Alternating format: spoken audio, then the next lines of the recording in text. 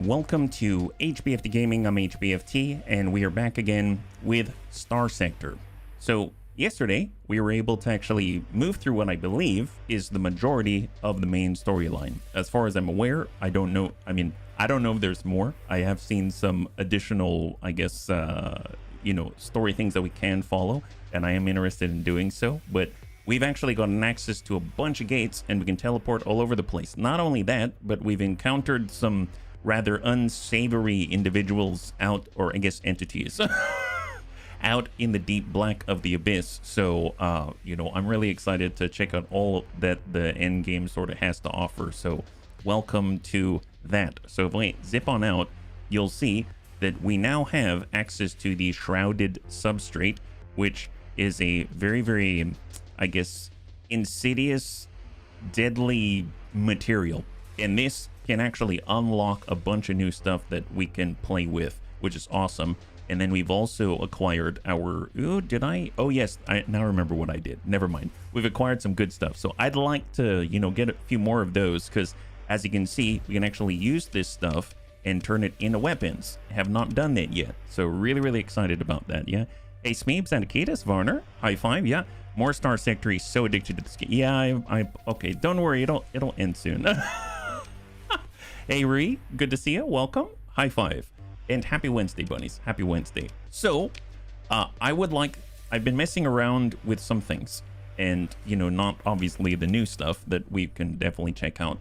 But I've been messing around with some new things. And I'd like to share them with you, because I'm actually pretty excited about it. So if I actually back on out and we go to the fleet screen, you will see that we now have the BLS Spastic Bun. So previously we were playing around with the Ziggurat. We're kind of playing around with the Nova. I love the Nova, probably one of my favorite ships now. But now we get to play with the new ship that we got yesterday, which is the Radiant. So I was able to cram in a beta core.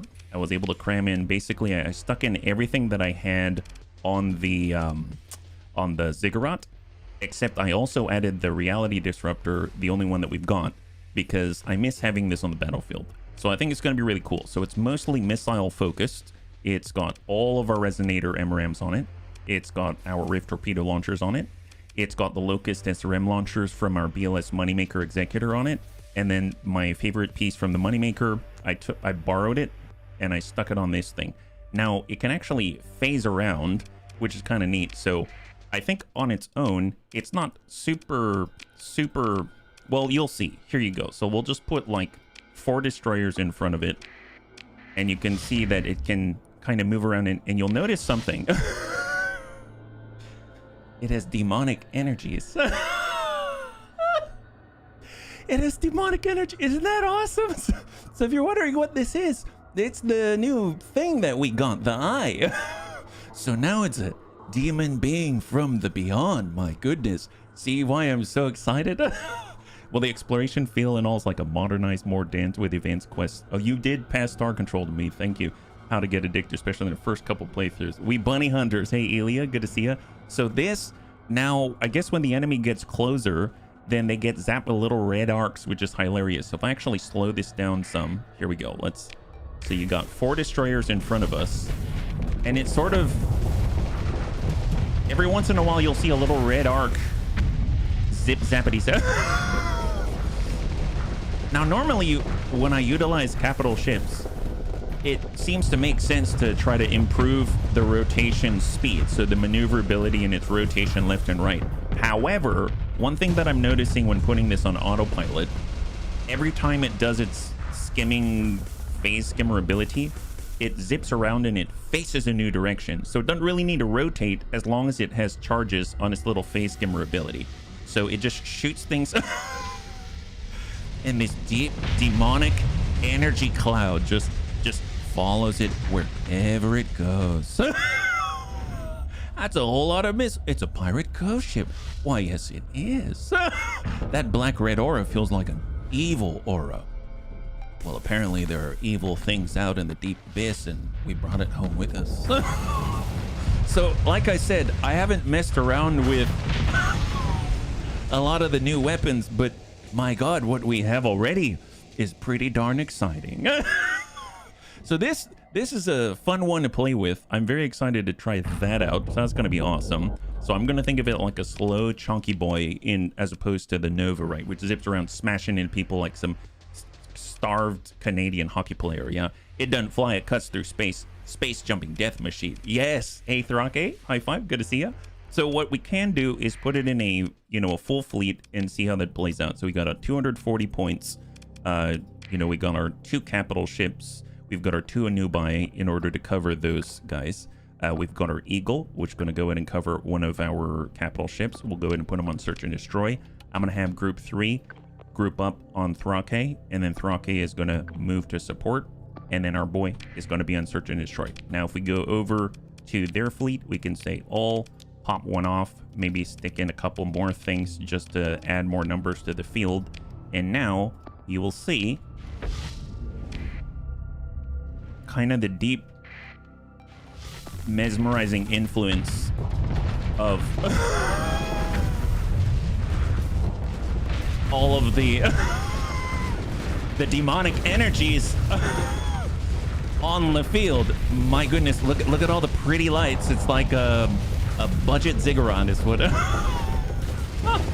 Wow. Oh my goodness. Well, you see what I'm talking about? It's wildly hilarious. It's you can control where it turns. Oh, really? I didn't know you can control it. So wherever your mouse is pointing, that's where it's going to point when it skims. Is that right? Oh my God. See, I don't pilot these things enough. That's crazy. So that means you don't even, if you're piloting it yourself, you don't really need to increase your maneuverability and your rotational speed because, oh my God. Okay. Yep. So, okay. So do you hear that? You know what that is? That's the demonic energy coming from within. So you see all these red arcs of lightning and demon energy? That's the, well, this.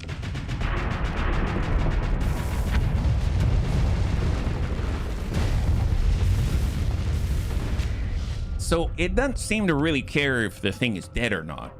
It just keeps attacking and attacking and attacking until everyone out there who might be watching knows not to mess with a bunny leak. All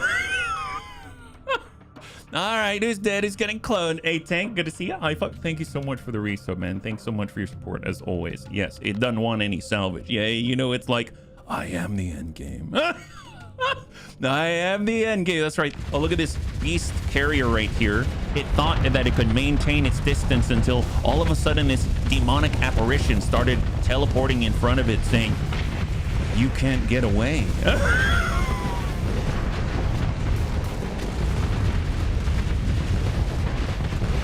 Yep, that's the stuff. And I really like it so far. I think this is a good addition to the Bunny League. I'm glad who's that little, okay, so there's wow, that guy, he was like, wait, I'm not done yet. Then the bunnies turned around and go, oh, yes, you are. No, yes, I am. I'll be quiet now. It just wants to leave ash behind. Yes, it does. It don't cut through. That makes way more sense. Who ended HB? The keys to hell and or the warp? Well, here's the thing. It's just the hull mod. We haven't even attached any or made any of the new weapons yet. So there's so much more to play with. Now you might think, well, that's it. That's awesome. How can you possibly improve on that? Well, I've got some news for you. More like, in the interest of shenanigans and fun, I have decided to use our copious volumes of story points. And I have gone in here. Let's clear this here. Let's go ahead and take some things out. So I've gone through. Where are they? Where are they?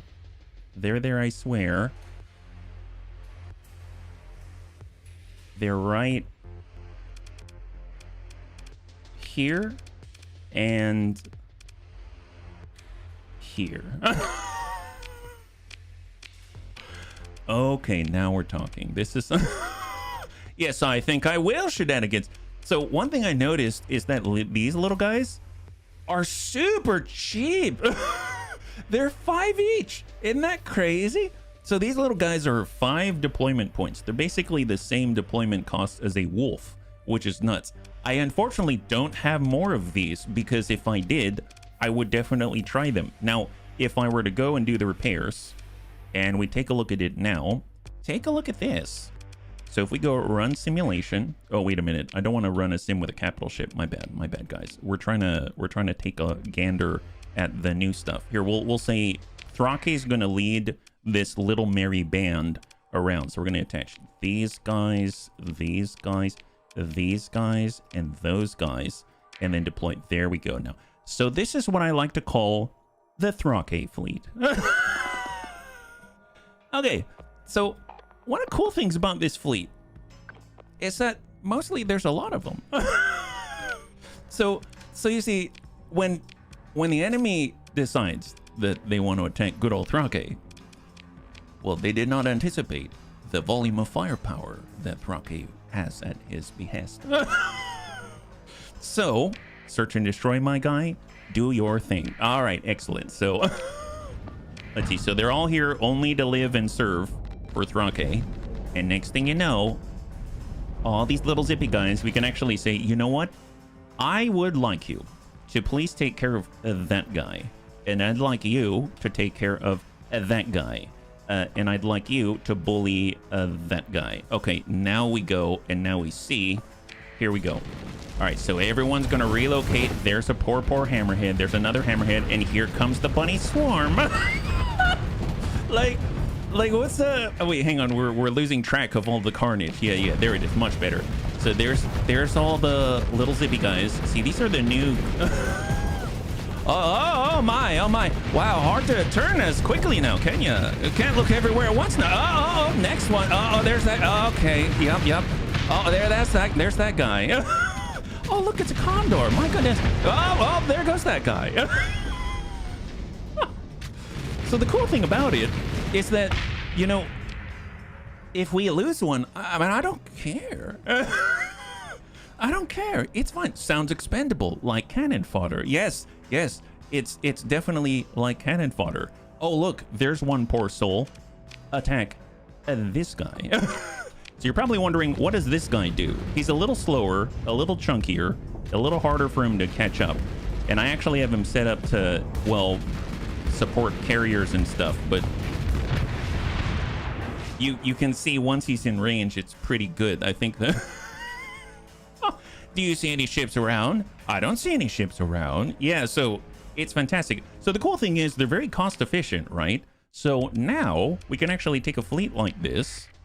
Same thing. We just pulled out the fancy Radiant. And if I were to say, I'd like to attach every combat ship, we still have another 45 points to add. you get my drift? We can actually fit in the big stuff like the Onslaught Mark 1 or something. Or if we get more of these little guys, we can get even more of them. Sweeps enemy wreckage under the space rug. Yes, lots under the rug. So now if we were to do this, the cool thing about it is, you know, we've only got 2 Anubai. Guess what? 1-to-1. We got coverage. Let's say we want to make sure that we got coverage for these guys. Guess what? 4 Omens. We want coverage for Anakitas. Guess what? 5 little automated ships.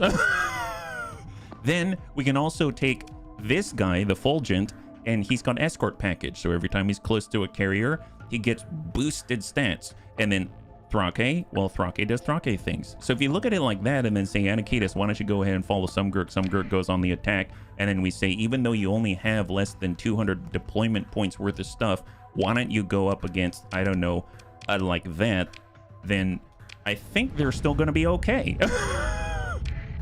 So here, why don't you, just stick with it, stay together, and let's go. All right, so here we go. Sumgurk's getting involved, taking the brunt of everything. Everyone's just trying to survive. My God, Anakitas coming on in. Anakitas says search and destroy like that. We got search and destroy, and then we can actually say, you know, group 3, Omens here. We're gonna have the little guys there, and then see if they can take on things that are bigger than themselves. Actually, here we'll go 3 here, Omens on the outside. They're a little more fragile, I find. All right, so Omens move just to harass. You can see horrible things happening to this capital ship. There it is. You can see all the little new guys right here. Unfortunately, he doesn't have an escort, and we've got plenty. So, nibble. There you go. And then we say, you know what, guys? What? Yeah. Oh, I don't know. Actually, legit, I don't know. Can we take on this? You know, let's find out. For science. Can we take on one of these? That's the donut of doom, isn't it? It's got incredibly powerful shields, very immobile, nasty point defense, really bad stuff. But the bunnies are getting involved and trying to work it with what they got. Yeah, just stay on them. Stay on them. Eventually, he's going to flux out and...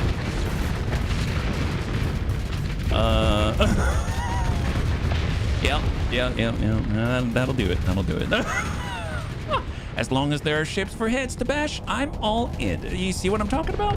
So I know, Anakitas, you love carriers, right? This is not exactly carriers, but it kind of is. They're like a bunch of little fighters. We're sending a lot of fighters and bombers. They just have lots of zappy and energy. And while they don't kill things very quickly, gosh darn it, are they annoying. Oh boy. Is that the last guy? Yeah, that's the last guy. Well, rest in peace, my guy. Ah, there it is. Yeah, you got a wing there. Yeah, lots of wings. So, mind you, that's underneath. Oh, we lost one. That's okay.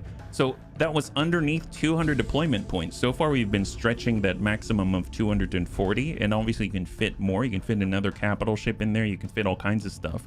But that's 195 points. And we pull out one of the little guys. We now have 50 points to play with. Throw in an Onslaught Mark 1, throw in another guy, etc. So really, really cool. I like all of the different ships that we're acquiring because they give us so many possibilities to play with. So really, really exciting stuff. That having been said, there's a few things that I'd like to draw our attention to today because A, we have this.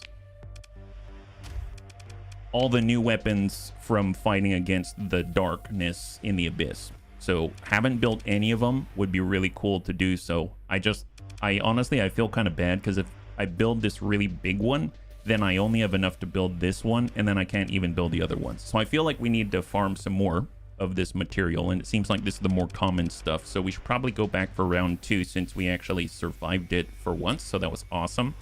The second thing is that if we head on over to intelligence, you'll see that we've got a colony crisis coming up. So the Luddic path is on the attack. They're coming after us. Fortunately, we've got a base, so we can delay their attack. It's not too far away. That's something that we should attend to. I've also haven't actually explored all of the very edges of space. And one of the things that I've noted is that more of the valuable or interesting things are on the very, very far edges of the sector. So if we go out to tab sector way out here, you'll notice that there's a lot of stuff I just haven't looked at yet.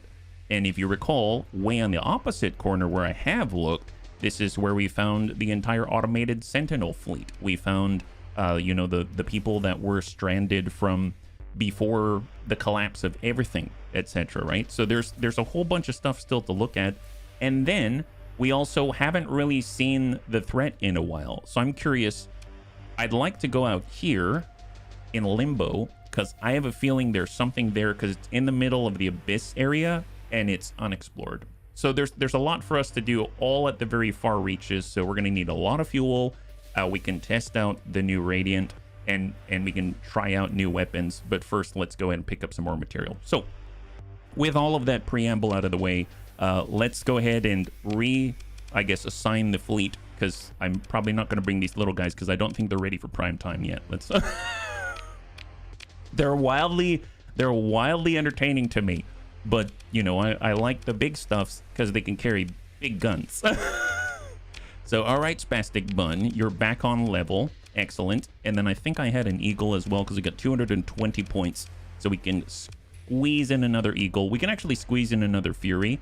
The problem is that I use so many of our special weapons on some of the other stuff that we got that I don't have any more to apply on another Fury. And when it comes to our officers, Panzerbun didn't roll with field modulation. So, you know, which obviously would help here on the Orange Bird as well, but you know, I figure his ballistic mastery can actually be put to use on that thing a little bit better. So now we got 240 points of combat ships for deployment. We are a little overtaxed in terms of our 120 point automated ship limit, but you know, it's okay. It's been performing relatively well with 67% combat readiness, and we are already stocked up on fuel, so we're good to go. So let's go ahead and fully repaired. Are we empty on our inventory? Not quite. So let's just dump off some things because I want to make sure that we actually have space in case we get amazing loot. We have enough crew. I usually like to go double the minimum. So we got 4,009 out of 2057. That's fine. And I probably want to get a little more supply just in case, so we don't get stuck out there in the great deep blue. There we go. We got an alpha core just because I always feel better carrying one with me. And we're good to go. Excellent. Awesome. Okay, so let's back on out. First thing, we're going to attend to the closest thing to buy us more time, because our colony crisis, you know, we're holding them off. It'll be nice to just bludgeon them in the face, get rid of them. They're not that far. And then we'd have a little more time to... What is... The hegemony fleet maneuvers to prevent you from disengaging. Why? Wait, what are you doing? Or are they wait, is this a standard investigation fleet? Technological oh, okay. They're investigators. Okay, so, well, you came to investigate. So, why don't you write this in your report? Why don't you write this in your report? Right now, as allies, we've got Hare's Hollow Station. Oh! So we haven't really gotten to see our midline station before, right? That's the one that spins right round like a record and shoots things. I have not seen it since it's been updated into a battle station, so this should be pretty entertaining. So we actually have, how many of these can we fit? Can we get, I want the Anubai in there, I want Thrake, and that's all we can fit. Fair enough.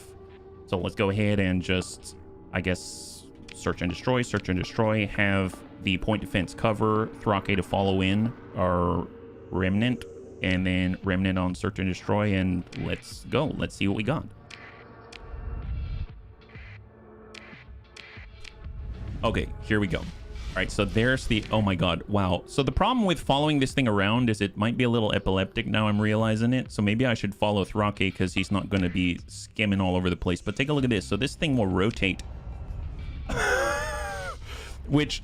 I don't know what the advantage is, but I guess you've got to deal with new armor every time, new shields, and I love that they've got these sort of like little pill boxes hovering about.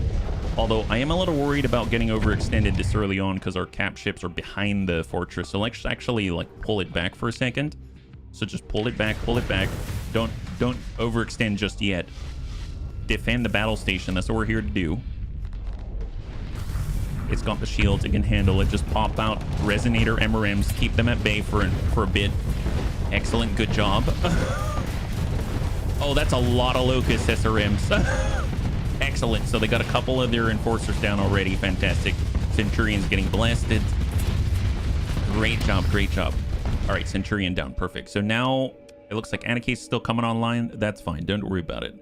Well, let's go ahead and let loose. Here we go. Search and destroy, my guy. Search and destroy. See, once it gets closer, then it does that demon red laser tick.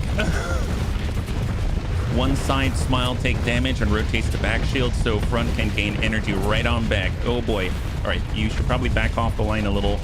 Yeah, get out of danger, my guy. You're very close to being overflexed. Keep yourself safe. Excellent. No better way to keep yourself safe than to blow up the enemy. Fantastic.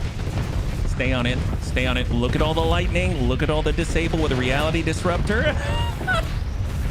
Oh boy. And it only improves from here. That's a lot of lasers and not a lot of fighting back. Wow. So much disruption of his reality. My goodness. And a reaffirmation to the Bunny League's reality. Excellent, yeah. By the way, irrelevant, I know, but yesterday I found out there will be an R-type tactics game. I knew the shoot 'em up series quite well. Never knew there was one tact game in the past, another to be released in the near... Oh, really? Man, you're talking about like Gradius, right? I have to admit, it's getting hot in here, and I'm not taking off all my clothes, so I apologize if I'm like sweating up a storm or something. Yeah, that's cool. I haven't played one of those in a long time. I remember you remember the top downs with... Was it Contra? No, Contra's side-scrolling. I'm thinking of, was it 1847? I don't remember what it's called. It was a year was the title of the game, and you kind of played like a bomber or something like that. It was like top-down, and you went around like that. Yeah, no, Gradius, R-type, that's like side-scrolling. Yeah, absolutely. And you have like, you can get upgrades that put little orbs around you to protect you and shields and things like that. Super cool. It's been a long time since I played those for sure. How many are left over? Hegemony investigators have A bunch of freighters. Okay, well, good luck to you. Order second in command to take care of it. Actually, yeah, why don't we get Thrake out there, do up the deed. Excellent. Let's go ahead and take all their things. We'll toss out the stuff from the guys who stopped us from doing what we wanted to do. And we're going to repair our ships and dump off the goods. And then we will continue on our way after they so rudely interrupted our forward momentum. Dump off a little bit of fuel. There it is. Fantastic. And we're good to go, yeah? Don't suffer under the bunny hat if it's too hot. You know what? The bunnies that pop in and out won't know who I am if I don't. It's okay. Turn bait. Oh, interesting. I have no idea what that's like, Anakitas. That sounds really cool.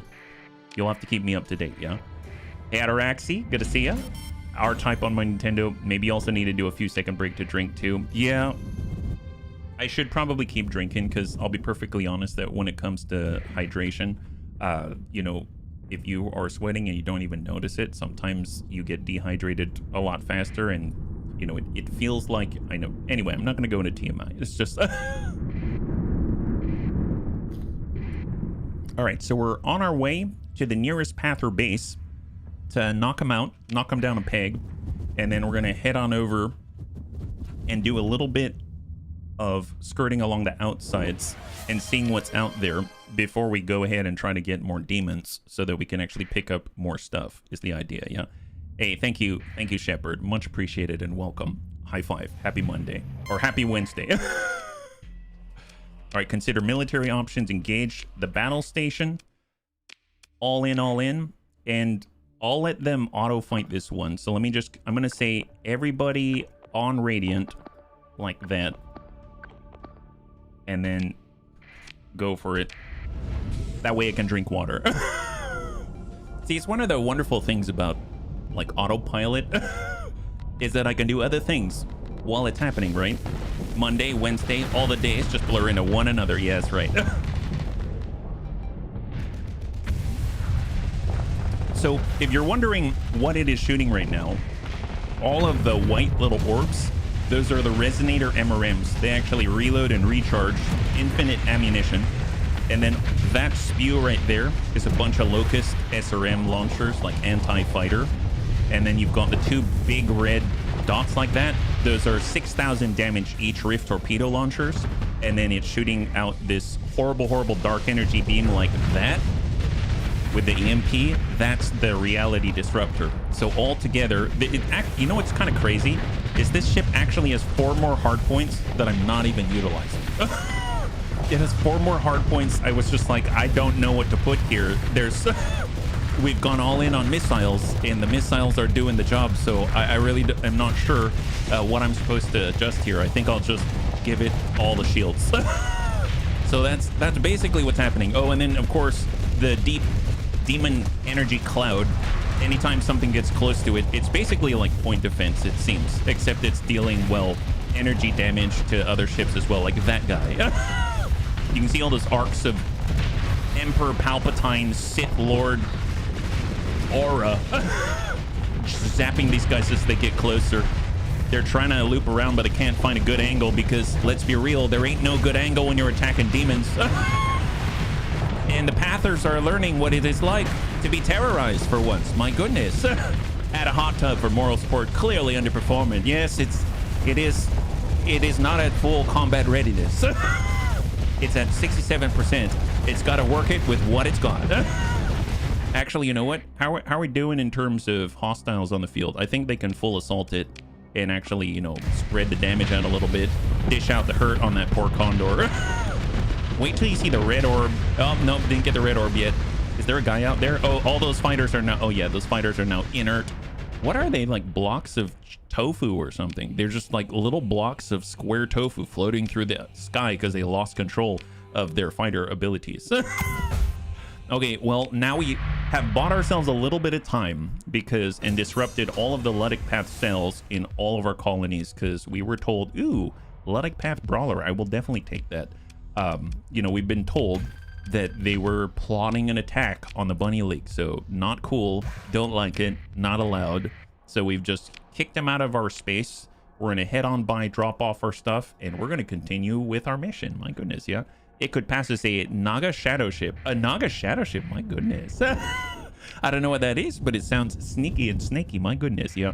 You have stabilized shields, usually cheaper for flux and equivalent number of events. Ah, I believe I do. Take a look at that. So I S-modded it because I know I've kind of grown in love with stabilized shields. Whenever I've got shields, it's cool that you can actually shunt off some, is that the right word?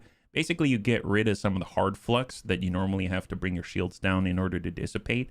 And on top of it, you know, if we, with a combat, with a shield modulation, you already have 20% hard flux dissipation while your shields are active. So it kind of tries to keep it engaged a little bit longer before it has to disengage. And I think that's really, really cool, especially when it gets surrounded. So good call, Shepard. I like how you think. So one thing I noticed, whenever we get a distress call, it doesn't sound to me like an alarm or something like that. It sounds like an amoebus amorphous space whale that's calling to its mate in another dimension. So it makes me a little nervous. The thing is, I've already been to these locations, so it's not like I think I'm going to be missing a bunny pilot. Actually, I'll be perfectly honest, part of my desire to go to the unexplored regions at the very edge of space is because I want to find like super bunnies. I'm talking about the level 7 commanders that we've been acquiring, right? And so far it seems like I find them in derelicts in very unwelcoming places. So I figure the most unwelcoming places are going to be the farthest away from the core worlds. Yeah, the distress call is coming for you. It really is. Naga Shadow was supposedly one of the strongest Sith sorcerers to ever exist. Oh, I didn't realize. Well, in a weird sort of way, I mean, I guess they're aptly named because it's kind of like, you know what? You're not going to have a shadow when I'm done with you. But I realized that that's probably not why he was named, or he or she was named the way that they are. But, you know, I mean, it seems to fit. I definitely understand. I feel the terror of hearing their name. My goodness. So, okay, let's go ahead and get a little bit of fuel. We're good to go. We've dumped off excess. Fantastic. And we're going to get back out there. Let's go, yeah. Have you tried putting 5 tachyon lances on your new toy? It can be a lot of fun. Oh, okay. Yeah, no, I haven't. I suppose one thing we could do, I have this saved, right? Yeah, I'm pretty sure I have it saved, but just in case, let's go ahead and lock that down. I could grab this one, this one, this one, this one, this one.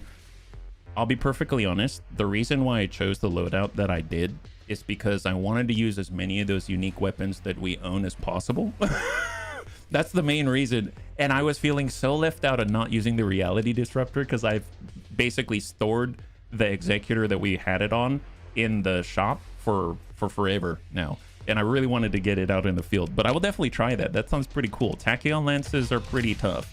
I remember it being really, really strong on the, was it the Ziggurat? Just because on the phase ship, whenever it would phase out, then it would seem like it's able to recharge more efficiently all of the, you know, accoutrement on it, right? Although I am noticing that, you know, our flux is way off, like we're way over fluxed. So if I bring this down and bring this up, obviously this is not set up for this. We don't have anything to do with beams. We don't have excess range, etc., etc. But, you know, just as far as like tossing it all together and seeing what the heck might happen with it, I mean, it's always nice just to get an idea of what this might look like. So if I just toss out a completely unfair fight and go, you at least can see what maybe it might do. You need to build it beam focus. Oh yes, no, absolutely. Absolutely. That's what I meant when I said, you know, it's not set up for beams. But still, you can get kind of a Cliff's Notes version. Oh, there it is. Yeah, so burst potential is phenomenal if you can set it up appropriately, right? Mix in a couple of graviton beams, extra DPS, keep the reality disruptor.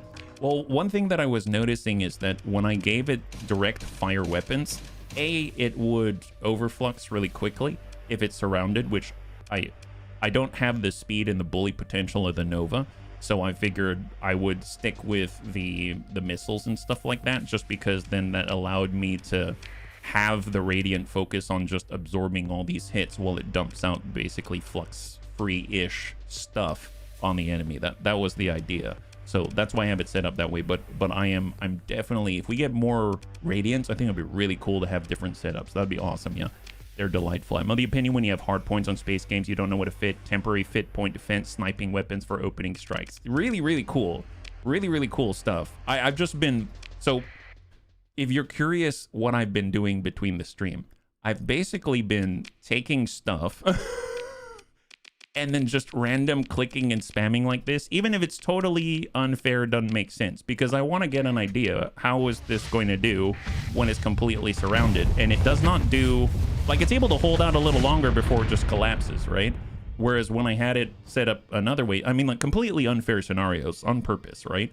So, you know, when I didn't have it set up where it could, you know, focus most of its energy towards maintaining its integrity, so to speak, I found that, you know, I got into more trouble more quickly, and I didn't have the speed like the Nova to kind of dart out and dart back and dart out and dart back, despite the fact it's a phase skimmer. Now, if I'm a player controlling it, I have a feeling it'd be very, very different, right? But, you know, I'm here just kind of enjoying the game, so I find that I can't really talk when I control the ship, so because in order to compensate for my lack of skill, I decided that I would focus on missiles instead, at least for now.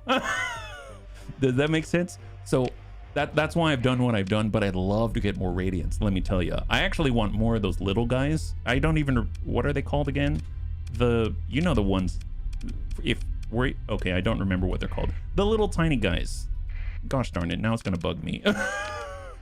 These little doohickeys, these guys, the Glimp, I want more of these, because we still have automated ship points left on the table when we drop the 5 that we do have.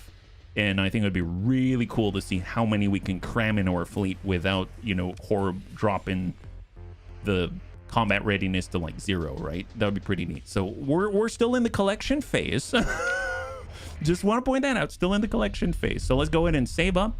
And there is an impetus also to go out to the east, and that in fact is the presence of a Valkyrie blueprint. Yesterday, the bunnies told me when we were trying to do a raid in order to free Alyssa Zal, that we needed to, it would help to have certain types of troop-focused ships with the benefit that will give us more combat strength when we're doing our raids, right? So the Valkyrie was one of the ones that the bunnies listed, and I didn't have the blueprint for it. So I figured, let's head out here. It's going to a place where I haven't been. You can see I haven't even been all the way to Perseus, etc.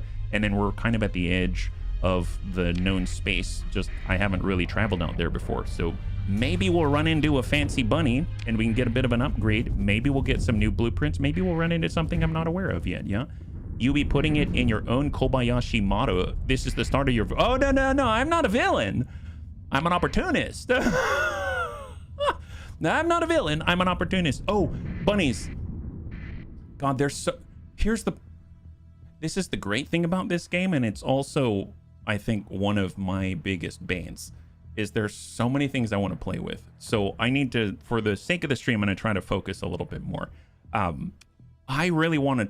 The bunnies told me about Generate Slip Surge. I tried it once, and apparently it's very, very powerful. I'd like to try that more, but I'm unpracticed. I don't know how to utilize it.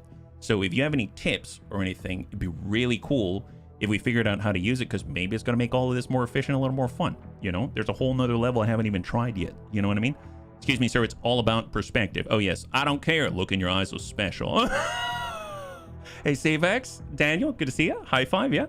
In war, you ain't cheating, you ain't trying.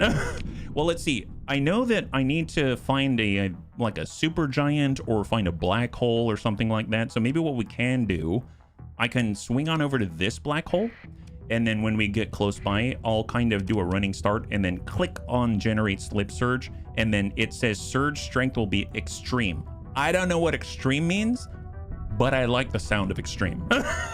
Big stars, dead stars, you got it. So we're heading over to the most extreme thing we can, the black hole. So we're at 3 days out, checking the stat panel on the right side. 1.51. All right, we are now approaching the black hole. Let's go and slow this down. It's okay not to use all your hard points against support. Oh, I really can't. And where is it? Now. Oh no, I don't want to go through it. Here, try this. Oh no, that did not work. Okay, what did I... Oh, what is this?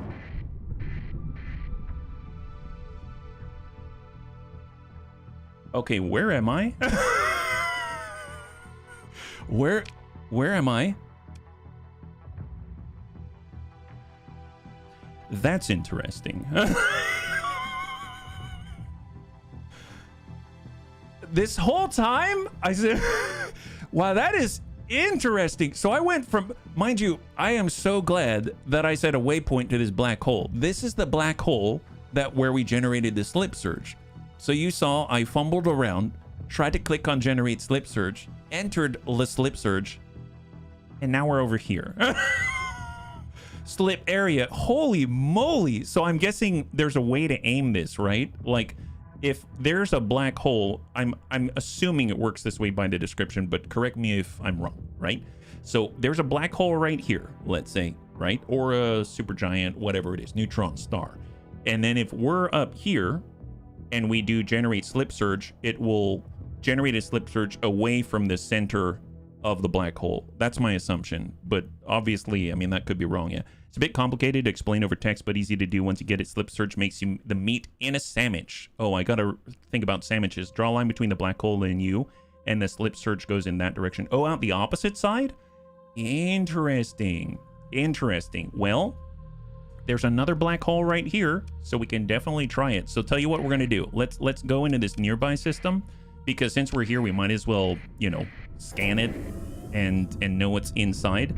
And then when we get to the black hole, there's a nearby black hole. We can generate another slip surge and practice as we move on out in order to get blueprints and stuff like that, right?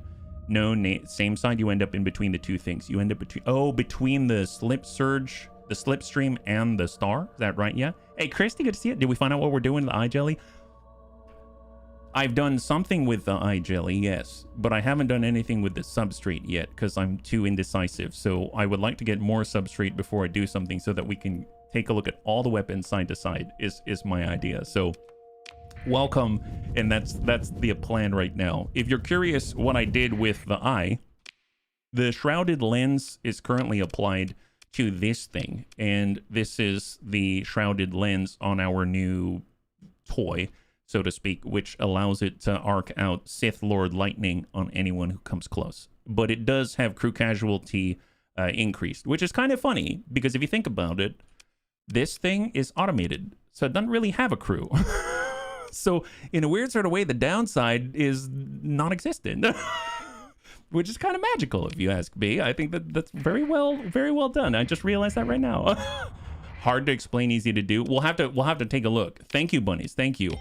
So what if the bunnies are just joining us right now? What I'm learning how to do is something that apparently I got a while ago and I didn't even know I had. So the bunnies told me about it near the end of the stream yesterday, and it's actually to generate a slip surge. So I think that's what it's called, which is basically like a supercharged slip stream.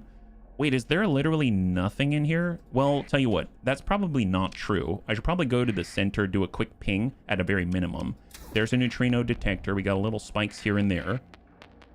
And if I move around, it does rotate a little bit, so there might be something. Let's go and ping out. Negative immediate contact. If I move... No, that can't be right. That's probably a false reading. So what I'm thinking, and the way that I've been kind of doing this is... You'll see this little ping right here, right? On this side.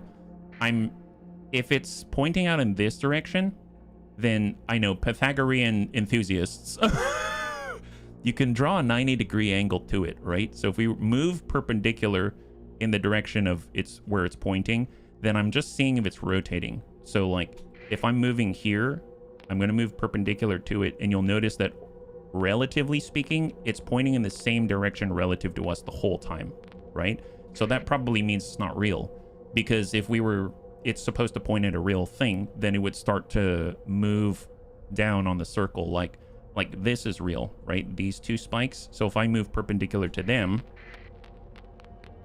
you'll see that they slowly are migrating clockwise, right? Because they're actually pointing to something, because we're changing our relative position. Anyway, you get the point. So I don't think this is real, is all I'm trying to say. Oh boy, yeah, that makes for great content, HB. If you move tangent to the indicator, professor voice. It was not my intent to lecture. I was just trying to explain the thought process, because I figured Bunny's probably thinking, why are you going in a random direction away from the ping?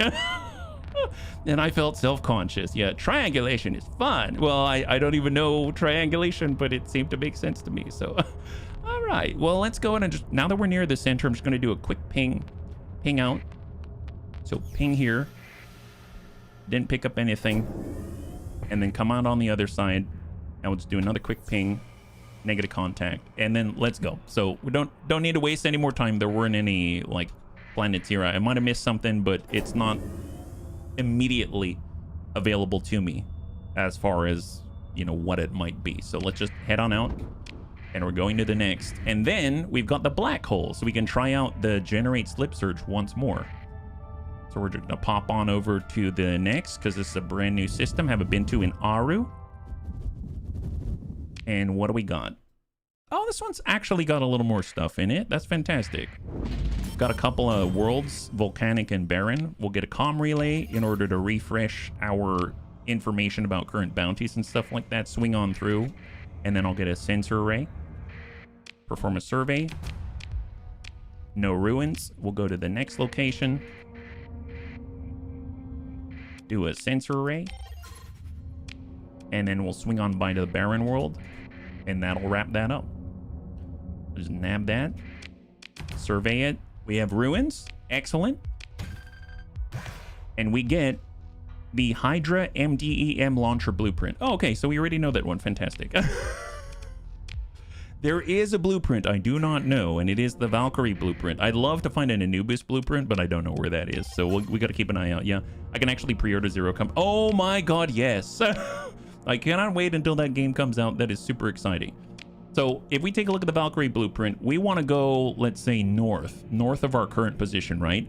So I would imagine if I were to position myself right here on the black hole's down here, I'm over here, as I understand it, with the bunnies, the slipstream will generate to the north, because I'm in the middle of the sandwich. So I'm the meat of the sandwich. So the idea is I'll be here, the slipstream will generate to the north, it'll shoot me north, and then I might end up somewhere closer to the Vasago where I intend to go. But first I should probably enter that black hole area and just see if there's anything there, and then we'll go ahead and do it. Yeah, August 27, have it pre-ordered. That's so cool.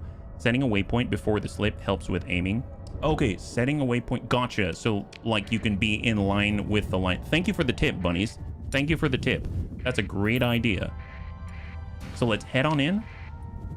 We're just gonna make sure there isn't anything for us to find here. Oh, this is a lot bigger than I thought. Wow, this is a very dense area. Holy moly. Wow, there's a lot of stuff here.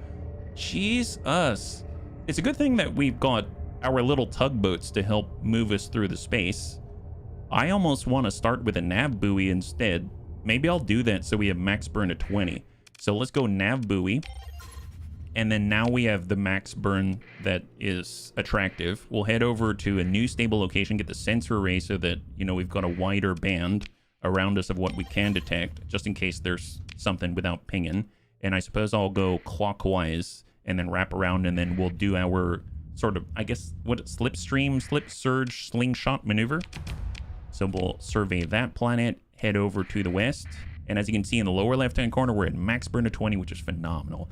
I think you stop mid-flight by slowing down if you overshoot it. Oh, nice. So if you can maybe take control with the mouse and then pull in a different direction, it might yank you out of the slingshot or whatever it is.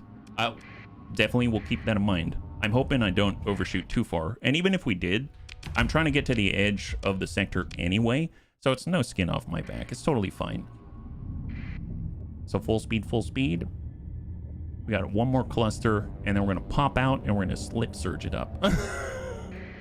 I feel like this is this sector's, the Persean sector version of extreme sports. Do you remember in The Expanse, they had the belters, and they had the slingshot, like, contest? There's basically, like, their version of the Guinness World Book of Records of being able to slingshot with speed and stuff like that. I feel like this is kind of that, yeah. Turning the burn off makes it much easier to leave the slip surge. Turning it off. Oh, turning off the sustained burn. Thank you, Joshua. Turn off the sustained burn. So I would imagine I would... So when I get out, I'm going to want to set a waypoint to make it a little easier to align myself. And then I'm going to want to turn off sustained burn when I want to leave the slip surge. Because, well, actually, you know, that kind of is in alignment with when I'm in a regular slipstream. When I want to change direction, so to speak, like I want to change attitude. Sorry, not altitude. When I want to change attitude, it makes sense to turn off sustained burn, because then I can go left and right more easily. as opposed to, you know, maximizing my straightaway speed and stability, right? So that makes sense. Thank you very much. So we've got, I think, one more. What is... Okay, this is not normal. What is this? And look at the surface of this planet. It looks like it's got graffiti on it or something like that. Your fleet approaches Gamma Cecine II. Upon entering orbit, your comms officer reports. Sir, we're getting a signal point of origin from structure on the surface. Sensors takes over the report. Scan shows a small power source, several light planetary craft, robotic drill rigs, temporary structures. Mining survey? Hail the signal coming from the surface. After a couple of false starts, the comms protocol settles down to establish a fitful connection. Calling fleet in orbit? A connection? Glorious stars! Relief washes over the woman's face. Signal clear. Are you the commander of the fleet in orbit? Look, we're miners, or we were. There was an accident. Our main rig blew, and then the company pulled out. They left us here to die. She grimaces in anger and frustration. The bloodsucker said our return trip wasn't in the contract and we couldn't produce. Will you help us return to the core? After a moment of hesitation, Second Giles quickly adds, We got skilled techs, operators, lots of spacefaring experience. We'd be happy to crew for the passage home. She uploads a work crew manifest displaying relevant skills. It would require 136 crew berths to transport these miners. And, She looks around her temporary shelter. There's equipment. At least 12 units of heavy machinery could be recovered. The company just left it behind, so I mean, why not take it? Yeah, I guess no. Hostile takeover imminent. Oh boy. What were you mining, by the way? Was there even a survey? Aye, this place is a real find. She speaks with obvious pride. By the domain standard rating, these are classified as ultra-rich ore deposits with a proper mine site equipment and, well, you could feed refineries across half the core. Unfortunately, the bloodsuckers took off with the full survey data, but if you run your own, you'd see for yourself what a bounty we've got here. All yours, as far as I'm concerned. And who left you here? What company was it? The question makes Second Giles uncomfortable. Look, I know I spoke in anger, Captain, but in these times, lots of miners are looking for work, and hiring agents, they talk to each other. She frowns. I don't want a reputation as being difficult. Oh, that sucks. You do what you need to do to make a living, I understand. That's a good attitude. You have to accept your place in the world. That's outrageous. Look, you do what you need to do to make a living. I ain't gonna push you. Gotta get by. She shrugs. But first, we need to get back to the core worlds. If maybe you could help us? Look, I can take you to my own colony. I could use honest workers. Wow, yes, I could use some honest workers, my God.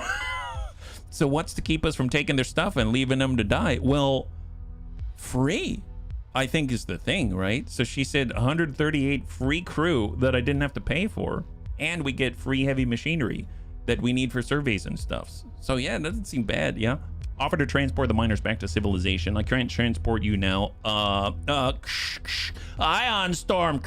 Comms are breaking up.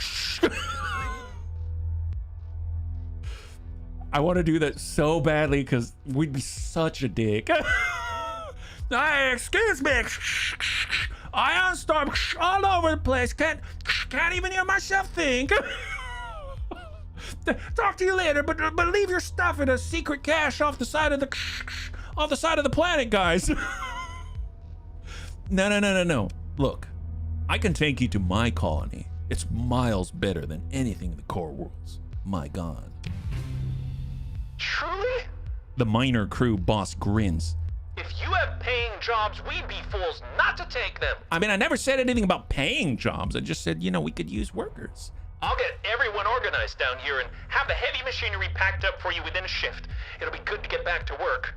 You've improved your relationship with Second Giles by 20 points. Okay, well, at least we have a relationship now. You've gained 136 crew for free and 12 heavy machinery. Nice. You have your officers make arrangements. The miners eager to escape from the monotony of their temporary worksite board your fleet, along with all the general purpose heavy equipment that could be recovered. Perform a survey, and we have confirmed Ultra rich rare ore deposits, ultra rich ore deposits, abundant volatiles, class 4 survey data. Holy crap. High gravity, extreme cold, darkness. Wow, that is intense. 250% hazard rating. That is ludicrous, but wow, very impressive. Love the spirit. Wonderful. I don't see the true Sith option. Fleet bombard mining colony. Consequence, they all have the plague. I mean, there's some kind of a plague if they decided to join the bunny. Did I say that out loud? See, what I really meant is a good job. Glad you joined the right side of history. All right, look at, wow, we have so much crew now. My goodness, all free. Okay, well, enough of those shenanigans. Glad we did it. We'll be taking it back to the colony, just not right now. First, we need a slingshot, my guys. All right, let's get out there and we're gonna practice slip surging it. Extreme sports of the spatial variety. That's the way. Order jump to hyperspace. And we are ready. Okay, so what we need to do is set our destination first. We want to go to Vosago. So let's go in and lay in a course like that. I also know that I want to go to the north side of the black hole.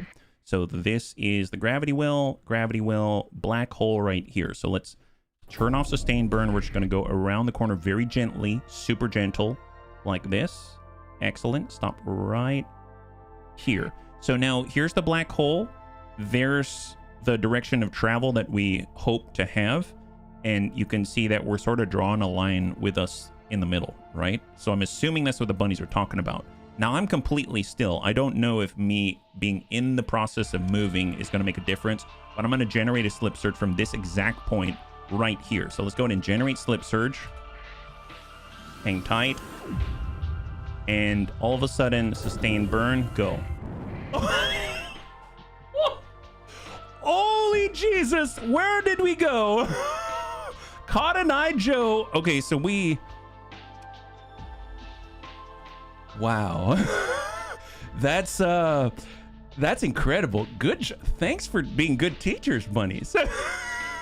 Thanks for being... Oh my goodness, such efficient teachers. Never have I had better teachers. All right, slow that down. Slow that down. Oh, turn it around. There it is. Oh, stay away from the other place. Don't want to have to reverse polarity or anything. And oh, there we go. Storms, ride the storm. There it is. Unpredictable. That's what life is, but you just gotta ride the storm. Come on, flip it around. There we go. Excellent. And move. Nice. Incredible. Wow, we arrived so quickly. All right, what do we have in here? Apparently there's a fancy blueprint just waiting for us in this subliminal space. Let's move. Off we go. All right, so we're gonna go to the north. We're gonna go anti-clockwise. Send out a rando ping. And off we go. Perfect. Moving a little bit slower through all of the clouds and nebulae. And there's a stable location right here. Oh, I don't remember seeing that on the map. Yeah, mark that up. My goodness. Nav buoy it up. Don't want the bunnies waiting forever. And off we go. Perfect. There it is. Volcanic world. Derelict ship. Nice. Who knows? That might be what we're looking for. A kite. Oh, probably not. Rando kite. Explore it. Attempt to open the pod. You found... Oh, we found a new officer. Not a super officer, but still an officer. I always like to take a look at what the officers could look like. So we got a rando officer. He does not look happy. Orcus dysnomia. He's got some nice skills, though. Very, very nice. And he has room to grow as well. But, you know, we're going to go ahead and dismiss that. Unless, you know, a bunny wants to be replaced with that. But they're already in good shape, let's say. So I don't know what happened to him. I don't know if I just spaced him or not. But now only the Persean sector knows. Okay, we just saw a little flash of something out there. I don't know what it was. Turn out this way, ping out. There it is. Here. What is that?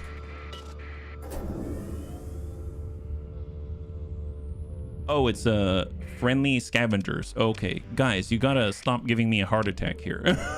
Stop giving me a heart attack. We're just here to find some good loot.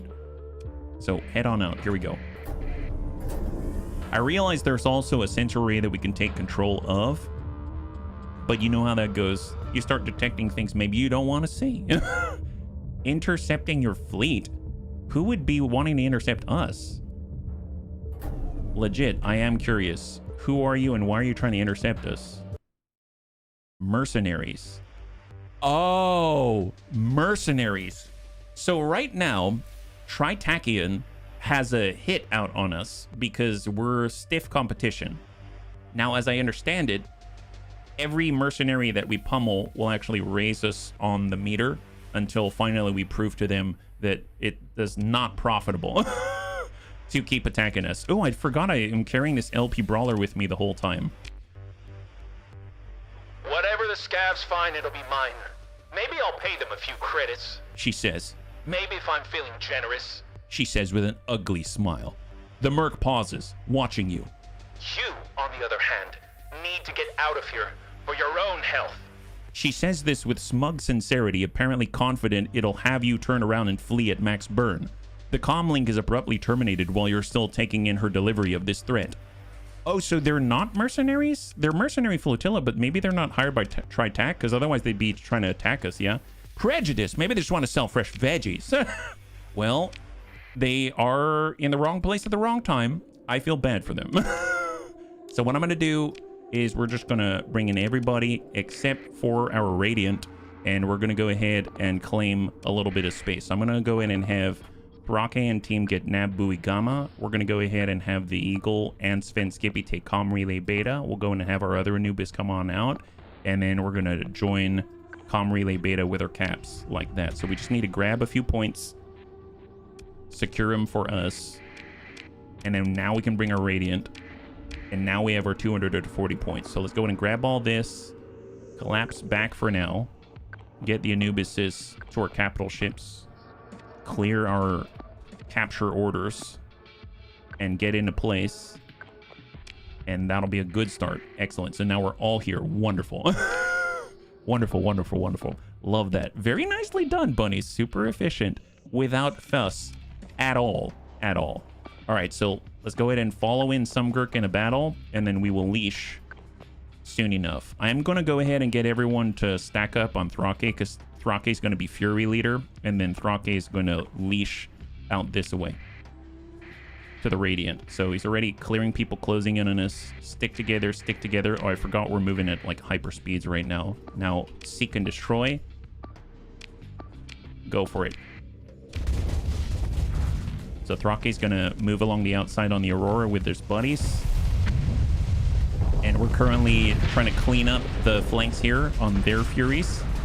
Mods, currently I'm playing with mostly like, I think it's audio, it's called Audio Plus, so it's like more music and sound effects and stuff like that. I've got graphics lib in order to help with the super flashbang effect.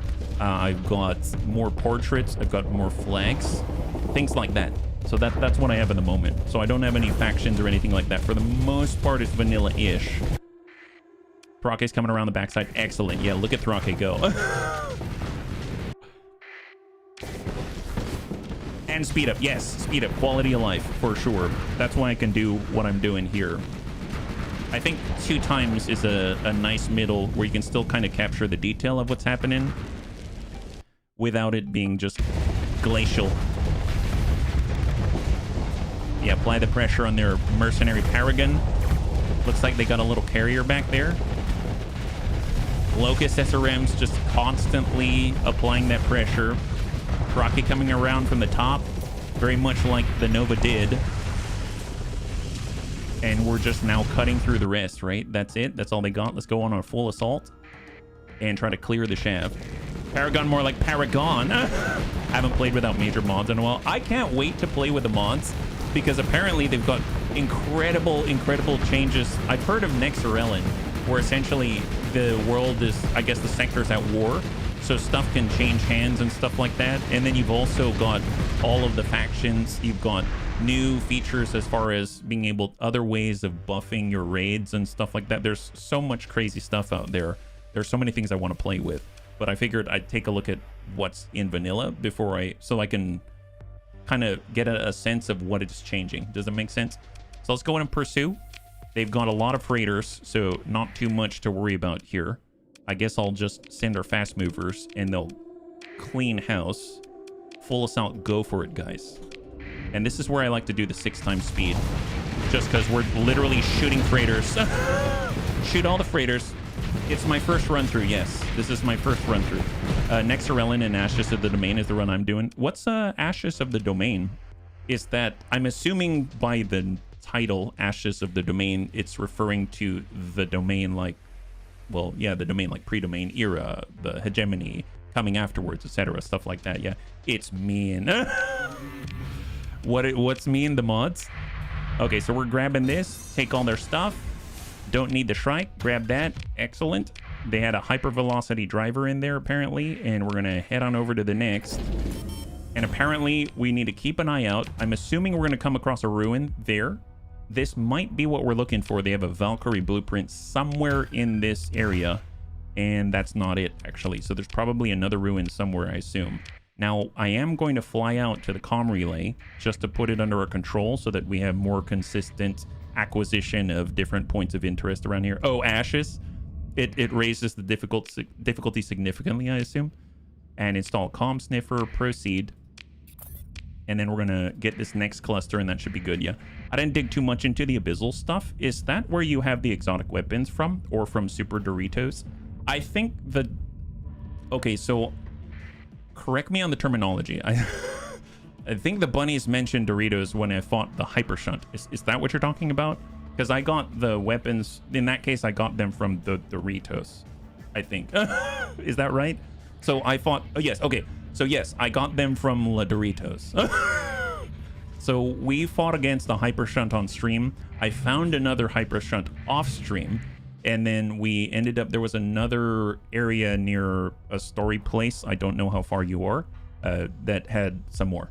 So I don't know if there's more. I would love to find more. Believe me, I would make that ultra priority. But yeah, I don't know. Did you say the weapons are Doritos? I know. I mean, let's be real. It's its own kind of weapon. My goodness, cheesiness. Consider ship recovery. No, thank you. Don't want it. Just going to take your stuff instead. Oh, wow. Are you kidding me? We got a freaking autonomous mantle borer. We have this on our gas giant right now. This thing is phenomenal. Absolutely ludicrously good. Extra 3 output for ore, transplutonic ore, and organics. That's crazy. That is so good. That is really strong. Assess, what do we got? More natural stuff, yeah. Cool Ranch is the objectively best Dorito. Well, to be fair, when we were fighting against those quote-unquote Doritos, they did in fact look more like Cool Ranch than cheesy. So there. Ashes is a huge mega mod. Changes the Cerberus begin salvage. Changes the economy, the colonies, adds quests and stuff. The lore is you're going to recreate the domain in your... Oh, that's cool. So is it in the past? Because I thought the domain is sort of, you know, collapsed and not no bueno at the moment in the vanilla stage of the game. So is it kind of like set a little bit earlier? Is that kind of the idea? Yeah. Nexarellan also randomizes the sector. You can have completely random That's cool. To be fair, as I understand it, this is a seeded universe or a seeded sector. So right now, I believe it's sort of randomized-ish. Maybe not true randomization, but, you know, you've got a different experience, and what's in it depends on your seed, right? So I don't know if it's different than that. Maybe it's like true random. You have a derelict ship, a pirate buffalo. You get survey data for a class 5 tundra world. I always like when I get the survey data. Nice. That's what I was looking for. Valkyrie class troop transport blueprint. There we go. Excellent. Because I didn't have this when the bunnies were saying I should build it. And now we do. That's awesome. Really glad. So the way, if you're curious how I found that, I had an encounter in a bar, one of our bars. And then they basically said, hey, I know where you can find this blueprint. I paid him like a piddly amount of cash. And then he gave us the location. So really glad to get more blueprints. That just extends our capabilities back at base. We don't know what's going on with the domain. The gate of minor supply cache. Where's that? Is that this? No, that's a salvage fleet. Oh, it's right here. We don't know what's going on with the domain. Gates abruptly shut down. Known reasons why. No message from the domain. Are they alive? Did they close the gates because of something? Well, knowing what we've seen now, I would imagine that it has something to do with the giant, well, demons. Does that make sense? Like, I feel like the demons have played a part in that process of the gates being shut down. I don't know how, but I sure as heck don't want demons invading our universe. They can stay where they are right now. I mean, I just want to find them and take their stuff so I can have more weapons of infinite range. Jeez Louise, wow. Okay, let's head on over nearby and then we're gonna swing on back, yeah? Speaking of chips, I saw beer braised ribs flavored Pringles today. I think the flavor will die a quick death and some marketing guy somewhere will lose his... Oh, it's the flavor of the chips? Like a mainstream bag of chips? Like not something that someone created as a custom flavor? Interesting. Not the past, it's the present. It's got a whole tech tree. Eventually let you recreate stuff like... Wow. See, that's cool. So obviously there's like, I understand both sides, right? There's something to be said about rarity and exclusivity, you know? Like I only have one reality disruptor. I can't, as far as I'm aware, and I just want to say, I don't care about spoilers in this regard. If there's a blueprint for the reality disruptor, please tell me. Please tell me, because I'd be okay having that one spoiled. But I assume there isn't, right? So on that note, you know, I understand there's a real power in the exclusivity of it, you know? Like you only have one. All of a sudden I've had to kind of play around that, right? My executor had it on it and I really missed having it in battle, right? But it was 50 points and I was lazy and I didn't want to take it off of the executor. So I put it on the Radiant now and now we get to play with it again. I'm very excited, right? So there's something to be said about the exclusivity of it. But at the same time, if it's truly random, maybe you don't get it in your run. And maybe you really like playing with it and that would suck. So then it's nice to have a way to be able to make it, right? I'm getting that kind of sense from this mod. So I understand if that's the case, and if it's not, please tell me. But if that's the case, then absolutely, I get the draw for sure. There brings a little consistency to a random environment, right?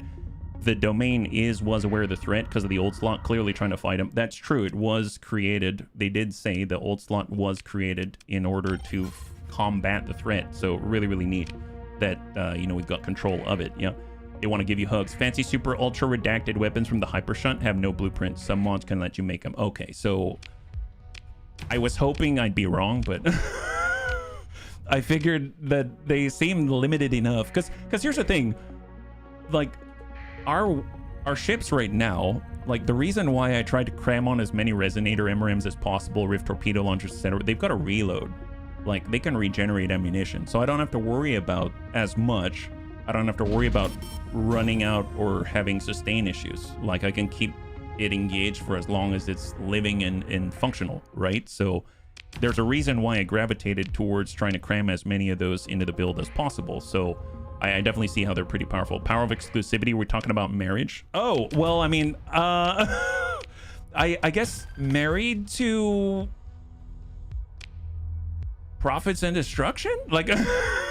Are we married to profits and destruction, bunnies? There's a purpose. You'll need them to produce enough material to complete the mega projects that the mod gives you. Ah, but I would imagine that even if you need them as materials, you could still, if you wanted them and you want to use them outside of materials for a mega project, you can still utilize them just because you want to utilize them, right? Like as an item for your colonies to increase productivity as an example, right? So, I mean, nice to have dual purpose in my mind. All right, so what my plan is, obviously we found the blueprint already. So if we head on over, let me just double check Colony Crisis. It is rising, so I'll keep that in mind. And we already got the blueprint. We're already in the east. So my idea is, this is the plan. I'm going to head through, I'm going to clear this space right here. Just survey the heck out of it. There's another one up here. There's some spotty areas. I haven't looked at this, haven't looked way down here, etc. But I'm just going to clear this closest cluster. And in order to keep things interesting, and then we'll return to our colony over here, and then we'll blast our way out and try to go to Limbo. That's my idea. Obviously, we may get delayed in the process because the Pathers are probably going to try to attack us or something like that. But, you know, we'll take it as it goes. So that's the idea. Obviously, it requires a lot of traveling, but we can use our newfound abilities, the Slipstream or Slip Surge, in order to make that more efficient is the idea, yeah? It's not just here, have all the cool things. Oh, no, I mean, even if it were that, I would understand why? Does it make sense? But I mean, cool that it has other uses as well. And I like mega projects. I mean, you know that I like super heavies if you've watched me play Battletech, right? So the bigger, the chunkier, the more powerful something is, I'm all here for it. Yeah. Today could have been a better day. I guess, well, first of all, I'm sorry. I am curious, like, how do you feel? Because I find that when it comes to things maybe not going so well, that if I stop and I think about it and I'm at least present with how I feel about everything, it tells me a lot. Does that make sense? And I don't mean that to be pretentious or anything like that. It's more of, I've been practicing reflecting more. I've been trying to. I'm not very good at it. I'm quite infantile in my capabilities. But what I found is when I stop and I think about what it is that I am feeling or that I don't like, I learn a lot about what I do like as well. And then when the opportunity arises for, I don't know, me to interact with something really cool, or there's something that I don't like, I can recognize I don't like it and I can steer another direction. Actually, I find that's just as useful as when I am doing a bunch of stuff I do like. I don't mean to preach. I apologize. But I hope the day gets better, buddy. I hope the day gets better. And welcome. Happy Wednesday. If you're joining us right now, we're currently obviously just getting loot. we're getting loot is what we're doing. So, you know, take it as you will. It's nowhere near as profound. So there we go. Yeah. I hope things shape up. Yeah. I want to see a very deep Transformers SRPG someday. Oh, actually, do we have any more? Nope. Let's keep heading to the east, because I think there's only a couple more for us out here before we bounce on back, because we're running out of fuel. Right? So off we go. I want to see a very deep Transformers strategy RPG someday. There's one which is fairly good, but lacks depth and duration to be great. Unfortunately, the IP hasn't been used properly in high-quality games. It's...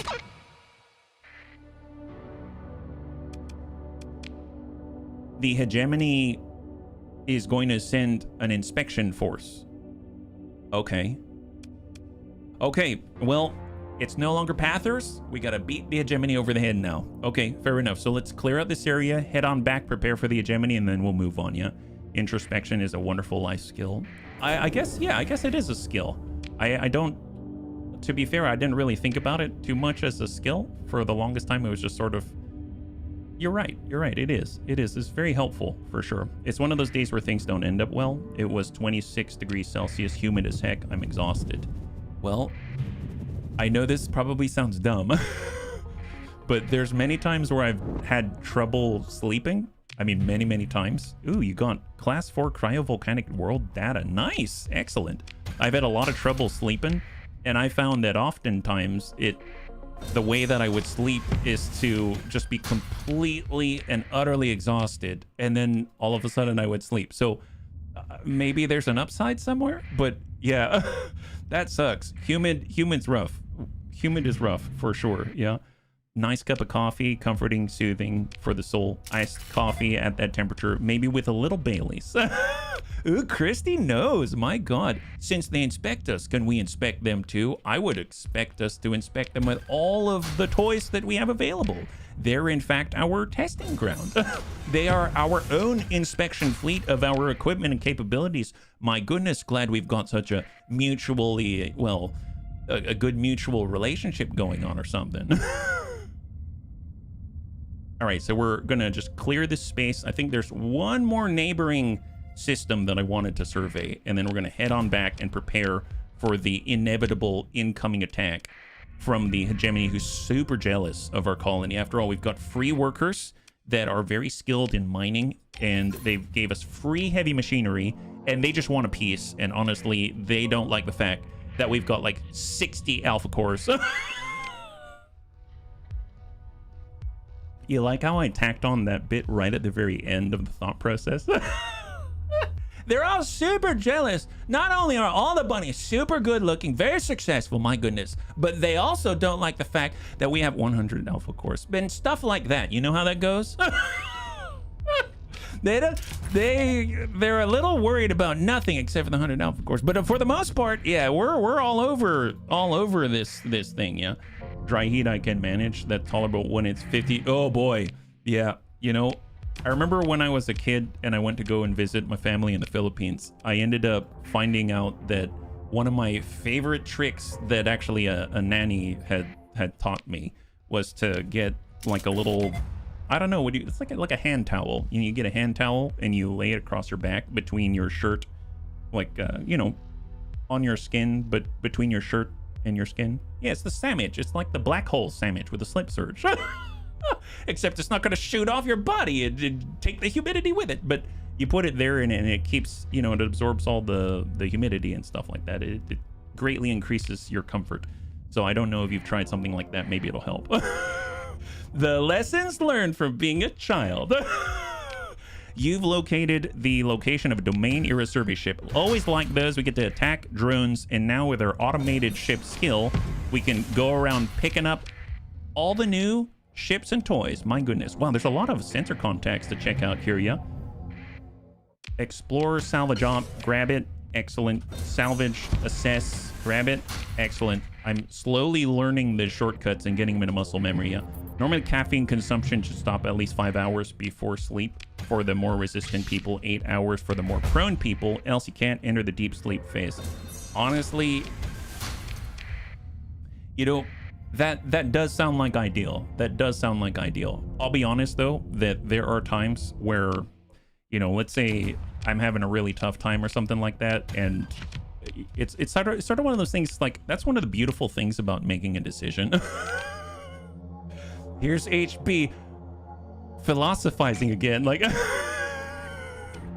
this is not what Bunny signed up for, I can tell. When it comes to these streams and I realize I'm playing a space game, they want to see space battles. I'm like, let's talk about my thought process. Like one of the things that I noticed is that it's like sometimes you got to do what you got to do, right? As I would think in my head is consequences be damned. It's like prioritizing something. So let's say I'm having a particularly tough time and a cup of coffee would it's like a good comfort. Maybe if I had it a little Bailey's, like Christy said. Like I don't know. But the point is that, it served the purpose at the time, and you accept the consequences that you may not have the deepest of sleep later, but overall it's a net benefit, right? So I mean, it's all a balancing act, I think, yeah. Here, we'll come on back, and then I'm totally missing chat. I apologize. Let me just grab a loot, because that's what I'm here to do. You know me. Always paying attention to the loot. Very important. And do we have anything else to check out? I think there was one more contact out here, but do another ping. There we go. So we actually have a contact right by the system jump point. Let me just dump out some metals, be on my way, and then we're moving on to the last place that I was exploring. I realize this is a little bit mindless, and I apologize in advance. There we go. Explore, salvage, grab it, salvage the remains. Always found it kind of interesting you got to salvage twice over. Dump out the excess so we're not burning excess supply. And then we're going to go ahead and set a course to the next system right here. And this is supposed to be the last one. And off we go. Here we go. And go. Okay, so what did I miss? I totally missed. I saw scrolling. I'm going to actually let that roll. Those days when you're sticky must sitting still. You go to shower to not feel gross and instantly sticky again. Oh my God, those are the worst. I remember walking out as... Oh, here I am talking about my childhood again. I can't stop talking. I remember, okay, you know what? Screw it. This is my stream. I'll talk about what I want. This, when I was a child and I had said towel on my back. Yeah, I walked around with a towel on my back. I remember we'd go out and you'd be in like an you'd pass through an air-conditioned area and then you step outside and bam, you're damp again. Super, super annoying. My goodness. The United Kingdom heat wave's been torture at the moment. Last night, 23 degrees, so 93% humidity. That is redonkulous. My goodness, yeah. Luckily, I can ignore even high temperatures and humidity, but when it gets a bit cold, I get pissy real fast. You know what's kind of interesting is that I feel like I can't sleep unless it's kind of cold. Does that make sense? Like, so in a weird sort of way, I think I'm like the opposite. I get kind of pissy when I'm too hot and I can't sleep. My goodness, yeah. Where the heck was that? Been bad in London, only hit about 60%. Either way, I mean, it sounds like the bunnies are going through some humidity and heat plate issues. I mean, the fact that I'm sweating right now tells me something. Oh, we need to engage the automated defenses around the domain era probe. Well, I know what I gotta do. So to make this easy so that I can catch up on chat, you know what we're gonna do? Engage The bunny demon machine, my goodness. Here in Greece, having around almost 30 degrees Celsius at night in August isn't unusual some summers now. August tends to be the worst month. I'm in Scotland. Get a dehumidifiers are amazing. Frigidaire makes a really good one, yeah?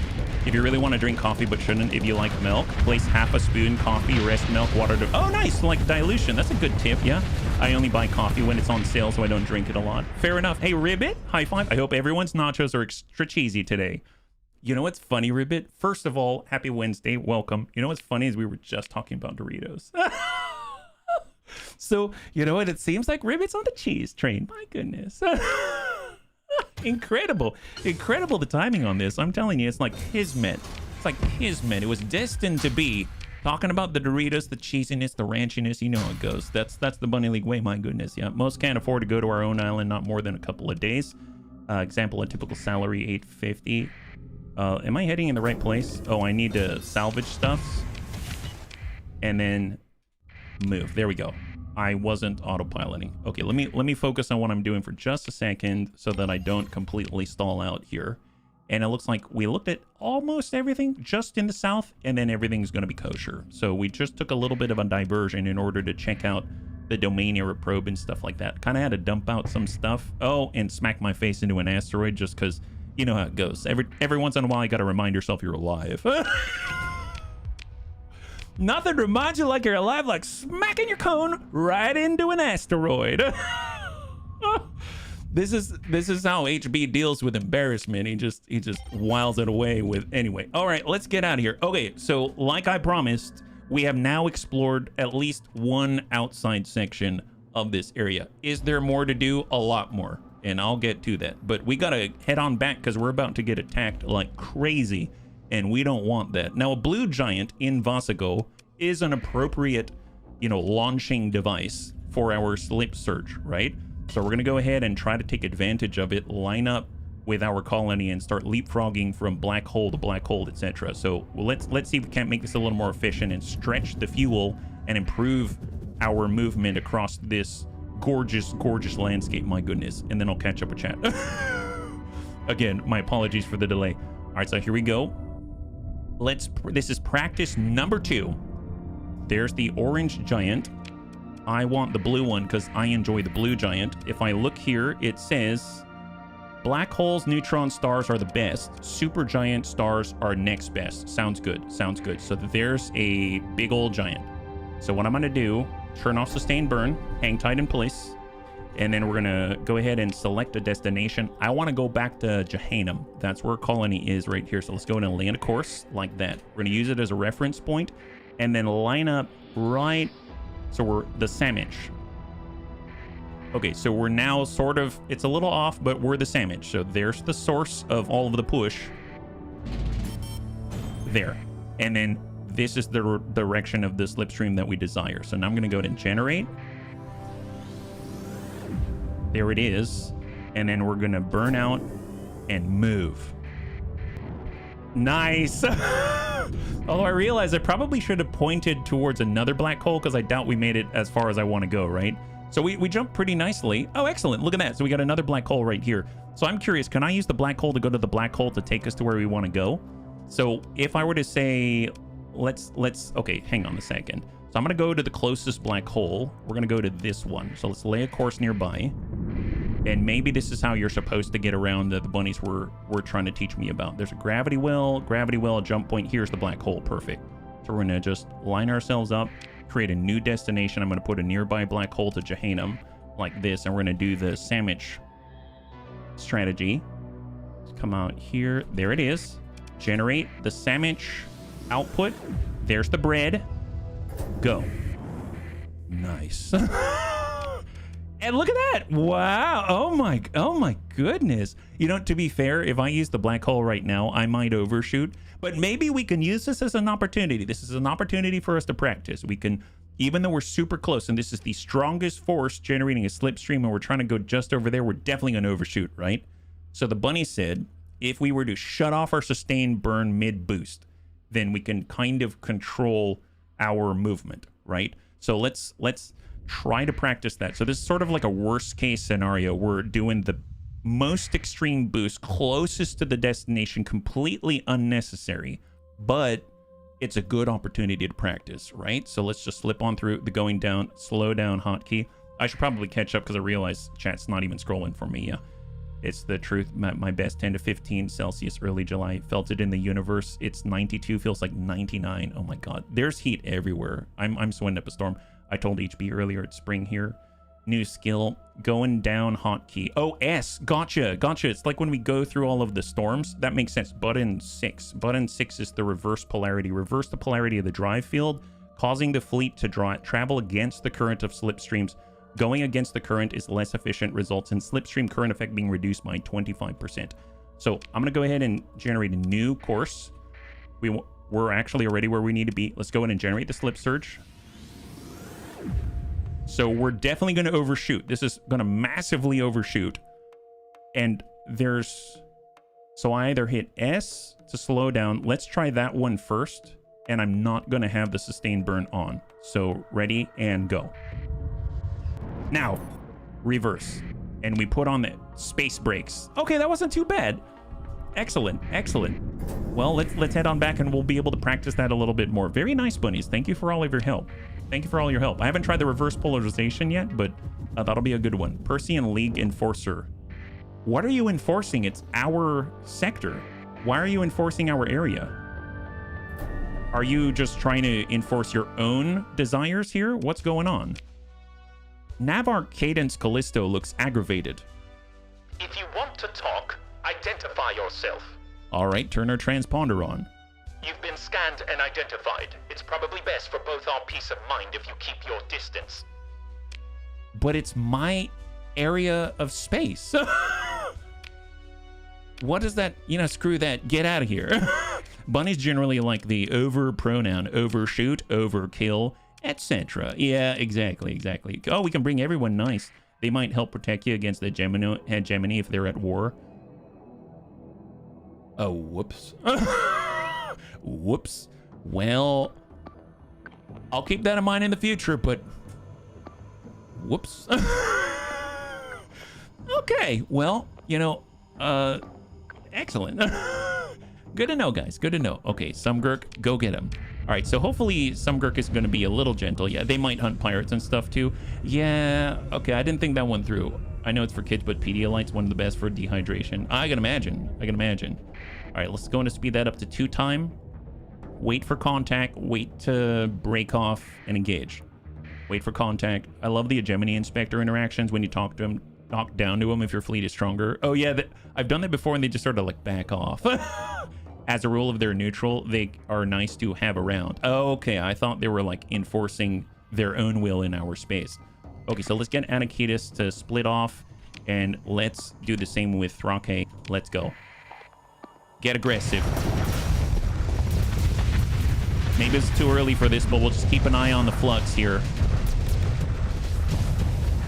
And maybe we can thin out the dangers to our very vulnerable capital ships. Oh, look, it's their leader. Oh, that's her right there. Yeah. Oh, jeez. Well, that's a wildly compelling argument you have. Well, yeah, she didn't go to speech and debate. That's all I gotta say. Probably okay you didn't turn on your transponder and declare war on them, but I kind of, but she asked me to turn on my transponder. You know, I mean, all I'm doing is following their rules. She said turn on your transponder, so I did. My goodness, it's like they've got so many double standards. They tell you to do something, but you really shouldn't do it. Really confusing, honestly. Oh, okay, so this is a good example of demonic energy at work. You see this dead corpse? Don't care. We're just making sure the corpse is really gone. Hey, I said stay out of my space. Okay, just checking. Enforce this, dead corpse. Well, that's a quick find. Oh, look, there's the rest. Oh, there's one poor chap. All right, guys, go ahead and search and find that guy. Don't want him getting away and telling anyone about the fact we turn on our transponder, right? But wait, I won't tell anyone about your transponder. I don't even know what a smanstronder is.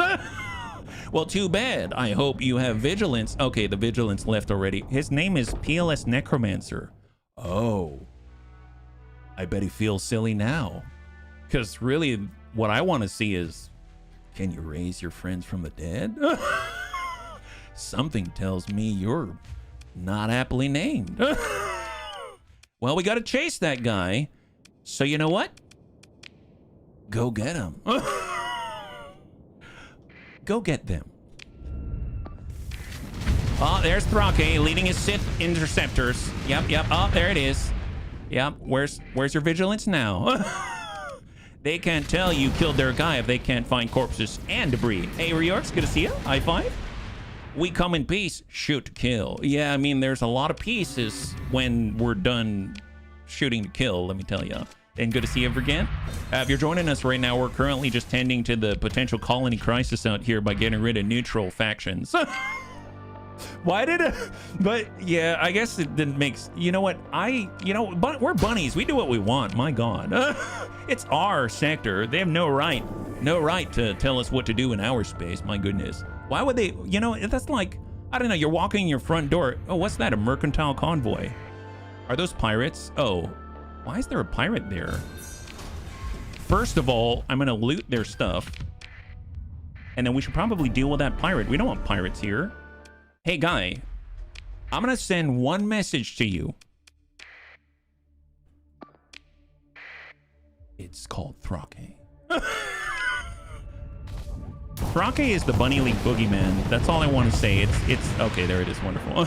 Are you causing and responding to the colony crisis? Well, I mean, I was responding to it, but we're also causing a different kind of crisis. It's just, you know, it's not our colony's crisis. It's the crisis that's happening at our colony. Does that distinction make sense? Klingons off the starboard bow. Kablah! Oh, am I going the right? Okay, here we go. Here, yeah. Manage this, my guys. Perfect. Yeah. Shuttle the rescued miners. Oh, I'm losing them now, huh? You've arrived at your colony under your administration, suitable for resettlement of all the rescued miners. Shuttle them to your hollow station. As promised, you offload the mining. You want to know what's kind of funny? I mean, it's not really funny, but I just want to point this out. Do you remember how many miners we received for transit? 138. Don't ask me why I remember. But for some reason, we're only ferrying down 105. Seems like not all of them were strong enough to make it. Now we got rid of the weaklings. Now we've only got the strong, and the strong are surviving. Pirates not allowed here. Only we get to demand protection money. Darn straight, yeah. You got rid of the neutral faction and would hunted them down. Yeah, that was honestly a mistake. If you read it, it says, oh, yeah, let me see. As promised, you offload the mining crew that you rescued from the Fringe survey site. They smile and give thanks to you and your officers as they leave to find gainful employment in your colony. With recommendations based on work ethic and good behavior, it's likely they will do well here. Nearly a third of the crew choose to stay on your rolls, foregoing the usual signing bonus. It appears they find the adventurous spacefaring to their taste. Oh, never mind. I take that back. They are stronger than I thought. The third wanted to stay and join your fleet. You're right. Okay, never mind, guys. I spoke bad about you, and now I fully rescind that in front of all the Bunny League. You guys are cool. Thank you for working for free. Would shield shunt bulkhead on Radiant work? AI tends to be more... Oh, I have no idea. I don't know if we've got appropriate volumes of armor to manage that effectively, but, you know, there's only one way to find out. We need another Radiant.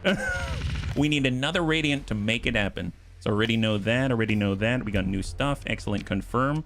Drop that off. We need to prepare by being lighter and faster, harder and stronger than the hegemony. And then we'll go over confirm resource stockpile, pop off the excess materials we're not looking for, buy copious volumes of fuel that we have to pay for later, but don't even care. And then we will go to storage and drop off all the survey data, the gamma cores, etc. And I'm going to hang on to one alpha core on us so that when the inspectors say we want to, you know, search your ship, I can be like, yeah, go ahead. You ain't going to like what you find. So for the bunnies that are curious, the hegemony don't like us. Let me show you why. So if you look, AI core usage, plus 54 escalation points. And if you're wondering why that is, well, it's because, look at that. at some point, I stopped caring. I said, Alpha Cores, they give me benefits, and they give us cash. So then I was like, why not? We got them. Might as well use them. And now the hegemony doesn't like us. End of story. That's basically it. Okay, so what do we got? Anything on the bar? Carefully approach an angry woman. Oh, okay, never mind. Don't want any angry woman. Where the heck you get so many Alpha Cores? Oh, we were... great question. I don't know. They kind of found them. They found us. Friend Alpha Core would never betray us. Darn straight. You can get a mercenary officer or have your merchant contact. Okay, looking good. So we're in a good spot. Let's go ahead and save right here. I guess since we are defending our colony, do we want to do it with numbers, or do we want to do it with the Ziggy, or do we want to do it with I guess we're still playing with a Radiant, so you know the setup is working pretty well. So that's fine. I guess the thing is, it's 545 points. If I escalate right now, I spend a story point, it goes up 5 points. So they're going to be coming, but it's going to take them a while to get here. So one thing I did want to do is start opening up gates. So maybe what I can do is swing on by down to the remnant system and try to open up that gate. And maybe we can even get a little more glimmers so that we can actually max out and see how many glimmers we can fit into our fleet before we hit that degradation of combat readiness. That makes sense. So while we're waiting for the hegemony to get pissed off more, we're going to head nearby to my favorite spot, to the remnant zone. It's like remnants are us out there, and we're just going to Luddic Path base. The bounty has been posted. Oh, are they coming after us? Oh, they're already here. Well, here's the problem. If I attack them right now, it's going to stop their main fleet from coming, and I don't necessarily want to do that, because I would actually rather that they send the main one, because otherwise they're just going to keep escalating. Does that make sense? So maybe I should just take a gander. We have patrols protecting us, so I'll just zip around, see what they want to do. Hey, I'm just observing. I'm a nice observer is what I am. Stay away, guys. Stay away. I'm not trying to pick a fight with you. I just want to watch. Oh, boy. You called this upon yourself. It's not my fault. A midline Star Fortress. I always go for high tech. Is it midline better or flavor? Honestly, I have one of each, so I don't know. That's my real answer. We have the midline one, which I was told spins around like a record baby right round. And then some bunny said they like the low-tech one, so I built that one on our second colony. And then another bunny said they like the high-tech one, so I built that one too. So I couldn't make up my mind, and I can't really advise you. But hey, if we lure the investigators in close to a battle station, we can for science it. We can for science it and check it out, which is awesome. All right, guys, why did you chase me in my own backyard? The comm stable. Okay, that guy looks badass. Wow. He's even holding a freaking energy pistol right in frame. The comm stabilized and the hegemony fleet commander appears before you, straight-backed and stern-faced. Citizen, this non-chartered volume is now the subject of an active operation to investigate the possible use of forbidden AI tech. I'm going to stop you right there. I'm going to stop you right there. Because when you say possible, I think you need to rethink. Well, we have AI cores, but hear me out. When you say forbidden, I mean only forbidden to you. I didn't say anything. This is our space, my guy. Orcus, is that your name? Yes, Orcus. Strange name. Sorry that your mom. Anyway, Orcus, hear me out. This is our space. We're not in your space. I don't go over to the hegemony and say, oh my God, all people named after whales that's weird and not allowed. I am perfectly accepting of the fact that you are named the way that you are. God bless your mother. So when you come to our space, I think it's very important to understand that when it comes to AI core usage, well, we got a lot of them. Yeah, I don't have anything else to say about that. I'm not gonna pull a fast one on you. That's just the darn truth. Darn truth. Well, I still invoke full martial use of force protocol per hegemony diktat. Power down your fleet's weapons, your shields, your engines. Prepare to receive inspectors from the Ministry of Technology Standards. He tips his head down very slightly. You are thanked in advance for your imminent cooperation with my investigation. That's absurd. You have no authority in this volume. Do you have something to hide? His tone grows contemptuous. Citizen, attempting to evade a legitimate technological regulation inspection for domain law is highly suspicious and itself a crime. Well then, let me introduce you to the Bunny League's definition of crime. It's called war crime. Cut the comms, guys. Cut the comms. My God. They all work out about the same, different pros and cons. Forbidden equals not ours. Yeah, check their colonies like you do yours. You'll see a lot of AI. Really? The hypocrisy, my God. Best way to foster understanding's nukes. I'll thank you in advance for the rapid unexpected disassembly of your forces. Wow, that's a good one. I should use that one in the future. My goodness. Wow, bunnies are smart. All right, guy. Let's teach them a lesson. First, we're going to go in and get Grandpapa Thrake out into the most difficult region of space. We're going to head over to Com Relay Alpha, spend Skippy Who's Kojo Bear over to Sensor Jammer Gamma, and we're going to slam over all our buddies over to the left side here so we've got time to retract. So full speed, nab these places. You're faster than them. You're stronger. You're Daft Punk, basically. Take that. There it is. Daft Punk acquired. Beautiful. Now let's go in and bring in the Slaughter Beast. And then we're going to go ahead and rescind all of our orders to defend locations we don't even care about anymore. My goodness. So let's just stand our ground and be prepared to dish out lots and lots of DACA. So much DACA, so little freaking time. All right, Anubai, come on back. You know what to do. All omens. Omen Squadron, form on Sith Lord Thrake. Sith Lord Thrake, I need you to just show a little restraint for 2 seconds. 2 seconds, guys. Just come on back. There it is. That's what we're talking about. Perfect, perfect. Do not fire until you see the whites of their... Actually, screw it. Just attack these guys. All right, free for all. Go for it, guys. Go for it. All right, here we go. Excellent. Yeah, we got this. Not a space battle. It's close quarters conflict resolution. Yeah. Nice thing is, a lot of these missiles will actually shoot over the battle line. But then again, I guess this guy don't care. He don't care. Wow. Wow. Yep. Yep. Yeah, he can actually withstand some serious punishment on the shield since he's using missiles, which is pretty awesome. He's definitely drawing a lot of ire, that's for sure. How's good old Thrake doing? Look at sneaky Sith Lord Thrake. My goodness, coming around the outside. That's what we're talking about. So look at this beautiful concave by the bunnies. You've got the demon bunny down there. You got all the DACA right on mid, and you got Thrake wrapping around the top, just as any true bunny would. Tell you what, let's go in and give a direct order on the venture. So all omens converge, Thrake converge, and let's see what they can accomplish as he tries to fight for his life, but just really can't fathom why AI cores are not forbidden in this region. Oh, wow. Oh, wow. My goodness. You know what's extra poetic, guys? You know what's extra poetic? Do you know what's inside of this? I bet you can't guess. Oh, wow. Wow. So you say AI cores are dangerous, huh? You mean the type that disrupt reality or the types that don't?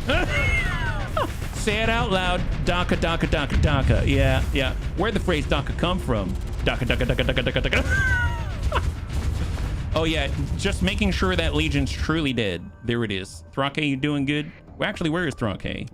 Thrake is... Whoa. Okay, my bad. I didn't realize Thrake was so far away. Holy moly. All right, guys. Stick with it. Stick with it. Search and destroy. Go for it. And get to work. Get to work. Give them all the juice. Concave bunnies. Good, bad name. Give them all the concave. Yeah, there it is. Beautiful, beautiful job. Yeah, stick with it. Give them the light show. You know, in a weird sort of way, I almost feel like, what would it be like if we didn't use cap ships except for like one giant cap ship and then we just had a bunch of little bunnies? Oh, there's 12,000 points of rift torpedoes. One of the greatest things about this is that with a reality disruptor, once it passes through them and they're disabled, I mean, like, usually if a rift torpedo's coming your way, the shields will stop it, right? But if they can't, you know, react because they're disabled, then there's a greater chance the rift torpedo's going to do, well, that. Pursue them. Yes, pursue them, guys. We were here minding our own business. Yeah, send everybody because it's more hilarious that way. Go for it. All right, here we go, guys. Get them. Oh, I didn't realize they had another on. Oh, that was. I naturally assumed that was my mistake. I assumed it was just a bunch of fuel tankers. I didn't realize the guy with the energy pistol that challenged us on our authority in our own colony and volume decided to stick with the fuel tankers. Seems like, well, rest in peace, my guy, rest in peace. But let me tell you, the demonic energy doesn't care that your ship is in pieces. It's still going to attack you on the drive-by. Oh, yep, there it is. Zap, zap, zap. What a guy. Yeah, what a coward. My goodness. Yeah, don't let that salvage get away. Oh, yeah, speaking of salvage. Disabled. Wonderful, wonderful. Now, if we wanted to, we could recover his stuff just to add insult to injury. I'm not even... Oh, what? I didn't realize. Do all the onslaughts say that? The HS Patalena onslaught. Outdated battleship. Outdated? Do my ships... Wait a minute. Do my ships say that? I don't remember that. Hang tight. Confirm and continue. Let me swing on by. Are they really outdated? I have some standard onslaughts. I didn't even notice that. That's actually really interesting, yeah? Bahoy hoy. Yeah, it's the fit name. Oh, gotcha. So if I were to go to our ships here, I know that I actually have some standard onslaughts like this. And this is called Onslaught Class Outdated Battleship. Interesting. I did not know at all because I've been using, well, you can see what I've been using, right? I managed to find a Derelict 14. Nice! High five! That's awesome. Congratulations. Those are so freaking cool. I am super excited for you. Anything with a 14 on it is like basically having Nismo. You know what I'm talking about? Like, if you're into Nissan or performance sports or any tuning or anything like that, let me tell you, if you get a seat belt and you slap the name Nismo on it, it's going to at least quadruple in price. That same seat belt is now $1,200. And let me tell you, the 14 not only has a fancy name to it, but it's also high-end performance, my goodness. So let's see, we got a little fuel. Since we're going to defend the colony, it seems like the investigators are already here. Didn't realize it. We're going to go ahead and drop off a little of the fuel because I may want to take some of theirs because it's more enjoyable when I take their stuff. Honestly, that's all I'm thinking. So let's go ahead and save in place. Yeah, there we go. And take a gander. So where are we on the crisis table? So right now, 515 out of 600. Gosh darn it. Well, tell you what have I escalated? I just need to, okay. Just so I don't have to worry about it when we're gone, okay? I'm going to escalate this crisis. That's going to bump us up to 550 points out of 600. Every time we fight the investigators, we bump that bar down again, and it stops us from being invaded. We want to be invaded, because then we can beat them in the face, and then they go, oh, okay, we'll leave you alone for a little bit, right? So I just need to show incredible restraint. So I'm going to spend a story point, but we need to make sure we don't attack the interlopers already in system, all right? So escalate the crisis, and then show restraint. Do not attack, despite the fact you have lots and lots of DACA, okay? That's the key right now, and that's the tough bit of it all. So I'm going to turn off our transponder. We're just going to zip around, and let's just... At first, I was going to go somewhere else, but at this point, maybe we just need to pass the time, right? We just need to pass the time. Restraint on this channel? Yeah, I know. But here's the thing. It's for the greater good, right? Because what we're trying to do is encourage less restraint in the future by exercising restraint now. It sounded better in my head. Now when I say it out loud, I'm just going to double down and say exactly what I meant. Oh boy, yep. Oh yeah, someone smacked right in his face. How are we doing out here, guys? A lot of turmoil going on. Mercantile convoy, yeah, you guys are filled with turmoil. Everything's looking good. How are we doing on the points now? We went from 550 up to 565, so we advanced 15 points already. We're very gradually taunting the enemy by flying an AI core around in outer space. Oh, no, stay. Okay, no, they're not going to attack us. It's a mercantile convoy. There it is. Yeah, don't attack us. We don't want to cause you any grief. We want to cause you grief later, not now. Trust me, we want to cause you grief later, not now. That's the most important bit. Practice makes perfect. We're banking our restraint. Yeah, banking it. Yeah, exactly. That's oh my god. I couldn't have not described it better. The articulation of the bunnies is off the charts. So that's exactly right. We're banking it for later. we're depositing, making an investment, and we're getting a lot of interest for the hegemony, let me tell you. We have so much interest being saved up for the hegemony. I cannot wait in order to make the withdrawal all over their face. What happens if you comply to an inspection of your fleet while you have remnant ships? I don't know. But I did swear I would show restraint, and as much as I want to start a conflict right now, we're gonna have to science that, but later. Nothing, what? Some neat things I got are old slot, 14th Battle Group Legion, a Radiant, a drone battlecruiser, and a Zeke. Wow, my goodness, you're a high roller right now. They didn't even ignore. What? Weird. So strange. Okay, we're at 589. Oh, we're getting there. We're getting there. We've advanced so far. We just need to let them... I feel like this is a perfect time. I really wish the King of Pop were here. I really wish Michael Jackson were here just going, you got to be starting something. You got to be starting something. As we fly around, and it's just blaring out like Rhonda snored in our Highlander. Too high to get over, yeah, yeah. They're going to ignore the giant capital rep. Oh, there it is. The hegemony AI inspection will arrive in 66 days. Guys, hurry it up. I'm not going to pass 66 days. The hegemony is targeting your Harris Hollow for an inspection due to the suspected use of copious volumes of at least 60 AI core. The task force is projected to be very strong and is likely comprised of 5 total fleets. Wait, very strong in 5 fleets doesn't really compute. Is that right? Compared to your defenses, the inspection space forces are evenly matched and its ground forces are outmatched. Wait, what? Wait, huh? So, wait, let me get this right.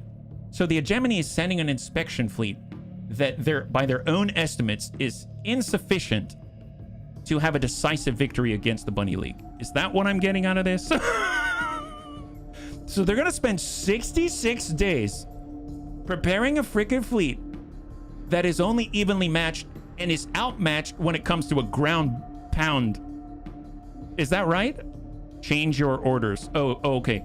The inspection is currently being planned at Ragnar Complex. Inspection task force should begin assembling in 24 days. The authorities at Harris Hollow will comply with the inspection. It's certain to find any AI cores currently in use. Change your orders.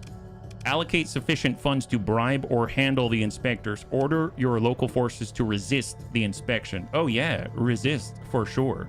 Although, I mean, how much is a bribe? Like, what's a sufficient bribe? We have got like 10 million right now. Should I? Well, Bunnies, I don't know. What do you think? Do you think I should bribe him, or should we just like beat him in the face? Fun fact, if you hover outside their sector, you can catch them prepping. Risky though if you take a loss. Bribe just delays stuff. Okay, then resist it. Thank you, Bunnies. Resist it. All space and ground forces available resist this inspection. If the inspection reaches the surface, the ground defense strength will determine whether they're able to confiscate all of your copious volumes of AI cores.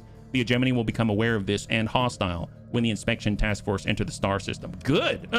Good. I'm glad. Become hostile. Then we didn't start it. It ramps up to 500,000. Oh, that's like nothing. All right, guys. Well, in the immortal words of the King of Pop, got to be starting something. You got... I would not allow an AI inspection to make ground fall. Despite it saying they're outmatched, they'll still manage to steal some AI cores. Okay, fair enough. So we're not going to let that happen. Is that what I get? Well, I guess we got 66 days. Is there a... Well, here's what we can do in the meantime. I can at least inspect their gates, because it says it's going to be, what, like 24 in-game days for them to actually assemble the fleet. So if we go on course and we head on out there, we can go around, zipping around, marking up gates that we don't have control over. There's the hegemony. So wait, if they're already sending their fleet, I can beat these investigators in the face, no problem. It doesn't matter, right? They're already assembling the fleet. Yeah, I should beat these guys in the face, yeah?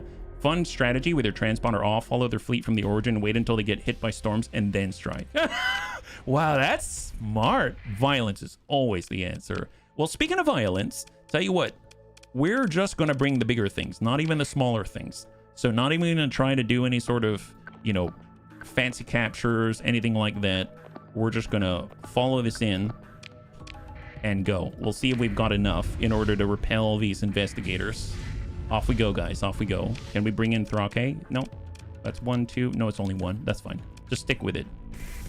No finesse here. Zero finesse. Just stick together. See if you've got enough in order to overcome the threats to this galaxy. As you can see, they're doing okay. What's with your Radiant? It's zipping all over, and it's got evil demonic energy coming out of it. I really want some more. Wait, that's not the star system where they assemble a system with a slip surge. Oh, you can what? You can get him to fall into a slip surge? Wow, that really? How does that work? Do you have to like communicate with them and coax them in, or you just set up a slip surge right when they're moving before they can respond? Oh my God. Yeah, I think, are we okay? Yeah, we're looking okay. All right, here, unleash the demonic Radiant. Get the timing right. Wow, that's next level trolling out there. Oh my goodness. Wow. Wow. Get those guys. Ew, Jesus. Wow. That's horrible. Man, wish you inspected a different system now, don't you? Pursue. Yeah. Take command of the action. I don't think they have any, you know, combat vessels. Yeah, it looks like they're all freighters. So perfect time to exercise our dominance and our strength. Did I mention I love this game? Did I? Like, here's the thing. Like, I have so many times when I decided that, I didn't fight back against some injustice, and this is my moment. Unleash the Kraken. Oh, you mean unleash the Ziggy? Should we do the Ziggy? Do it to only half the fleet, blast the rest, ambush the ones got yeet it. Yeah, yeet this, my guys. Retreated from the last engagement. Well, we're gonna pick through the wreckage. Confirm and continue. It's fairly cheap for such a good game. It is so cheap. It is so freaking cheap. It's 15 bucks. That is ludicrous. I could play this for such a long time, and I haven't even touched the mods yet. That's so crazy. Wait till Humong gets way more. That's so cool. I cannot wait. Oh, hegemony investigators. Well, we might as well protect. They're coming after us. We can join the battle. Who's engaged right now? Oh, nice. So bunnies. One of the bunnies asked, which one's the best? Midline, high tech, low tech? I don't know, but at least we get to see the high tech in action right now. So it's gonna be pretty cool. So let's go and join the battle and witness me. Continue. We got to witness this. I guess, well, combat rating is down, but does that really matter at this point? Not really. We'll just send in the one and it'll be fine. Don't worry about it. Yeah, he's just going to do his thing, and then we'll be able to see the station in action, and that'll be that. So can I zoom in on it? Perfect. So here it is. This is the high-tech Star Fortress. I bet 50 Volturnian lobsters on the high-tech. They even endorse using the free set code to try. That's crazy. That's cool. You say, Gemini, I keep thinking Google AI is going to audit us. Well, there's some kind of audit, but it's happening in lasers. The currency's in lasers. My goodness. Wow, so what is it shooting? I'm seeing ion pulsars. I think those are IR auto lances. I'm seeing tachyon lances. Yeah, holy crap. This thing has a ton of tachyon lances. Wow. Burst PD lasers. Yeah, that's an ion beam. Oh my God. Am I actually starting to recognize what these things look like? I'm impressed with myself. Go me. Nice. Yeah, phase mines are damn good. Oh, these are mines? Oh, wow, they've got Paladin systems. Paladin point defense systems. Holy moly. They're like floating in Nubai. That's crazy. One day it'll be fully released on Steam. Only people who bought the code will be able to access this. Probably a few years. Oh, really? Only people who bought the code will be able to access it? What? Weird. So if I bought this game now, I won't be able to get it because I don't... The port teleports mines to the enemy. What? They teleport mines. Oh, these are... Oh my God. I did not see that. What the heck are those? So you're telling me those will explode?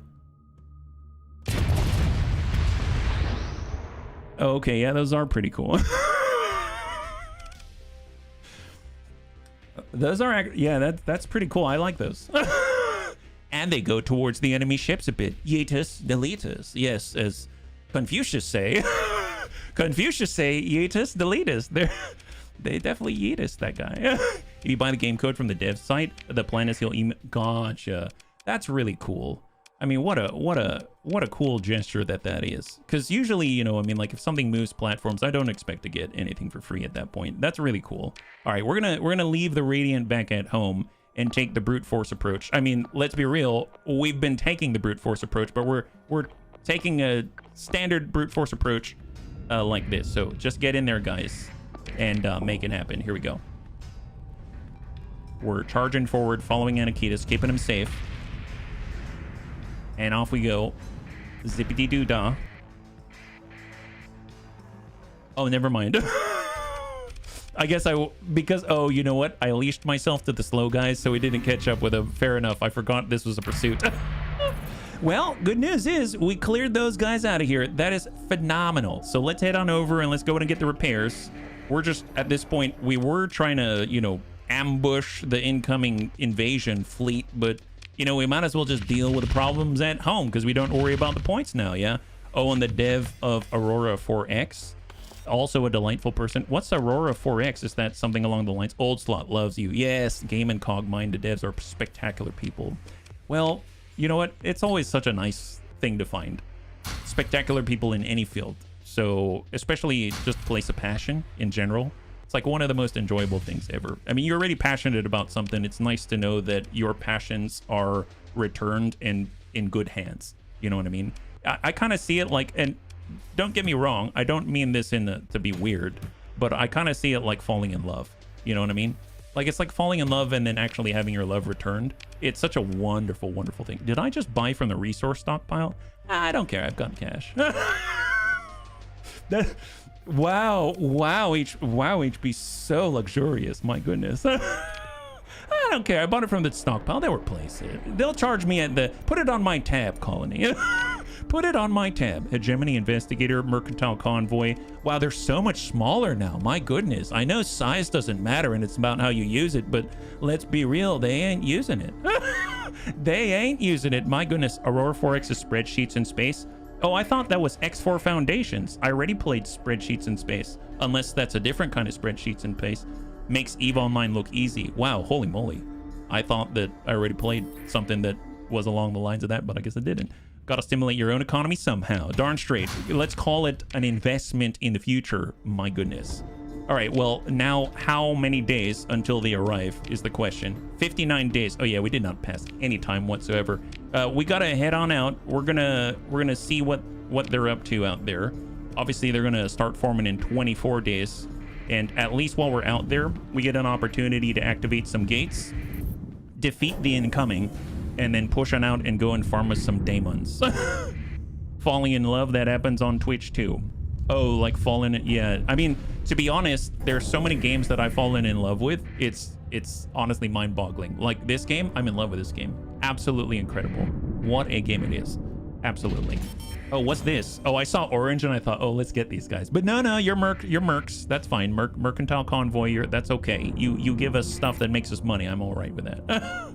Ooh, I gotta go inside. Okay, I don't know if I want to go in their territory. What I am gonna look for, though, are close by gates and activate those so that if we want to, we can invade at any time we want. Anytime we want. That's the Bunny League. Wait, did we lay that in? Clear laid in course, laying a course for Corvus. Visit the old stomping grounds out here, yeah. Those investigators are the presence. Shows up you have enough hegemony interest, you can safely ignore them unless they're bothering you. Oh, those guys? Well, I mean, they are bothering us, aren't they? In the sense that they're going around trying to pick fights with our merchants. I assume, actually, I don't know. Oh, I don't want to travel here, but I did want to activate it. Did we do that? Okay, excellent. So that's not going to take long at all, actually. There's only like 4 in the core worlds that I want to make sure that I get underneath our thumb. So let's just make that happen and everything's good, yeah? I think he's talking about me. He and I met... Oh, nice! Nice! Excellent! I met Raven through World of Warcraft. Not even joking. I met my wife through World of Warcraft, so I totally understand. You can meet the love of your life in many different places, yeah?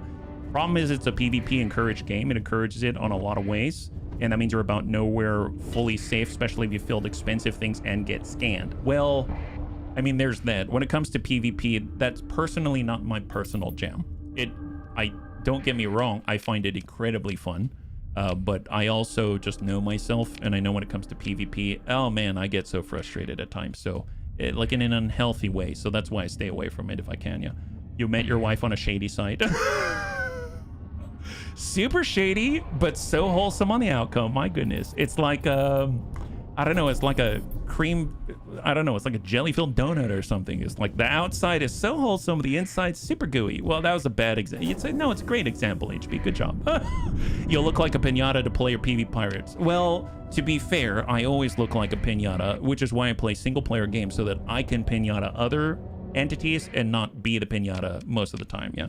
I was mainly a mission runner on EVE Online, tried a lot of things too. Well, you know, I guess that's one of the really, really exciting thing about like MMOs or any sort of game where you're interacting with all kinds of different types of players, is that you get to, like, oftentimes when you're not interacting with other players, you may settle into something that's comfortable, right? And interacting with other people, it's both a boon and a bane, because you will sort of sometimes be forced into situations you weren't looking for. And if you're open to that, then you can discover all kinds of stuff. You know what I mean? So, you know, boon and a bane, like I said, yeah. I don't know where I met my wife. I'll let you know when I find her. That is the most Chad thing I've heard, Stormdrake. You fox, my goodness.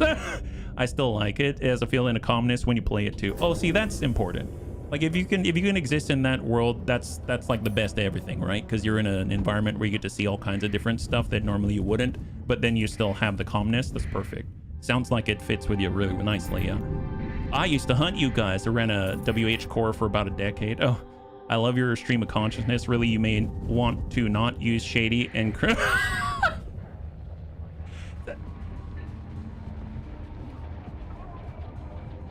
duly noted.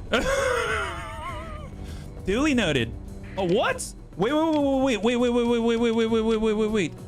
The hegemony inspection fleet is now on target. What? You mean I've been zipping around for 60 days? Holy crap! No, bunnies, they're gonna take all of our cores. Holy crap, I'm not gonna get back in time. Wait a minute. I have a plan. Bunnies, I've got a plan. Okay, I've got a plan. So this is the type of emergent gameplay we're talking about. We're going to activate the gate, teleport down here, and then zip on over and hope we catch the end of the battle before they take all of our stuff. That's the idea. All right, so we got to get to the... So, okay, I'm going to focus here. Intercept them. Go! Yeah, no, they're going to take all our stuff. You saw all the beautiful, beautiful things that we got. Not allowed. Okay, so activate, scan, travel. We're going to head right out to horrible, horrible territory out here. We're going to be in the middle of the remnant right here. Come on. So we're not in a good space. I'm going to transverse immediately. Stay silent, stay quiet. There it is. Okay, where are we at now? They're still in there, right? Yeah, they're still in there. Okay, so there's a black hole right here. Does it make sense? I mean, we need every advantage. Are there any supergiants close by? Yellow star, orange star, orange star. If we take a look, I think I've got to go to the black hole. Let's go to the black hole in Mabombo. Yeah, all those circles, so many circles. Yeah, go. Get there. Hang tight. Oh.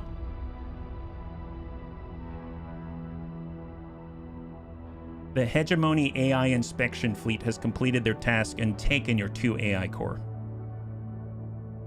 That sucks. If we totally could... I was not paying attention. Oh, well, run them down. Can we even run them down? How do we even get there in time? I mean, they're going to be traveling, right?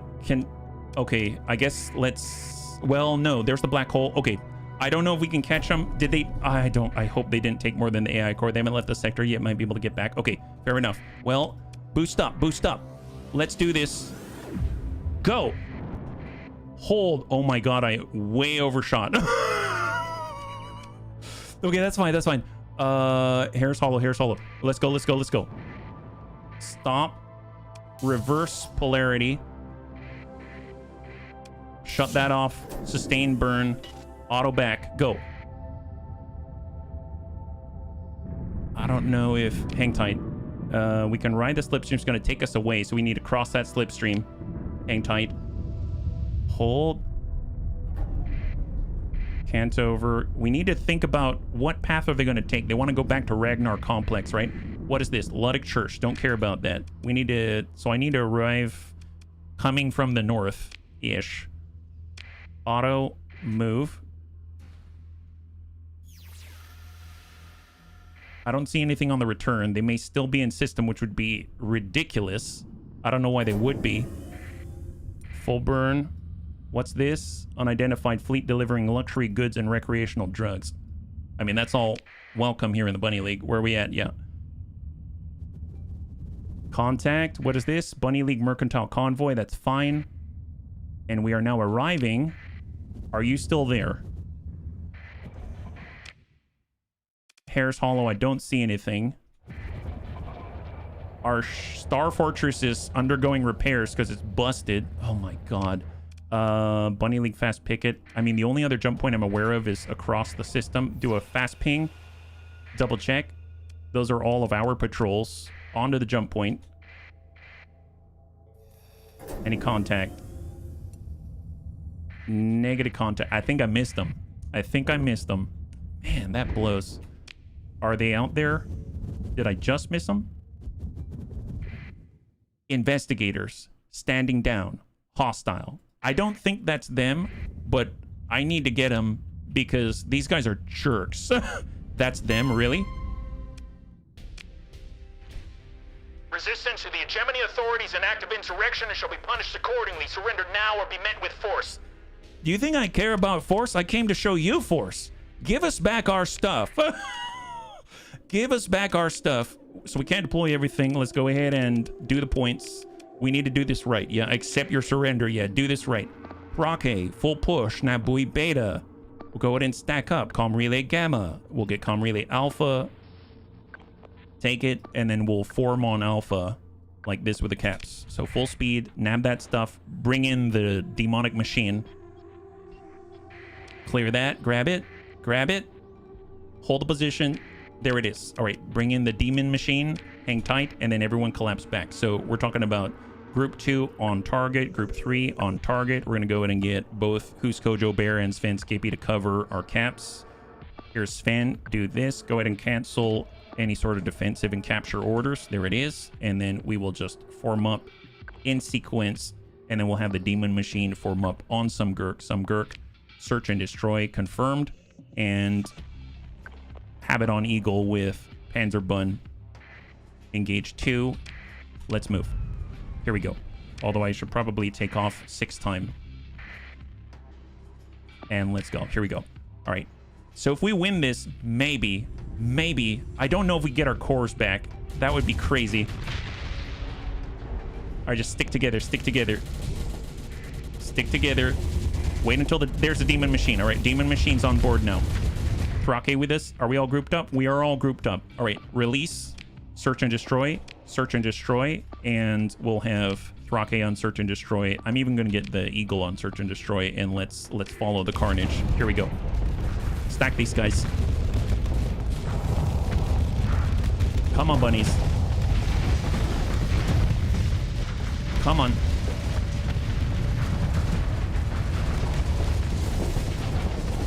Efficiency. Don't worry, the Eagle. I may actually leash Panzerbun. Let's pull him to Anakitas. And let's go. Thrake's out on the flank. I think he'll be okay. He's pretty zippy.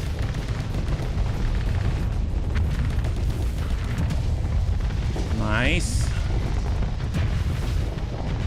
Wow, that's a lot of... Talk about aggression. Look at the demonic stuffs. Give him the eye. Pop. There it is. Excellent. All right, Standard Legion. They got a Centurion out here. Yeah, stack him. He's disabled. Reality Disruptor. How's Thrake? Thrake's still good. Yeah, stick with it. All the Locust SRMs. Beautiful. Okay, we got a good concave here. Let's go ahead and just move to pursue. We'll have less to trap and track and chase after. Nice. Obviously, they're going to have more for us to chase. But good start. Good start. Who's left? This poor soul? Get him, Big Brick. We stuck to wormholes. We like playing the cruiser game. Oh, for the other PvP EVE Online type game. There it is. Beautiful. So I don't know if we can claim the course that they took, but at least there's some form of vengeance here. That really sucks. Take command of the action. We're going to go ahead and do a full deploy and chase. Do not let them get away. And let's go. Chase them down. Looks like some might get away, but we'll chase them down, make sure none of them get away. Because I don't know if whoever gets away may have our core. Retreating enemy forces, they've got 2 that got away. Consider ship recovery negative. Pick through the wreckage. They don't have cores on them. That's what it is. There it is. And then we're going to go ahead and chase down the other investigators. Go get them. There they are. The thing is, we can't actually go through and salvage the wreckage afterwards because we're out in hyperspace, which kind of sucks, yeah? And just smack these poor souls. Smack these poor souls. There's 2 of them. A Dram and I think it's a Mercury. Is that what that is? He's pretty fast. But there it is. Beautiful. A Hermes. Excellent. Continue. Pick through the wreckage. And we don't have our course. So we lost some course. That sucks. I don't know where the rest of the hegemony fleet is. Although, to be fair, it looks like... Did one of them enter our system again? I thought I saw an orange triangle, then it disappeared. Right? Interesting. Well, let's inspect the damage, because we're going to be disabled for quite some time, I would imagine, because there's going to be an aftermath. I saw that things are undergoing repairs, stuff like that. That's unfortunate. So if we repair our ships, go to the colony, when they take your cores, there's no getting them back. That sucks. If we go to the storage, we still have a lot of our stuff. So they said they took 2 of the cores. Did they take it from here? Okay, they took it from here. That's fine. See, I was worried they would take them from our storage, and therefore maybe take some of our irreplaceable weapons and stuff like that, and I wouldn't be able to do anything about it. In that case, let's, you know, price of learning, and we'll assign replacement alpha cores out here. Yeah, they only take the cores. Okay, well, at least that's a small comfort.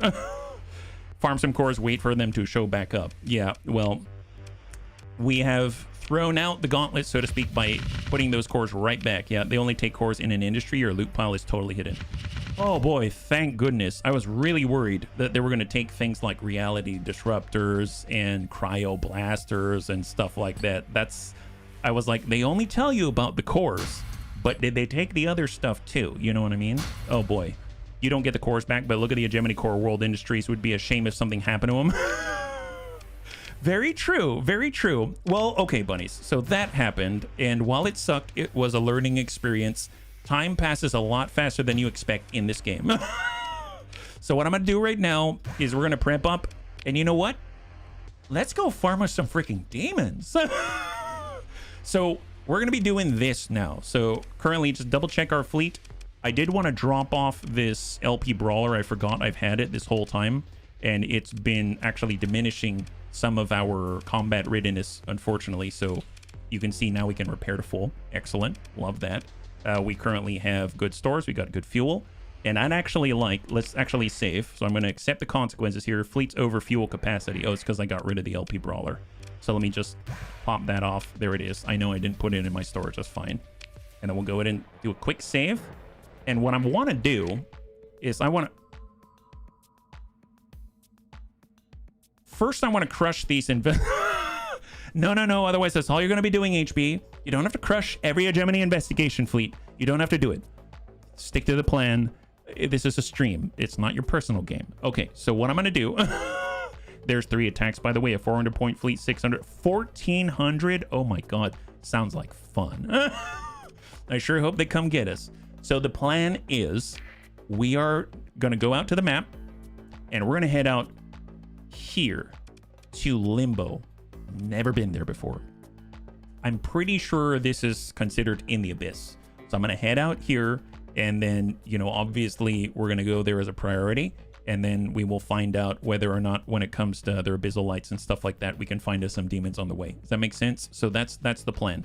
Now, since we're here and they do have a black hole nearby, we can use the black hole to launch us into all of the storms out this way and then, you know, slow roll it along the south. I've never been out this far. When we originally went for the onslaught, we came out to this region of space over here. So sort of like the northwestern portion of the abyss. And we actually found it again yesterday, the Nameless Rock, by accident. So if I go out towards Limbo, it's completely new territory that we've never been to in the abyss. So that's the plan. We'll head over to that place, and then we'll head over to Mabombo. Yes. Wow, Mabombo. There it is. We're going to go to Mabombo and then bomb our way out to the southwest, if you know what I'm saying. Okay, let's go. Here we go. Yeah, we're going to make it happen. Can we send him a thank you note for all the free salvage? Well, at this point, I guess it's my comeuppance for being too overconfident. My goodness. I'll take it. It's a lesson learned. If you beat him, they stop bothering you about your course. Man, I would love to beat... Did he just try to stop us from going to Mabombo? Hey, you know, you've already done...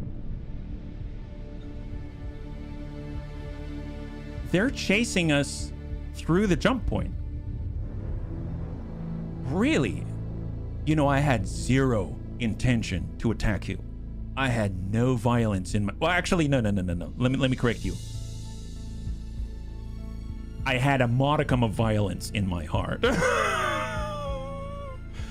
They spy you. They want to find your bases. But they were sitting right next to my bases.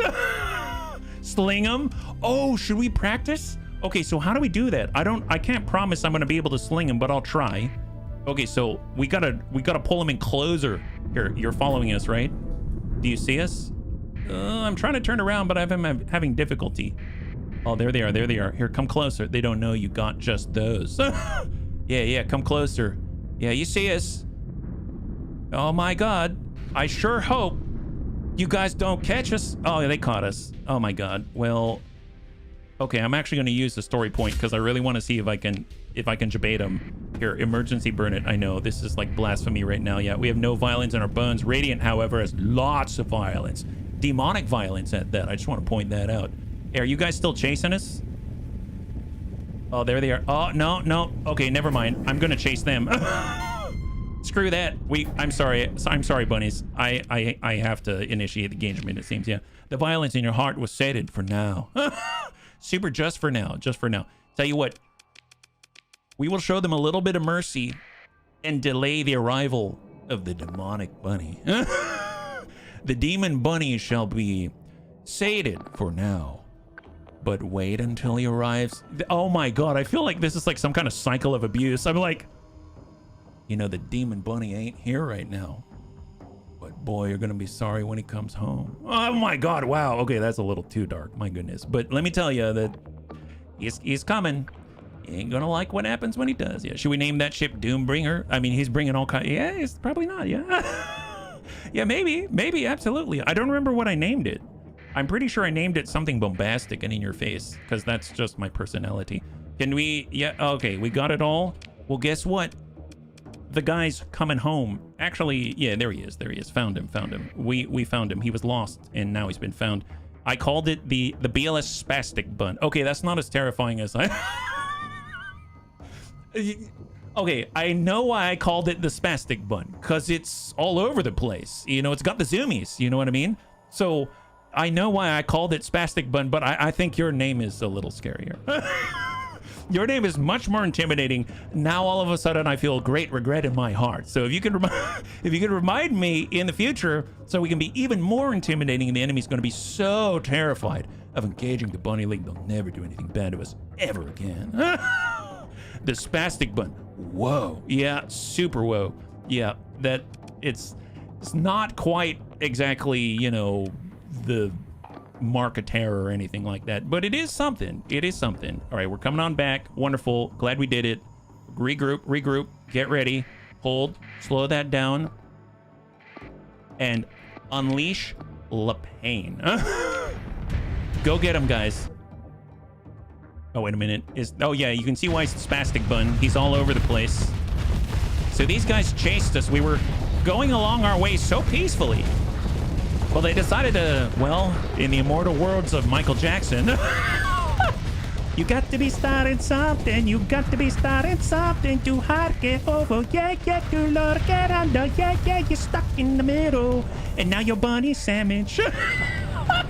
Wow, wow, it seems like you guys chose the wrong place. Man, you know, did you hear the music out in hyperspace? It seems like now you're hearing the music, and it's saying everything's not gonna be all right. Oh boy, wow, reality's getting disrupted. Kingdom come, my goodness. Take our AI core, did ya? Take our AI core, is that what's happening? My goodness, you eat these guys, full assault. We're the demonic force that has arrived on the scene, and you can't stop the momentum.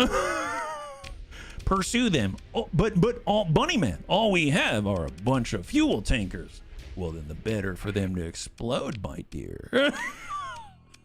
The better for them to explode. Full assault. Go for it, guys. Show them why you're called the the doom. You know what I mean. Show them why you're super intimidating and not called Spastic Bun at the moment. Get him. Yeah, that's right. Can't get away. Trying to pop flares, doesn't matter. We got ECCM package S-modded. If you don't know what that means you can't do diddly squat. Did you encounter the threat already? Oh yes, I want to find the threat again because I want to test us against it. We've seen it once, but that's it. So, I mean, I would love to find it again. It's just, you know, I have not been able to do that yet. I don't know if there's something in particular I need to do, but we'll keep it in mind as we go. So yes, as we head out to the abyssal area, it seems like all of the really crazy enemies are out there. Maybe, although I haven't seen the remnant out there, I suppose, so there's that. So here's our black hole. So we're approaching Mabamba. So we want to go ahead and shoot ourselves over. I suppose I could shoot myself towards a blue giant and then shoot off the blue giant because it's the closest. Although, to be fair, maybe I can make it, maybe we can clear to the other side here. So if I say I want to go, I don't know, here, cleared, laid in course, and I want to head out this way, right? So we're going to take a straight shot out into the abyss. Forget the blue giant. I don't know how far we'll go, but, you know, black holes got extreme launching potential. So pause right there, initiate the slip surge, and get ready. Some Mabamba. Wow, my goodness. Look at, whoa, we did it. It's like going to the driving range, and next thing you know, you clear all the way to the green. My God. ECC up, good missiles. Yeah, for your information, when chasing down a fleet, pressing deploy twice or 3 times on a frigate class ship will deploy them from the flank. Ah, Bunnies told me about that and I forgot already. Thank you very much, Mr. Gamer. I really appreciate it. I always get sidetracked in my runs because there's so much to do. You're not alone. You're not alone, Briz. I don't know how long you've been watching me stream Starsector, but you will know you're not alone. You'll know you're not alone. All right, well, let's go. There's a sensor contact here and I don't know what it is, so out we go. Let's do it. Yeah, fuel tankers, you mean several hundred tons of fuel air bombs? Yeah, apparently fuel air Mabambas. Can we, oh yeah, I guess I can't lay in a course. Oh, what's this? They got another one of these. Here, let's save here. All right, well, we're gonna traverse jump. Go in, my guys. Maybe we'll find something special out here. What I'm hearing is keep the frigates. Yeah, do you plan on colonizing the abyss? It won't let me. So take a look at this. Like if we go, ooh, derelict ship, nice. So if we go here and I perform the survey, just like this. Oh, nice, abundant ore deposit. But this planet is deep in abyssal hyperspace and you're not allowed to colonize it. so I can't. I read that message and all of a sudden my little bunny heart, it went right down a little bit. Yeah, voided neck would be nice to name it. Oh, that's right. The bunnies are saying rename the ship. Well, I guess I know that if I refit a ship out here, it'll lose combat readiness. If I rename it, that doesn't count, right? Like, that's not a refit. I think the bunnies were saying Doombringer. I mean, that's a... Oh, wow. My caps are all over the place because I'm using caps lock a lot. We'll do Doombringer for now, yeah. Abyssal planets can be colonized as they're temporary. They despawn after you fly. Oh, really? I had no idea. So apparently there's a Shrike out here.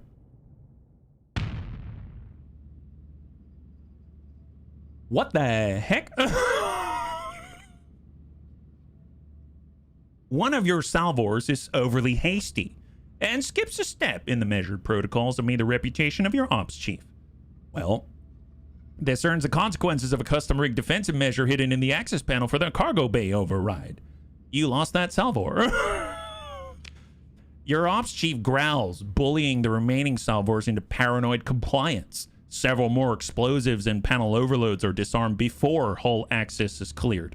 This is a ship of mercenary adventurers crewed by a colorful mix of distinct personalities from worlds representative of a broad swathe of the Persean sector, as a side character anyway. The captain was a former officer who found himself on the losing side of minor rebellion out of the Persean League. The pilot, a racer turned smuggler recovered from stim addiction. Former diktat gone renegade, present at the massacre of scion of an eventide officer family, overbearing mother disowned after the engineer, the armorer, the navigator, all irrelevant details. You skim the report faster. You cannot imagine how they managed to work together. I mean, it doesn't matter, they're all dead now, including your single salvor. Assess the ship's salvage value. Okay, begin a salvage operation. Go for it. There's barely anything there. Can I sell? Oh, no, that's it. Okay, wonderful. Well, that was odd. Very, very odd. How are we doing with our combat readiness right now? Right now, we're at 49%.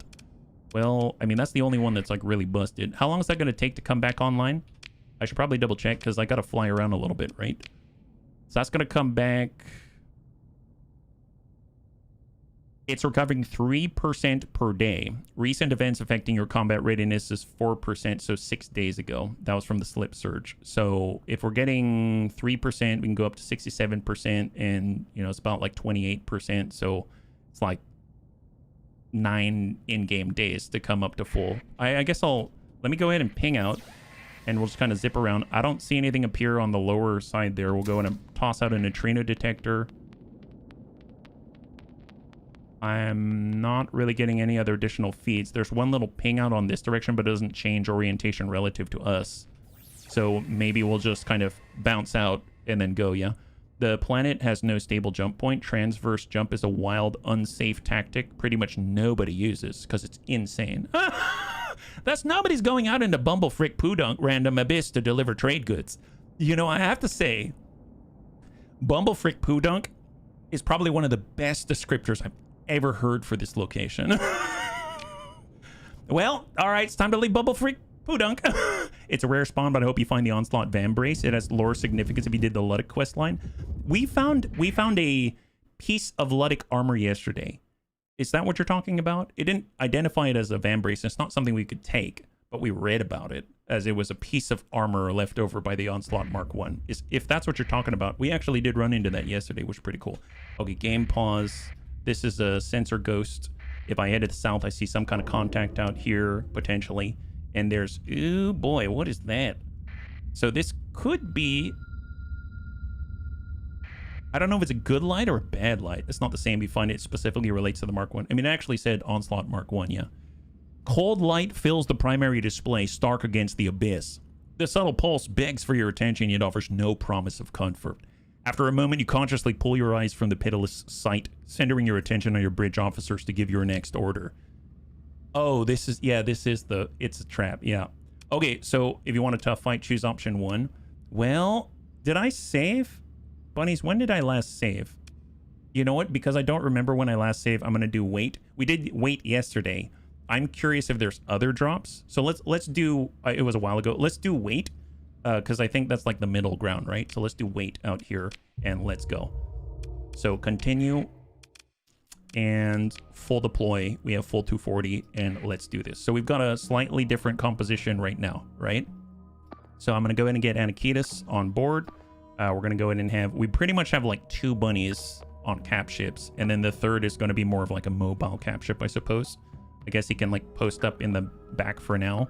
We'll have Eagle follow Sumgurk. We will have group 3 onto Thrake. Thrake follow. We'll go ahead and screen, and then we'll have the Anubises cover each.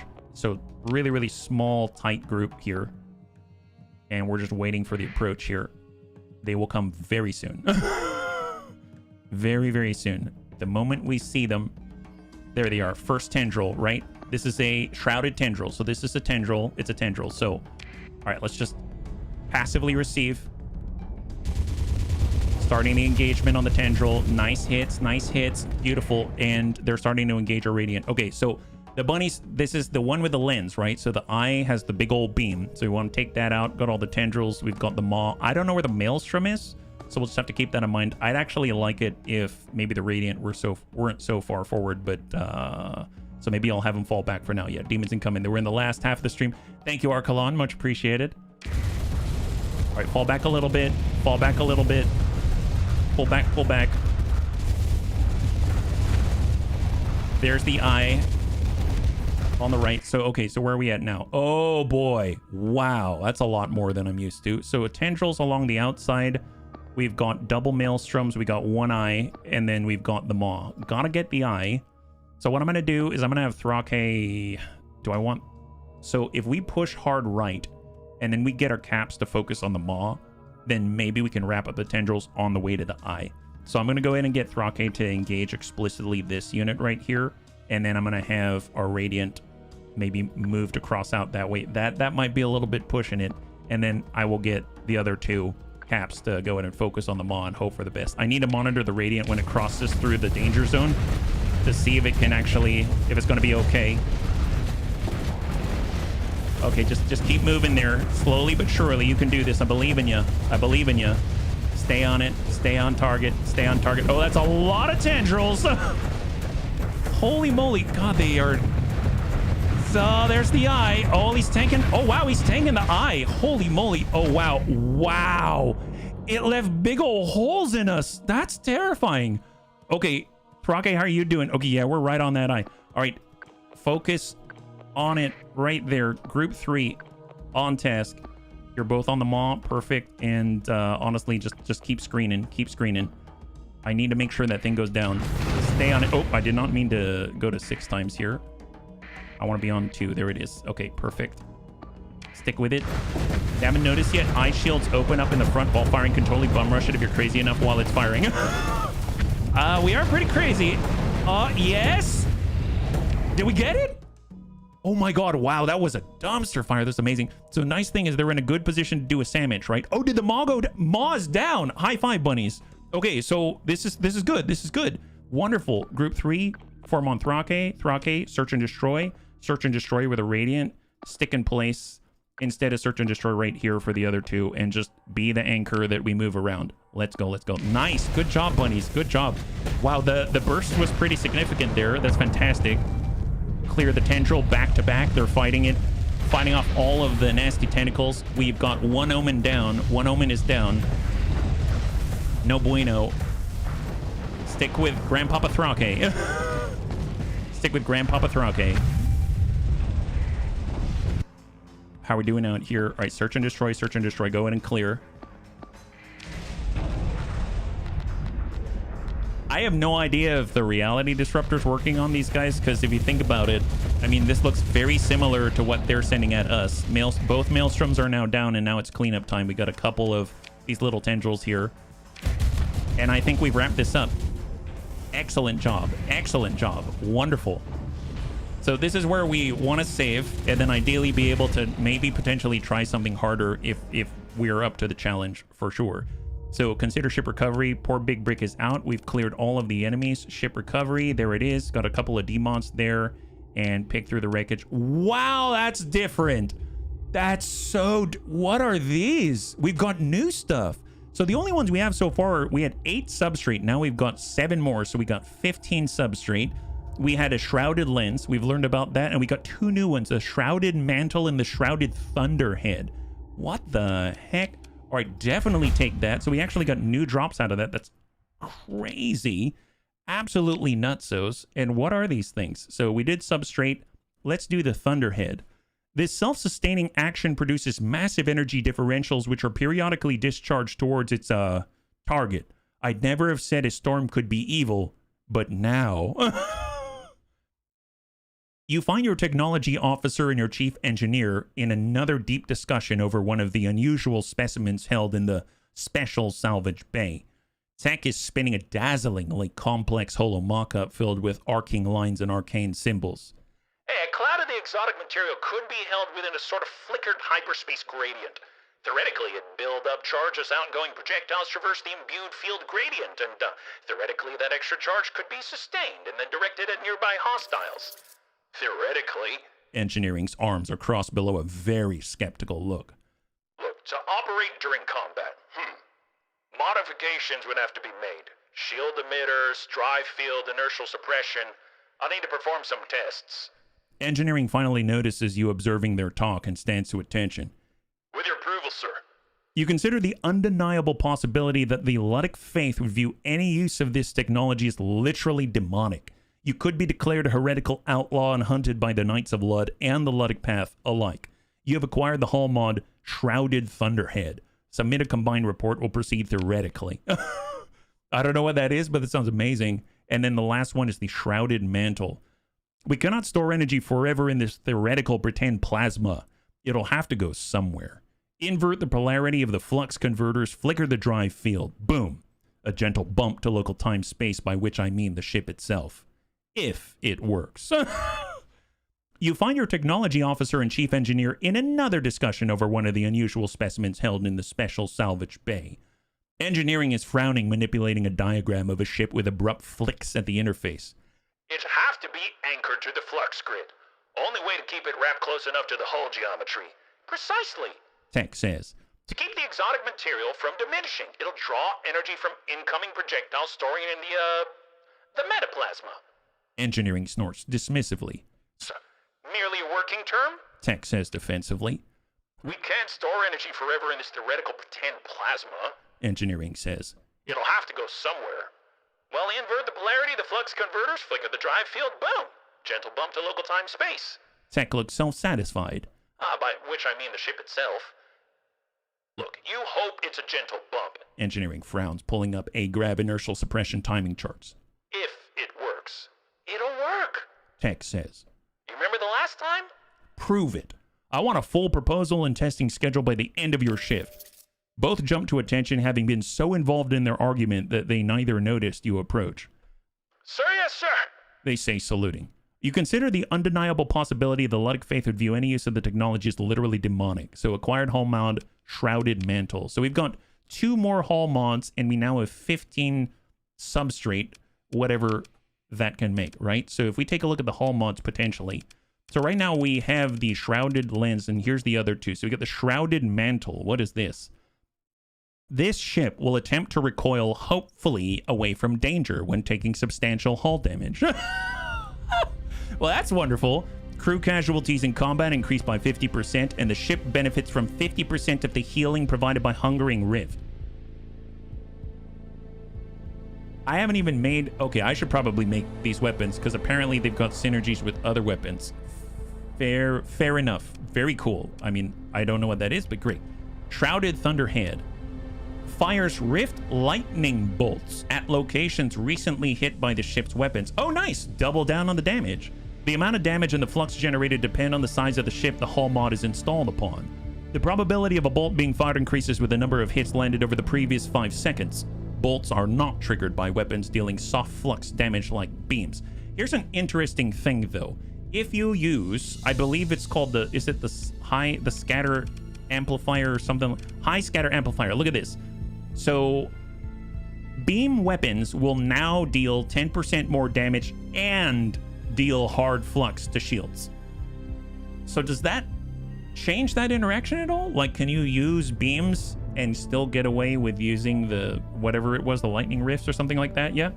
Sounds like a phase anchor hull mod. Man, we need 663 more mods to be truly damned. Yeah, we need to use all of them. Extra casualties. You're sacrificing crew to the elder thing. Give you goodies like lightning. So here's the kind of cool thing, though, is that if you use these mods on Radiant ships, which are driven by AI, if you use them on AI in general, use the mods on the Onslaught Mark 1, then there's no crew, right?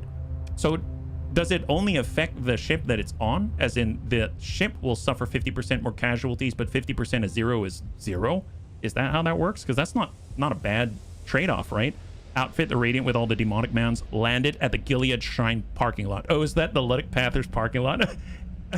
That's why they have nothing to yoink on an AI ship. That's awesome. That's awesome. Well, I'm not going to do the refit here because it's going to severely damage us.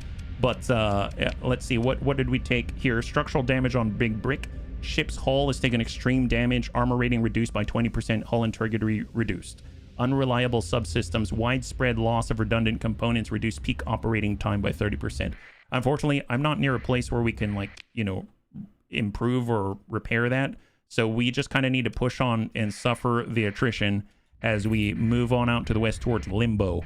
That is super far away, so we're going as quickly as we can. Do you want rogue AI? Because that's how you get rogue AI. Well, I mean, AI is a hell of a thing. Oh, what's this? Unidentified sensor contact. Man, there's so many random contacts towards the very bottom of this map. What is this? Oh, it's another... Okay, so... I feel like... Oh, yes, save, yes. I feel like if the light looks like this... I have a theory right now, okay? So we've been at different abyssal lights. Some are more pure than others. If it looks like this, and it's not quite so white, I think maybe this is a trap. I'm gonna save here. I have a theory that this is a trap. Time to slap at least the F5. Yeah, we slapped the F5. We're good to go.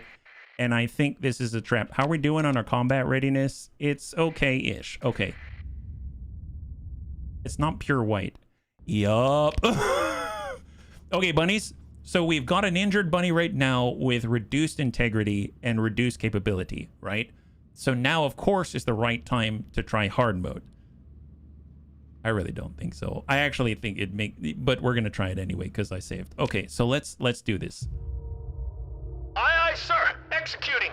Sensors bar can definitely execute a series of overrides. Your fleet status is up on the central display. Shield bubble and unsteady amber incursions of end space fissures marked in garish red. A blink of white is active sensors trigger, and this is why we've got duct tape. Yeah, you cracked the code. I did? Incredible. I actually cracked something. Thank you so much for the hydrate. Much appreciated.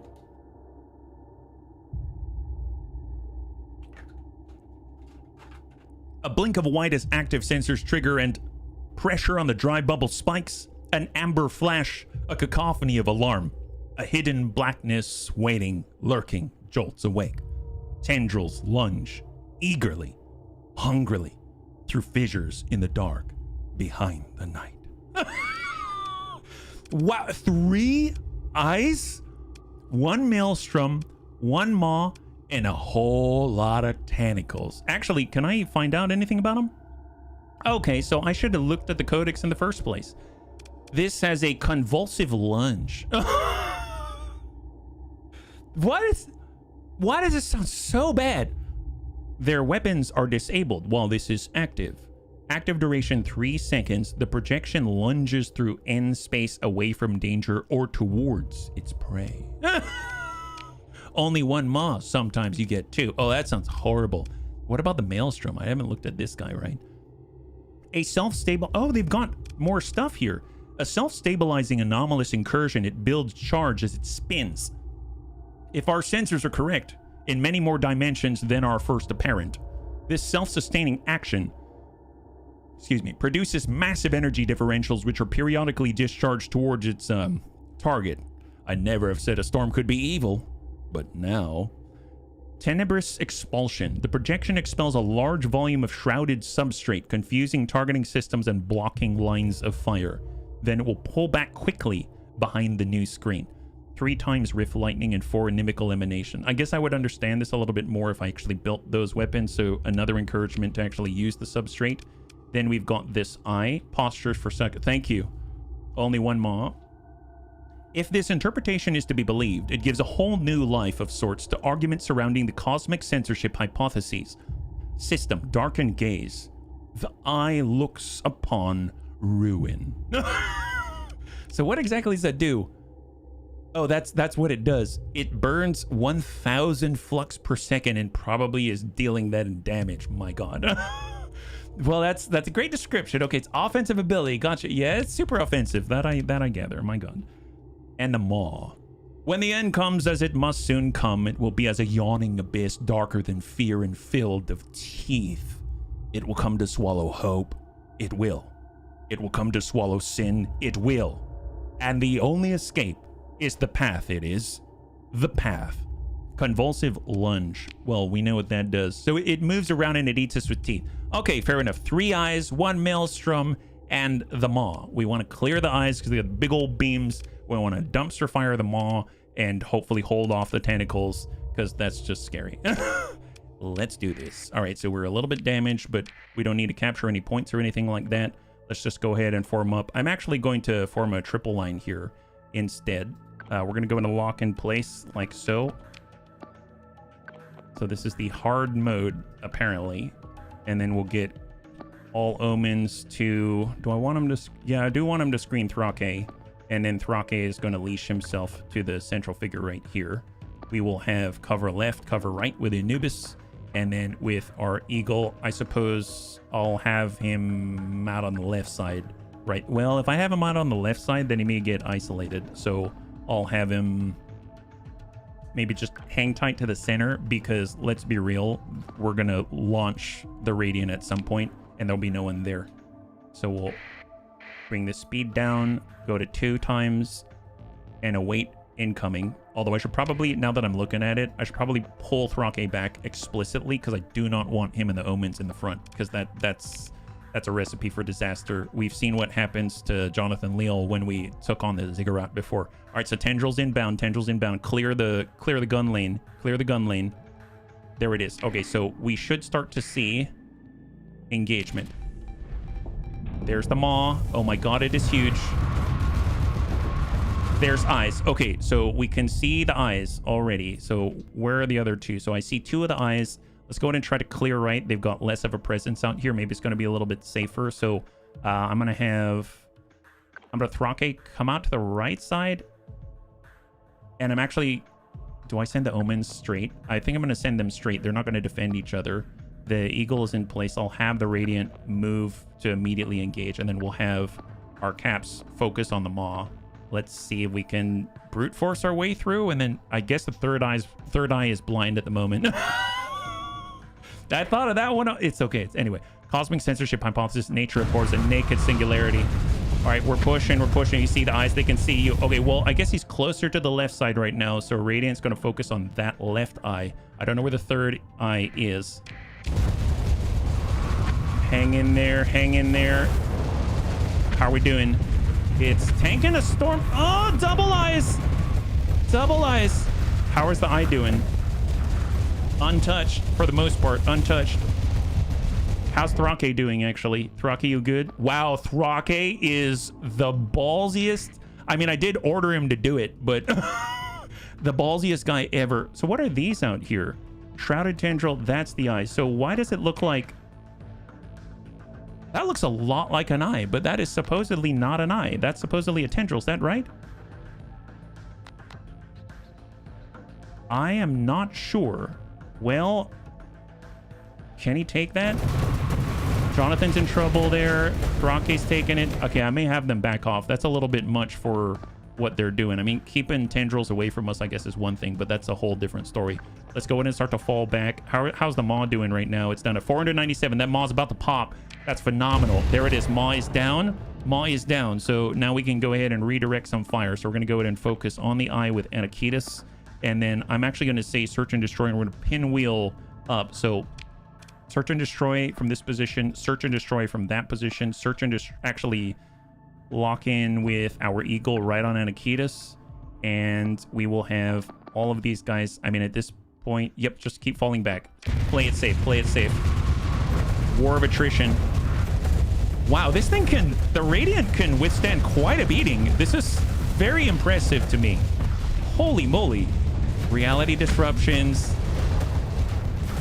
You can see why I called it the spastic bun. So far, so good. So we got 1 eye down. Apparently, there's 2 more, but I still only... ah, there it is. There's the 3rd eye. We found the 3rd eye. So I'm actually going to mark them as engagement targets for everybody. And then I'm going to go ahead and clear this assignment specifically. I'm going to have omens on Thrake to group up. And then we are going to unleash for search and destroy for all of the capital ships, and hopefully they'll start to migrate towards the engagement targets, right? Just fall back. There we go. Beautiful. Radiance on it. Eagle is Titanicetus. Actually, with that, let's give an explicit order. Hang tight. Flip that around. There's the eye right there. There's the eye. Nice. Super aggressive. Demon eats demon. Wow, that it almost looks like it's got fangs in the front. That's terrifying. My goodness. There it is. There's the maelstrom. Stick with it, Radiant. And jump the eye, Thrake. Jump the eye. Eyes down. All right, all eyes are down. All eyes are down. Beautiful, beautiful, beautiful. Let's leash and just play it safe. Leash and play it safe. So all caps are just guiding themselves. Yeah, fighting fire with fire. The eyes have it. Yeah. Eyes have it, guys. Eyes have it. You heard the vote. Look at the Locust SRMs. Chasing him down. Get that Maelstrom. Maelstrom's down. Okay, this is cleaned up now. Beautiful. High five, bunnies. Good job. No bunnies were harmed in this action. Ah, my eyes. Yeah, boo. The space hamster would be crying up a storm right now, and it just pains my heart. So we were able to clear it. Fantastic. Pick through the wreckage. And it looks like... did we get anything new? We didn't get anything new, but we did get, I guess, more stuff. That makes sense. So, okay, cool. So I think we've started to hit... I think maybe we've seen all of the stuff, but we haven't necessarily, like, obviously, we've got a lot more now. So we have 24 substrate. That's ludicrous. Can we build them on the fly? Like, if I want to make an abyssal glare, can I make that? Can I make one of each to start, just so I can actually see what these things are and confirm? Wow, that's fast. We still have 11 shrouded substrate. Your technical officer and chief engineer pore over the schematics, arguing over implementation details. You're pleased to note their disagreement plays out within a foundation built to professional respect.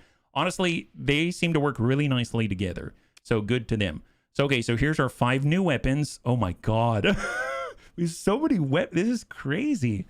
So this is the Abyssal Glare. It's the one, the most expensive one out here. A gamma ray burst preceded the discharge of unprecedented stream of... Well, we must admit EM sensors could not penetrate the plasma sheath, and the gravimetric suite could not be calibrated under... Yes, of course, my apologies.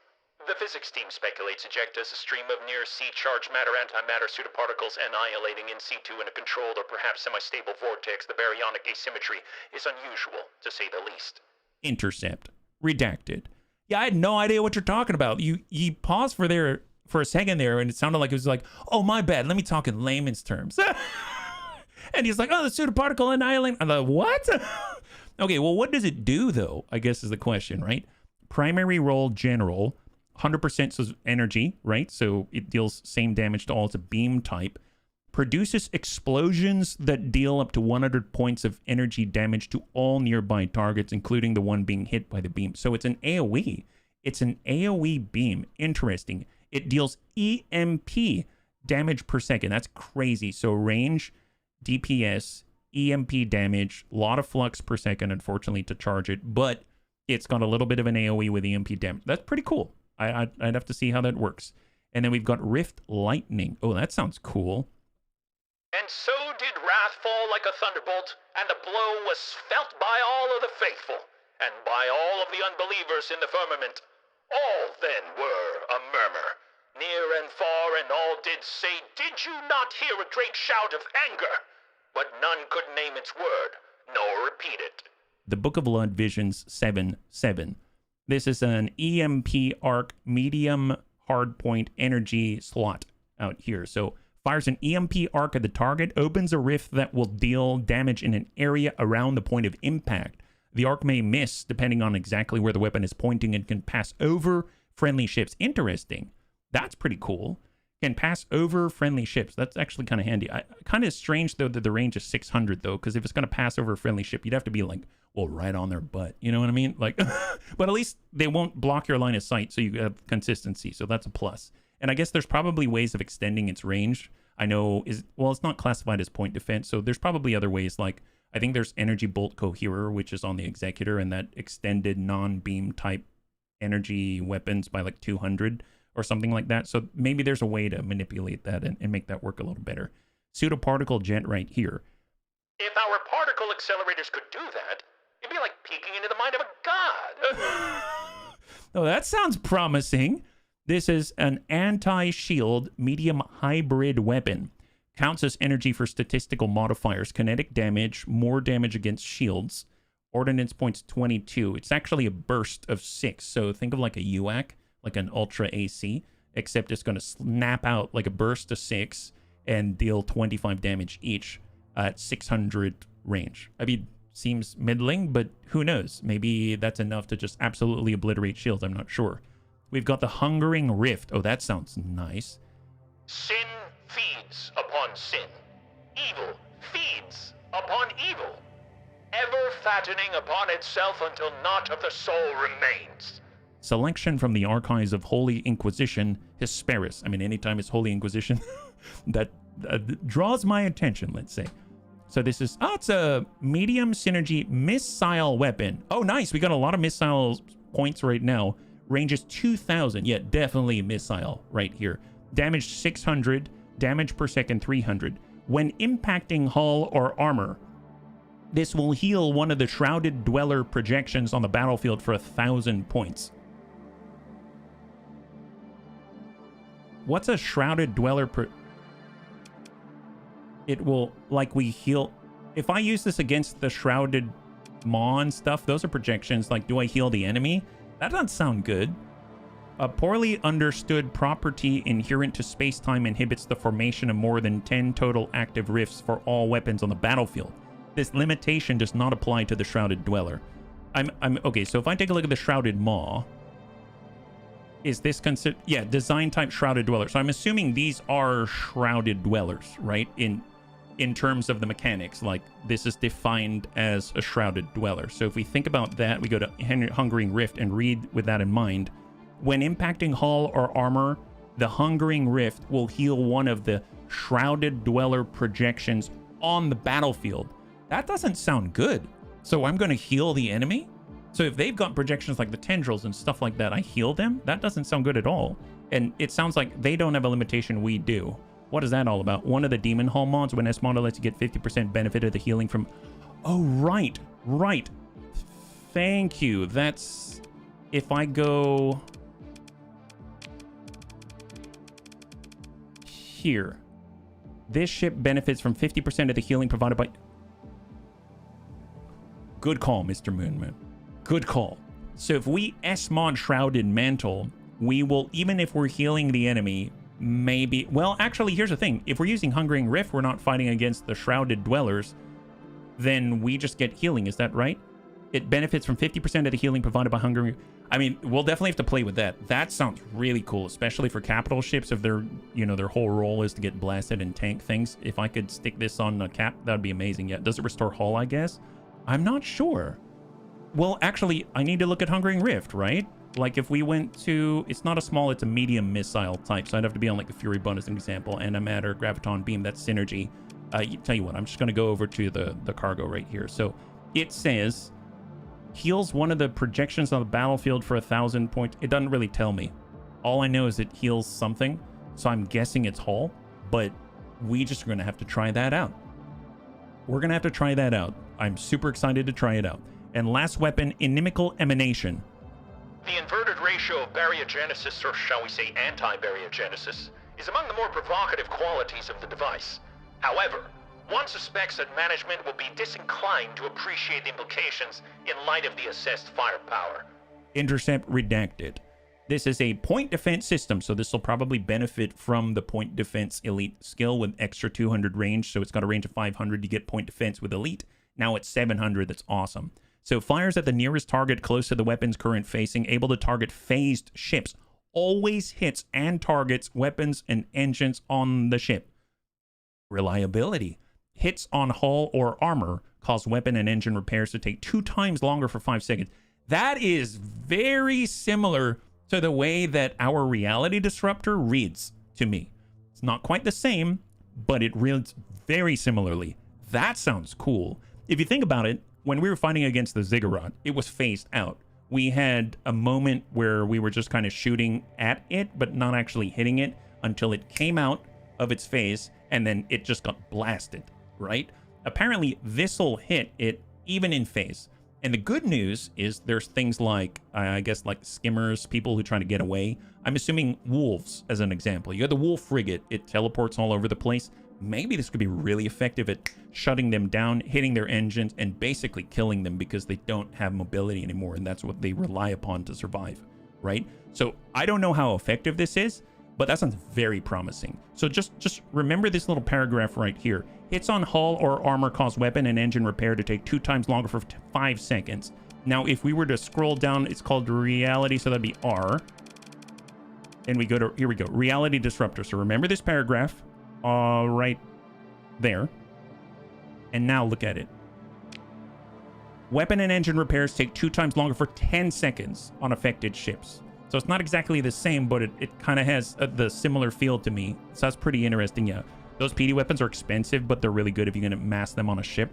Man, I have to say, the way we have the old slot set up right now, granted, obviously, it probably won't be able to fill a lot of these because they seem to be mostly energy-based, except for, like, the missile, if that's right. I know they're hybrid, so I don't know until I try, but the old slot right now is almost all PD weapons. It's like point defense everywhere. Heavy machine guns all over the place. Just pure DACA with elite point defense. And it's just dumping out just massive volumes of efficient damage as it's constantly overfluxed, using its armor to try to survive as long as possible. Actually, if... here's what's crazy, right? So that just made me think, like, where is it? It's here, refits, adds this, right? It says this ship benefits Shrouded Mantle. This ship benefits from 50% of the healing provided by Hungering Rift. So if the Hungering Rift healing is 1,000, like currently, I don't know if there's a limitation to how much you can heal over time, if there's like a cap, but I know that our old slot, I think, has 48,000 hull. That's a large health pool, which is why something like, let's say, where is it at? Combat Endurance. We currently have that on the AI core. When below 100% hull repair, 0.5% per second. Total repair is the higher of 2,000 points or 50% of the maximum hull. So it's repairing up to 24,000 hull, which is a massive amount. That's like another, well, it's actually, that's like, isn't that the same? That's like the similar health to the, yeah, it's almost like healing another one of these worth. It's like a ship and a half. So if you think about that, and then you think about the healing on top of that, that could be ludicrous. We could be, like, the old slot could have the durability of like 2 old slots or something. I don't know how that necessarily calculates. That could be really crazy, wouldn't it? Yeah. Give the old slot Shrouded Mantle as mod. Some Hungering Rifts surely won't make the AI go crazy. Man, now I want to do it. The problem is, here's the problem. I only have 1 old slot, and I have 3 S mods. That's the problem. So I can't even test it. But it doesn't mean we can't put it on another ship and try it out. But, you know, I'm just theory crafting here. That sounds really cool.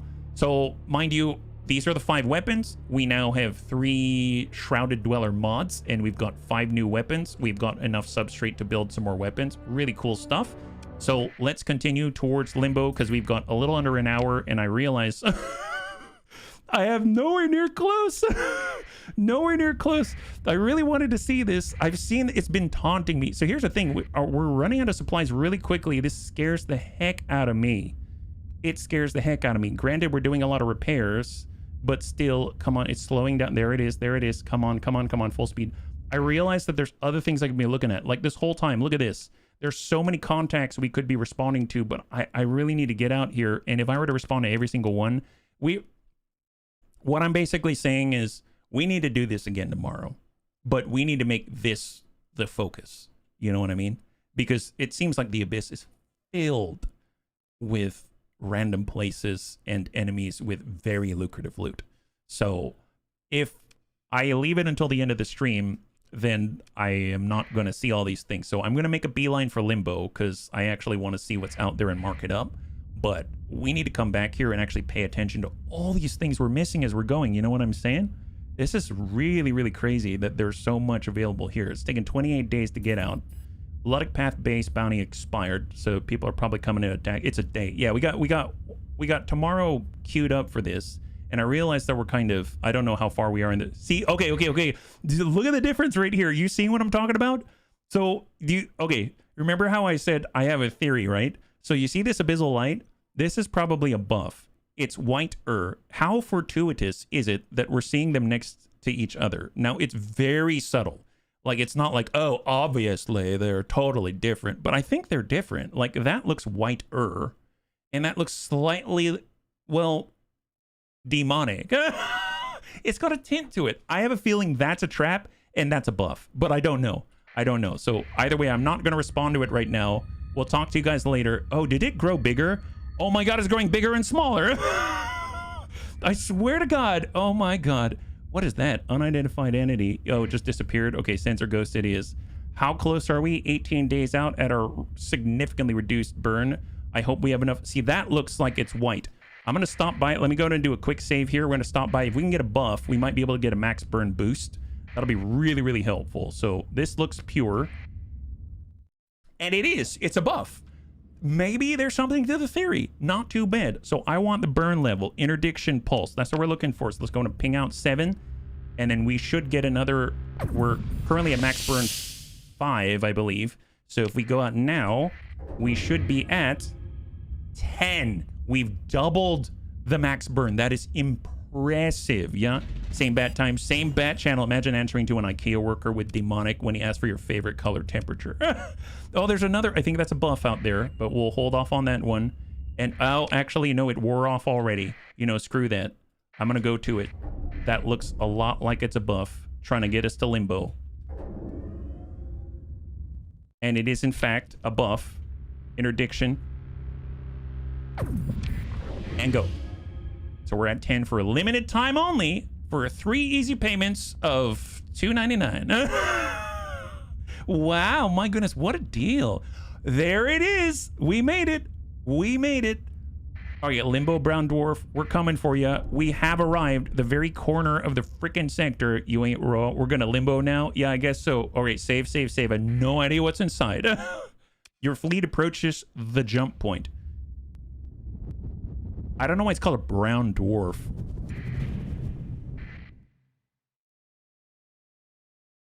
What? You've discovered a mothballed equipment cache. This brown dwarf is a substellar primary mass which has not reached sufficient temperature to fuse hydrogen. Though it radiates appreciable electromagnetic radiation due to gravitational compression, smaller brown dwarfs are categorized with massive gas giants on a somewhat muddled spectrum rather than with a definitive threshold. The magnetic fields of the brown dwarf are powerful and potentially tumultuous compared to small planets. If we take a look, it doesn't seem like there's a ton here. There is an equipment cache, there's an unidentified sensor contact, and a rocky metallic world in a stable location. Well, do I want a nav buoy? No. I would say, as much as I want a comm array, I feel like having a sensor array makes the most sense here, because who knows what's here. It seems quite focused. It's a cool type of star, basically an ignited gas giant. It sounds terrifying, yeah. Well, let's stop by the stable location first. And we're going to go ahead and set up a sensor thing. You found an automated mining station. Yes, sensor array. Increase our sensor range by 400. And then we'll stop by the mothballed equipment cache, yeah? It fuses lithium and deuterium, but cannot fuse normal hydrogen. Is Vin Diesel here to save us from evil alien bats? As long as it's about taking care of our family, you gosh darn right he is. But only if you do it 1 mile at a time. Your fleet approaches a cache. Hey, Rhubarb, good to see you. High five, right on time. We just found Limbo at the edge of the universe. Your fleet approaches a cache. A huge cache structure. The faces of its external hull are scarred by countless cycles of space weathering. It appears outwardly intact, and its dark hangars and stores are large enough to hide an enormous treasure, or a fleet of moderate size. I like the sound of this. Brown dwarf is closer to a failed star for something that's trying to be a star like our sun, one big enough to become an actual star. Oh, that sounds so sad, like it's Pinocchio who just wanted to be a real boy. All right, what do we got? As your fleet moves in closer, new energy signatures are detected near the cache. Oh, it's... Okay, this we have fought... I fought a Guardian by itself before. I've never fought it and the drones. I think we should be okay. And let's continue. So this is the first time we're doing all of it at the same time. So we're just going to go ahead and take everybody, do support, standard fighting drill at this point. We're going to leash to Sumgurk and then unleash when we get closer. So let's stick together. Stick together, guys. I got 6 sneezes in a row. Last one was so desperate and satisfying. Hey, as long as it's satisfying, that's what's important. You gotta find satisfaction where you can. I saw a B- horror movie, had Pinocchio as an evil puppet, murder people, steal parts, and Frankenstein himself into a real boy. Oh, I thought you were gonna say that he met Frankenstein as well and they crossed universes. I usually get 3. Wow, you got 6. My goodness. All right, there they are. There they are. Okay, so I'm gonna go ahead and just thin out maybe their equivalent of their destroyers. And then once that's done, we'll go ahead and move on the Guardian. I have a feeling we can probably tank this big old block. I don't remember too much about the Rampart, but we've collected some of them. They didn't seem too scary. I'm going to go ahead and unleash here and unleash, and let's go. All right, on the move. Oh, come on, Big Brick. Wow, Big Brick's getting involved. Yeah, look at the big old Guardian. It really reminds me of a weird Onslaught. If you take a look at it, he's got plasma cannons. He's got double Locust SRM launchers. Got a bunch of stuff. Oh, wow. He went straight for the Guardian. I said attack something else. I didn't say attack the Guardian. Well, okay. The Doombringer don't care. I did not...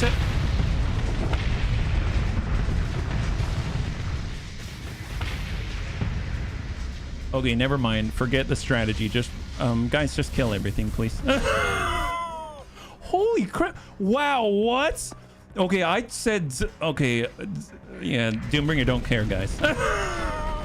Wow, that's... Guy's already dead. Okay, we already... Yeah, never... Oh, okay, there goes the cigarette lighter. Can we... Oh, no wonder you sent a radiant on it. Well, that's just... I didn't send a radiant on that guy. I sent it on his buddy. But then he said, don't care. Want to attack Biggin. The salvage chief reports several ships disabled or destroyed during the battle can be restored to basic functionality. Well, oh, I was hoping to get the Guardian. I was really hoping to get the Guardian. We actually have one of each of these, but I guess since they're here, I might as well get a couple of these cigarette lighters and a couple of these rando asteroids, and then we'll recover them like that. Pick through the wreckage. What do we got? You can get a plasma cannon, flat cannon, all pretty standard stuff. Nab the stuff and go. With the automated defenses cleared, your salvors are free to crack open the enormous zero-G vaults of the cache.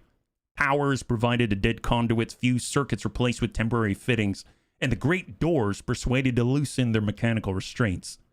At first, it appears to be empty, a colossal tomb never filled.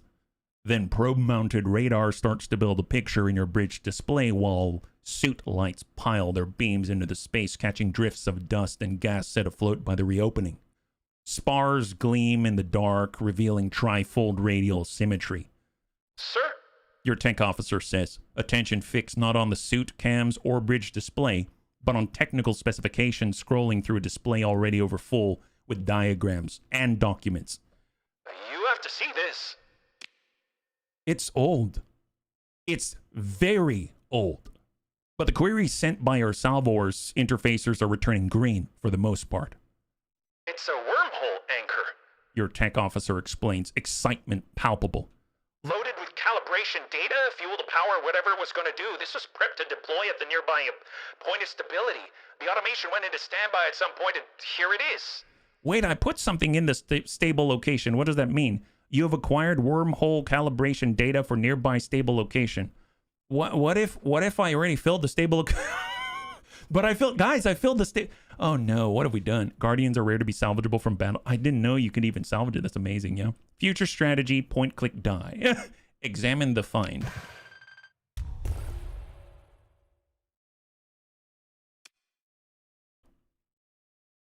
Wormhole anchor.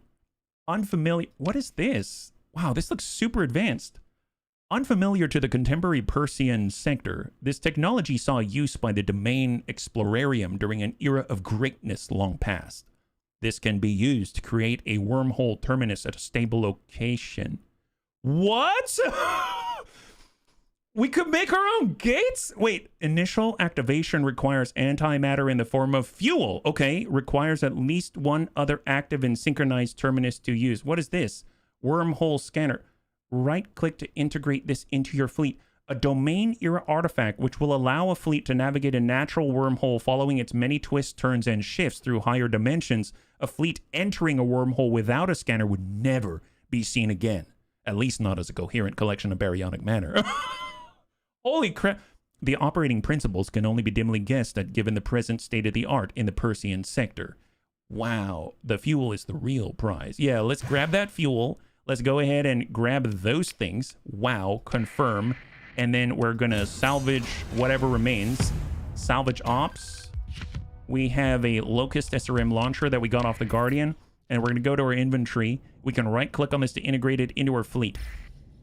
The wormhole scanner integrated can transit wormholes. Now, they did say that we need to do something with a stable location, right? If we read this, initial activation requires antimatter in the form of starship fuel. It requires at least one other active and synchronized terminus to use. I'm assuming that means it requires another destination that is an active gate, is my assumption. I don't know. Yeah. Baryonic matter, stuff made of quarks, electrons, neutrinos, everything else is a fermion. Just a whoosh. Whoosh. Wow. But sounds super intelligent, my God. Let's investigate the wormhole. What could possibly go wrong? Special project, so I think it shouldn't be possible in vanilla. My God, well, let's see what's possible. So we're going to go ahead and salvage whatever is left over. There's nothing. And there's also an automated mining station and this rocky metallic world. Let's go there first. Yeah, it's a DS9 wormhole, not an event horizon type. Perform a survey on this rocky metallic world. Rich, rare, ore deposits. You're in abyssal hyperspace, cannot be colonized. Leave it. And then we also have this automated mining station. It sounds... It's different because we've been to mining stations, abandoned mining stations, haven't been to automated mining stations. I assume that means we're going to fight some things, right? An automated mining station long-range scans reveal an ancient design used by the domain to extract resources for infrastructure projects with little regard for short-term externalities. Well, I am seeing that right now it's going to take 5 days to bring us up to full. So I'm going to go ahead and burn some time. Obviously, I worry about supplies and stuff like that, but I think it's going to be worth it because I don't know what we're going to encounter. 2 days out in the lower left-hand corner, 1 day out for repairs. And we are now good to go. So let's go up to the station, but I'm going to save first. The stuff you can touch, those are baryons. Forces, that's fermions. What are they mining? There's nothing there. I don't know. Your fleet approaches a mining station. The form matches the general pattern of domain-era mining station designs, but with absolutely no provisions made for human occupation. There is no hab ring. There is no life support module. There is no shuttle receiving bay. Instead, inactive drone rigs cluster around the ring trusses, or receiving bays lay dark. An agglomeration of zero-G fabricators sprout from the central spire over the tiers of darkened hangars and warehouses. Despite the darkened exterior, sensors report a mix of minor energy readings and the gentle ticking of particles, which suggest a stock of concentrated transplutonics. As your fleet moves in closer, new energy signatures are detected near the station, and in fact, you gotta kill more guys. Okay, so I'm gonna use the new strategy that Buster gave me. We're gonna go in and select our fleet. We're gonna go in and take them all. Like this. Assign them to the Doombringer. And say, go get them. Go get them, my guy. Go get them. The writer is amazing. Probably it's one of the most unexpected things about this game is how good the writing is. It is honestly mind-boggling how good it is. I expect this out of a proper novel, not a video game.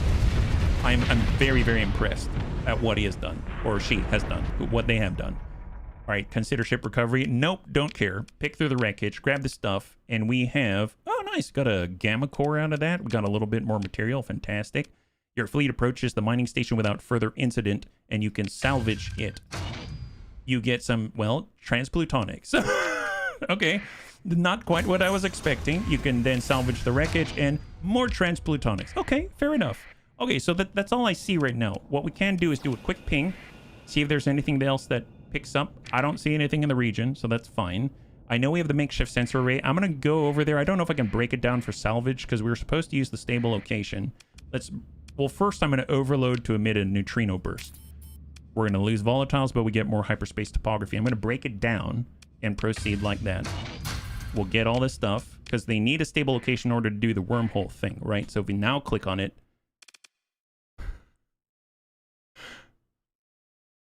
Will you look at that?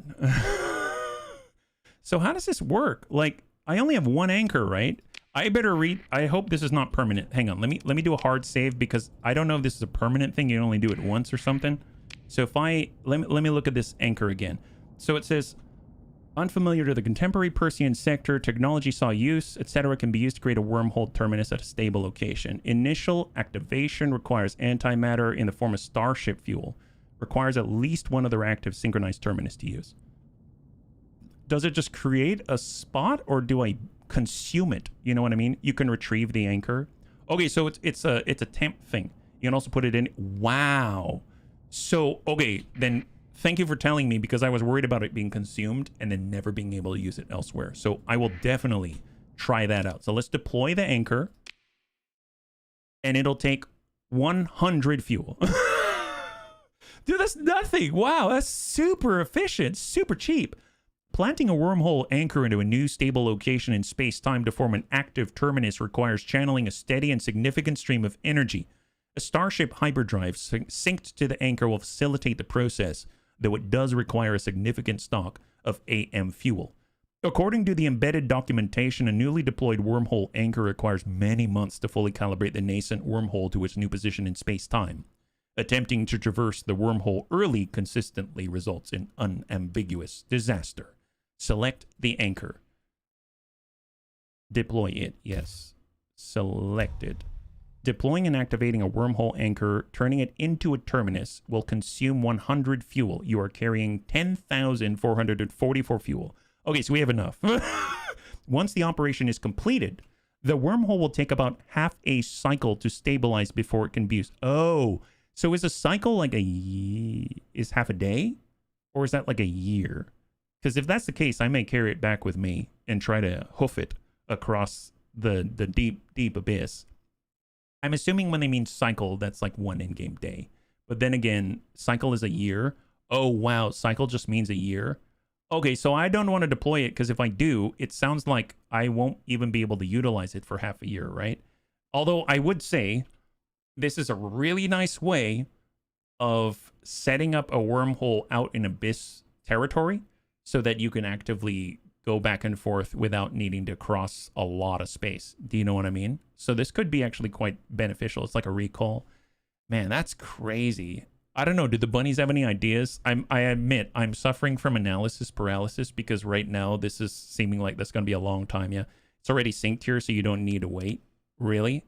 And can I break it down in less than... Oh, you know what? I saved. Let's just deploy the thing and see what happens. The wormhole anchor has been successfully deployed. Leave. Okay, so it's not going to be useful yet until half a year later, right? It won't stabilize. So if we were to try to do anything, shut down the wormhole and retrieve the anchor, it will be usable in 139 days. Okay, so that answers the question. At least we've got a way to go back and farm it tomorrow, right? So there it is. Deploy it here and take it home so you can go straight from home to the abyss. Wait, what? You can do both? You did this to me. I was up until 5 a.m. playing the crap out of this. Oh, nice, Tyroki. High five. Wait, can I put it behind your front lines where you're trying to advance? So I can take this... So I've established the wormhole here, but then I can take the anchor and put it somewhere else? Is that what you're telling me? Deploy it here and take it home so you can go straight from home to the abyss. So I've put it here. If I were to shut... No, that would shut down the wormhole though, right? So if I take the anchor, it's going to shut it down. Can you put this in your own system? I think so. But obviously, then I shut down this wormhole. I think wherever the anchor is, that's where it is. Like, you can't do both. You can put it in your own system. So I'm gonna shut it down. Confirm the orders. Gained wormhole anchor. So we got it back. So this is no longer... There's nothing here. So I won't be able to jump here. But I can establish a gate or a wormhole, I suppose, in my own system. And then we can jump to it like a gate, I assume, right? So I can put one here. If we take a look at sort of the map, right, you can see where all of the gates are that we found. So if I think about that, right now we've been jumping out to hostile territory and then zooming on back home. So this is actually kind of cool because if you think about it, whenever someone's attacking our colony and then trying to, I don't know, take our AI cores, we could just jump back. You know what I mean? NPC fleets don't use it. Still awesome to have. Probably need to wait until it's stable to retrieve the anchor. Well, no, we have the anchor right now. So we have it with us right now. The thing that takes time to stabilize is the wormhole itself. So we just, by pulling the anchor, so basically the way I understand it is we took the anchor, we found a stable location, we placed it, we are creating a, opening a wormhole that can be accessed from the other gates, I assume. Haven't tried it yet. It then had a message that said in 139 days it will stabilize. So I assume what that means is you wait 139 in-game days, and then you can now use it as a gate, kind of, right? So before that happened, obviously we shut down the wormhole, we pulled the anchor because we're going to put it somewhere else in our own system, in Jehannam. So then we'll put it in Jehannam in a stable location, and then at that point we'll have a gate that'll stabilize in 139 days, and then we're good to go. I think that's how it works. So let's go and find out. I'm flabbergasted the amount of vanilla content I still didn't see. This is nuts. So obviously we passed by so many things we didn't even look at out here. So this is ludicrous. I'm going to try to get back to Jehannam. Although I suppose maybe I should stop by a blue giant first and then launch from there. So let's do that. We're going to do our very best, and that's how we're going to wrap up the stream. As much as I want to keep farming and stuff like that, we are running out of supplies. Ludic cell path, cells, incident. Stability reduced by 3. They've hurt Hair's Hollow. Oh my god. These guys are incorrigible. So I will stop by to get buffs, though, at the Pure Whites. So we'll do an Interdiction Pulse. And off we go. So now we have max burn 10 for just a little bit longer as we move through the Great Black, because it's really eating into our supplies, yeah. AAA is actually an insult, says nothing about quality. Man, it's an indie game that's been here since like 2010. It's crazy. I really missed this game. It was not even on my radar at all. What is that? Don't look at it. You need to get back. So stay on target. Stay on target. Stick with it. We're down to the natural reduced 25% of our normal max burnout here. And we're traveling across the Great Black. There's a potential contact up here. If I can find another... Nope, not this one. You see, this one's dimmer. It's not as pure. This one's probably a trap, I think. I can't tell, but I think it's a trap. What about this? That's probably nothing. All right, keep going. Don't go in that...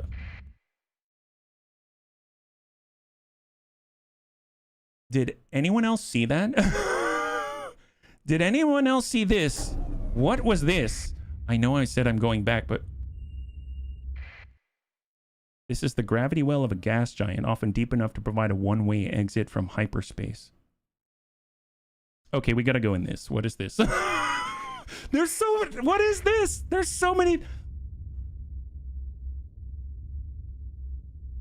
Where is it gonna take us? Order a jump to Perseus Charlie Charlie Alpha 7807 Gamma.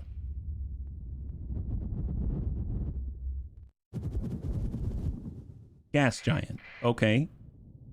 Survey. Excellent. Take a look. Nothing. Nothing here. Odd. All right, well, first off, neutrino and pulse. Negative contact. Yeah, negative contact. Gas giant scan. Okay, interesting. I don't know what that's about, but interesting. Do a scan. Oh, like a neutrino scan? Neutrino detector. So if I zip around the edges here, the only pickup I'm getting is the gas giant itself. I'm not seeing any fluctuations. So I'll do a ping on the cardinal directions, although I guess you can't really say the card. It's 3D. You know what I mean.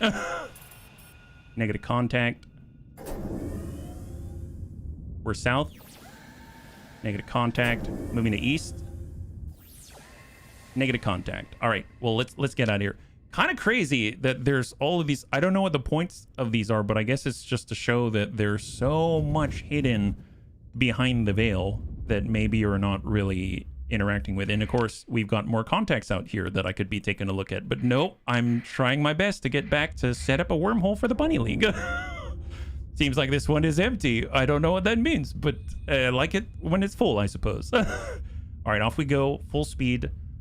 If we see a pure light, then we can maintain the buff. But other than that, I feel like I need to bring a lot more supplies next time. Monthly income is rolling on in. Ludic Pathers trashing us. Bunch of ungrateful investigators taking our stuff. If we can just have a way to get back home in order to protect what is ours, that'll make me very happy. All right, we are towards the blue giant, and we're gonna utilize the skills that the bunnies have mentored the bunny man in right here. All right, now we're talking. So let's go in and lay in the course and to Jehannam. I realize it doesn't look that far, but hey, this is fun. Extreme Silver Surfer, a sandwich. So the bunny said you want a sandwich yourself. There's the sandwich. You want to be closer to the source for greater effect. There it is. And now generate slip surge of Vamoose. Nice. Wow. Oh my God. Precise. Wow. Super precise. My goodness. That's so precise. Wow. Parfait. Yes. Super perfect. So we need a stable location, right? We need a stable location. I could break down the comm relay. I don't know if I want to do that though, but it's the only stable location that we have, unfortunately. Let's drop off stuff, resupply, and then we'll figure that one out. But hey, we got ourselves the anchor now, and we can set up some kind of boon for us. So we need another stable location out here. You can create one. Dive into the sun.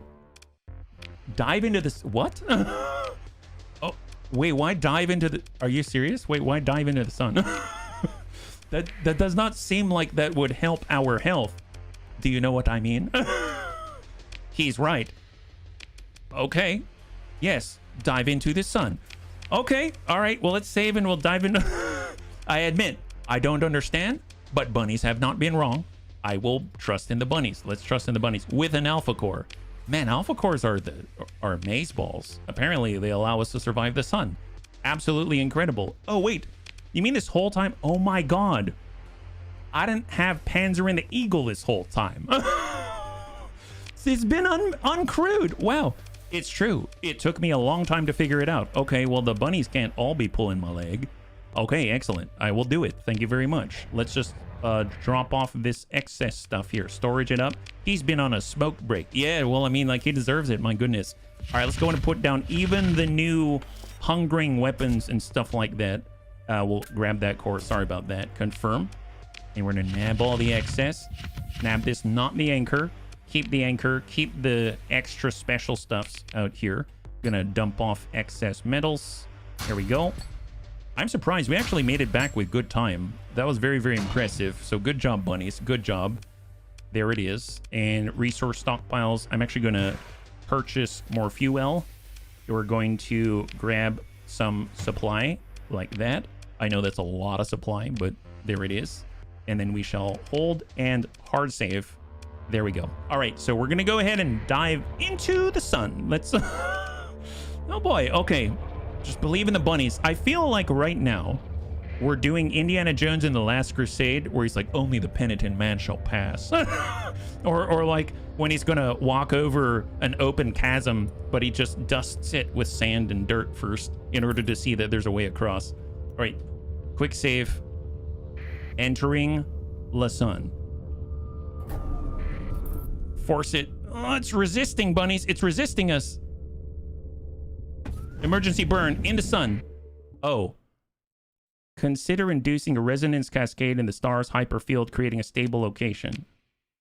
The procedure requires spreading prodigious amounts of antimatter in the star's corona according to calculations far beyond the ability of anything on the right side of the treaty that ended the Second AI War. Normally, the procedure can only be performed in a star system without any stable locations. However, your chief engineer suggests a unorthodox workaround. You spent 500 fuel. Preparations are made, and you give the go-ahead. A few tense minutes later, the chief engineer reports success. The resulting stable location will not last for millennia like naturally occurring ones, but it'll do for your purposes. Wow, what? I love Temple of Doom, my favorite action-adventure. Make sure to also click on this. Wow, bunnies, that is ludicrous. I never would have thought to force my way into the sun. So there's a stable location. If it's not as stable, I almost feel like I should put a comm relay here, break this one down, and put this as the stable one. Does that make sense? So this is the naturally occurring stable location. So what I'm going to do is head over to the artificial one we just created.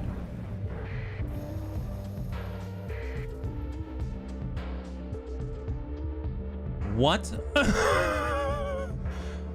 Our patrol... Are you... Well, okay. Thank you. I appreciate that you want to offload some of the work in the sector. But you should really let the bunny man decide where I put things. But like I said, it's not that I'm without gratitude. I just think maybe we could have a conversation about it first. Does that make sense? So they're helping. I know that they are. A navigation buoy. Oh, amazeballs. So glad it's there. Wow. You know what? Screw it. Can I make another stable location? Can we force our way in the stun again? You cannot. You can only do it once. Okay, fair enough. Okay, well, let's... Sadly, no. All right. Well, can't push my luck. It's like children trying to help make dinner. Yeah, they definitely helped us make dinner. But amazing how fast they were. Yeah, they were. All right, well, don't let them look. All right. Cover your eyes. Patrols, cover your eyes. I'm just going to make a prayer to the amazing work that you did. I just need a moment of silence and privacy. Thank you very much.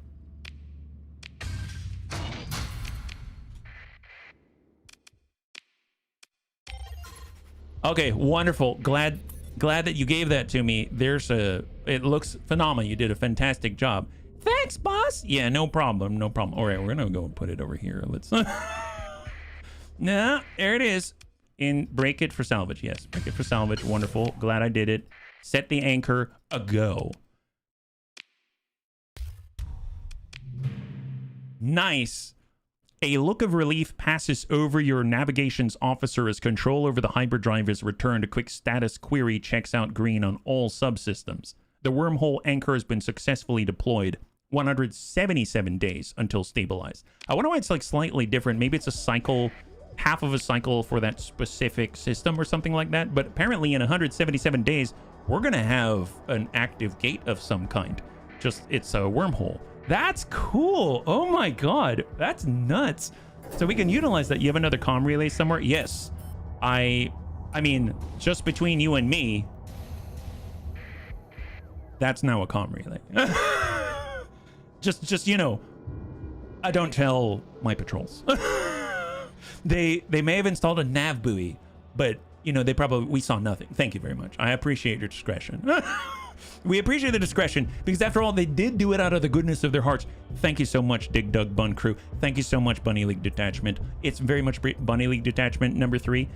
Wow, you guys propagate a lot. I guess you're bunnies. You are you're a fast picket. You know what? Anyway, good job, guys. Keep up the good work. I'll make sure to, you know, say something about you at the dinner table. My goodness. All right, let's go ahead and... I turned my back for 30 seconds. We saw nothing. Yeah, don't look at all. Don't look at all. All right, just gonna drop on by. We got about 12 minutes left, right? 12 minutes left.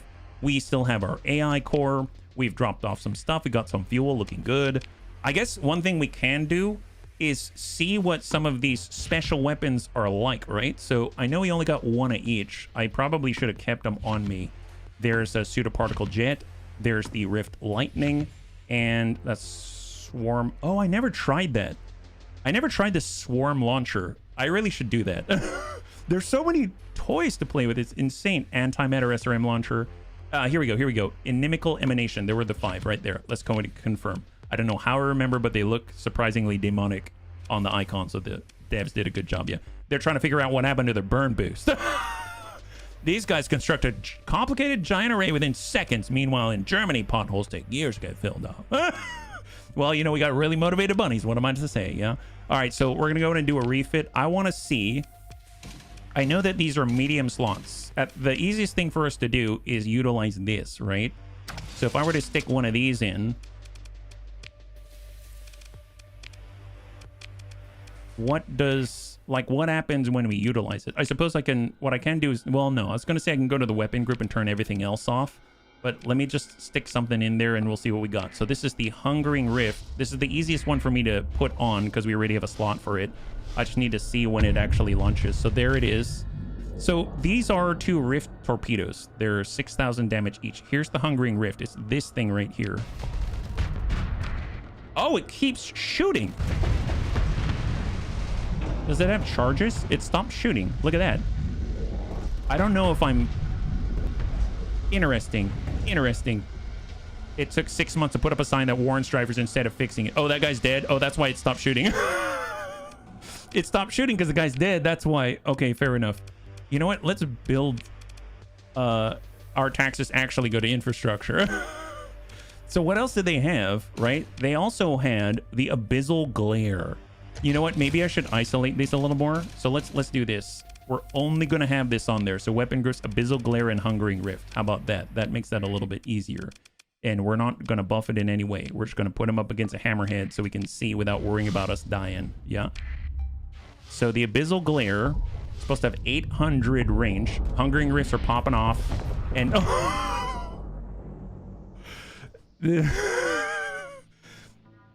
we became the eye.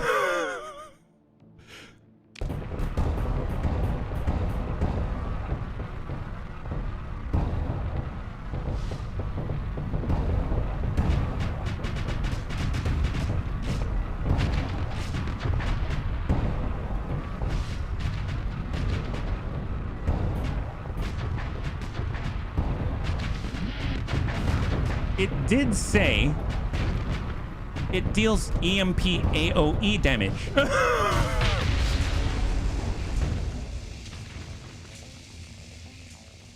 That's cool.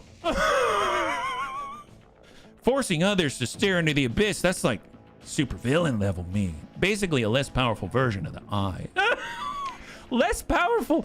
Right. Okay, well, okay, let's test out some new stuff. My God. Well, you know, we also have the mods, right? So there's the, oh right, the healing shrouded mantle. The ship will attempt to recoil away from well, here's the thing, unfortunately it has to be S modded to get the healing, so this will just allow us to jump away when we take hull damage, which we're probably not going to get. So maybe I won't be able to test that right here. Shrouded thunderhead.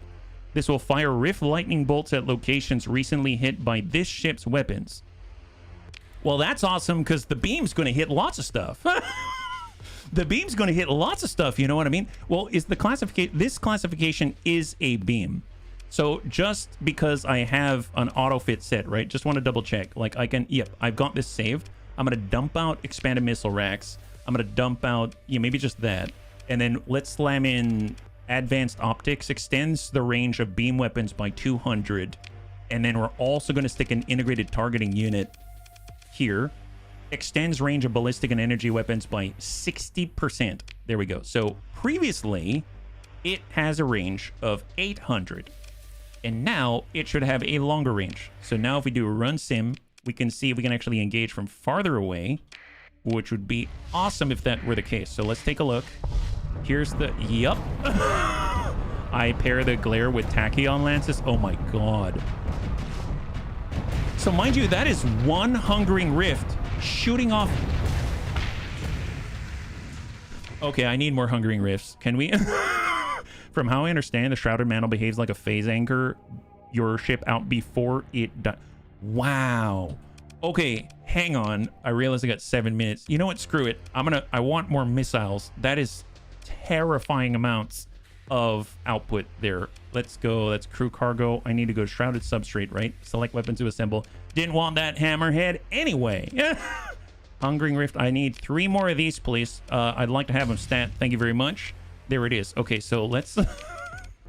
This is such a fun freaking game. Hungering rift. Hungering rift. Hungering rift. Oh, look. There was reality. Yeah, rift torpedo launcher, plasma cannon. The bunny said tachyon lances. What about... So if I chose instead of hungering rift, there's rift lightning. Oh, I didn't test this yet.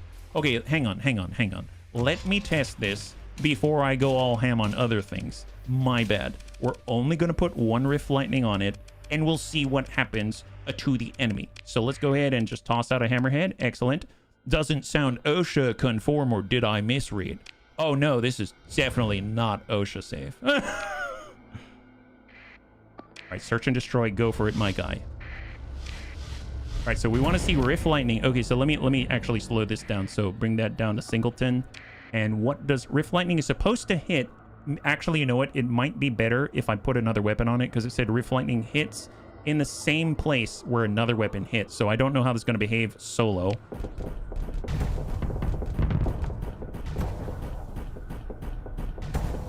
Okay. So let's try to combine it with another weapon, because I'm curious if that affects things drastically, right? So if we stuck on, I don't know, even the Abyssal Glare, stick that back on. Let's do that and see how that rolls. So give a good old test Hammerhead here a little bit of a push. And let's see what this guy's got. There's the beam. It's hitting him. And the Rift Lightning is no...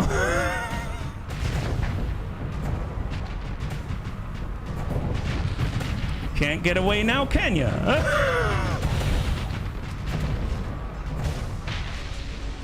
Okay, that's mildly compelling. So, okay, let's try what the bunny said, right? Having the glare, but having the tachyon lenses, right? So we'll have a couple of tachyon lenses, and then we're gonna stick in all the hungering rifts. Oh wow! Oh man, I'm running out of stuffs now. Look at that. Oh, so embarrassing. Shrouded lens. Do I need that? No. We're gonna even lighten the load a little bit. The weapon flux per second is way off the charts. We're well overstressing this poor machine. My goodness, I feel so bad about it. But you know, that's just how this goes. Sometimes you gotta stress it in order to make things happen. Oh, annihilation yet. Oh, thank you, Archelon. Thank you very much. I know we got 4 more minutes. Thank you very much. All right, here we go. So let's see. I'm going to go ahead and do search and destroy and go for it, my guy. And I will stand up straight and have some water. Thank you very much. So right now, this guy is going to get more. Oh, see, a lot more orbs. Look at that. And these will...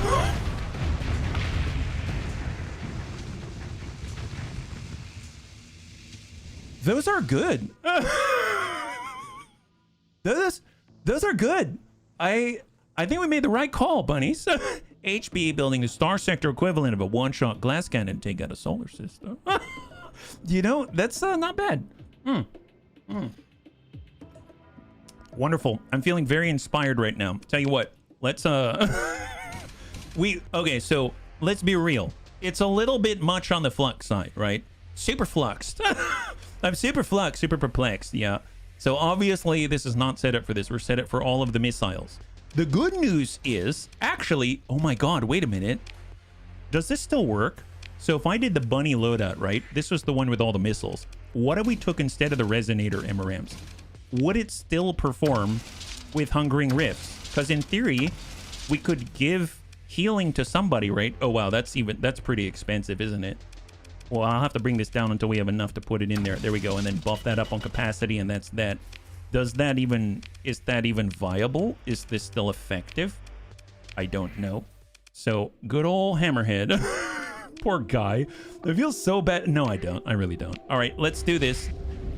All right, so here he goes. The Doombringer. How hard do those...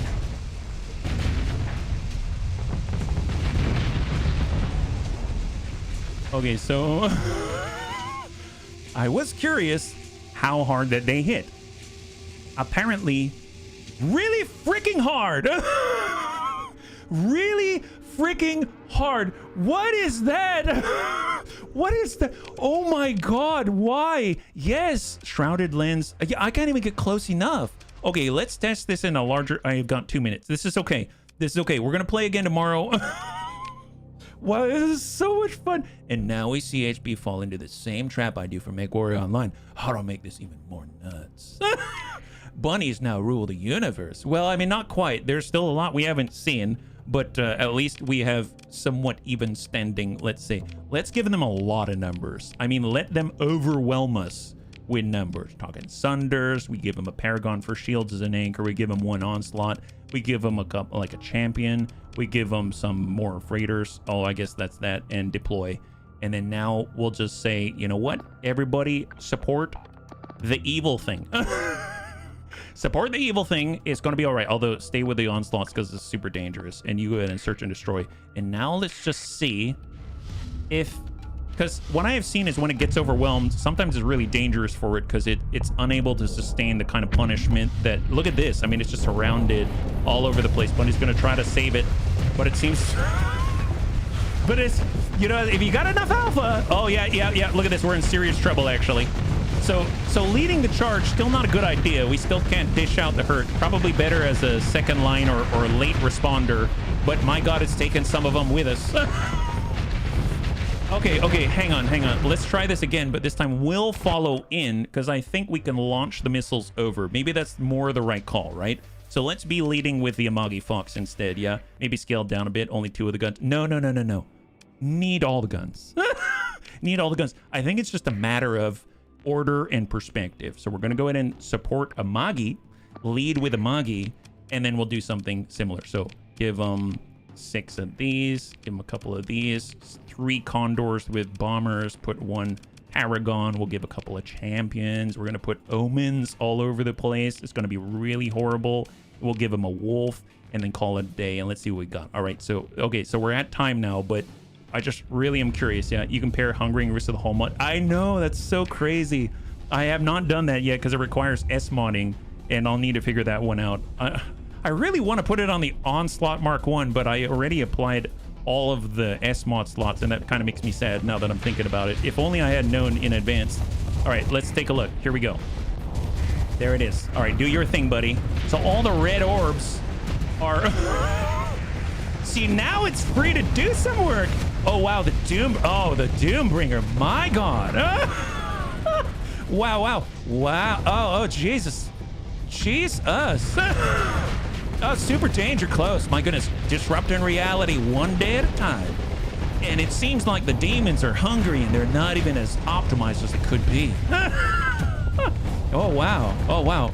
You're awfully close for a missile boat, aren't you? It'd be very dangerous if someone decided to, I don't know, not have shields for a second. Dude, it does not stop shooting. It doesn't. Does it have a cooldown? It just keeps shooting. Like, as long as there's... Oh, that's a lot of projectiles. I must admit, I'm impressed. I'm very impressed. I think this is...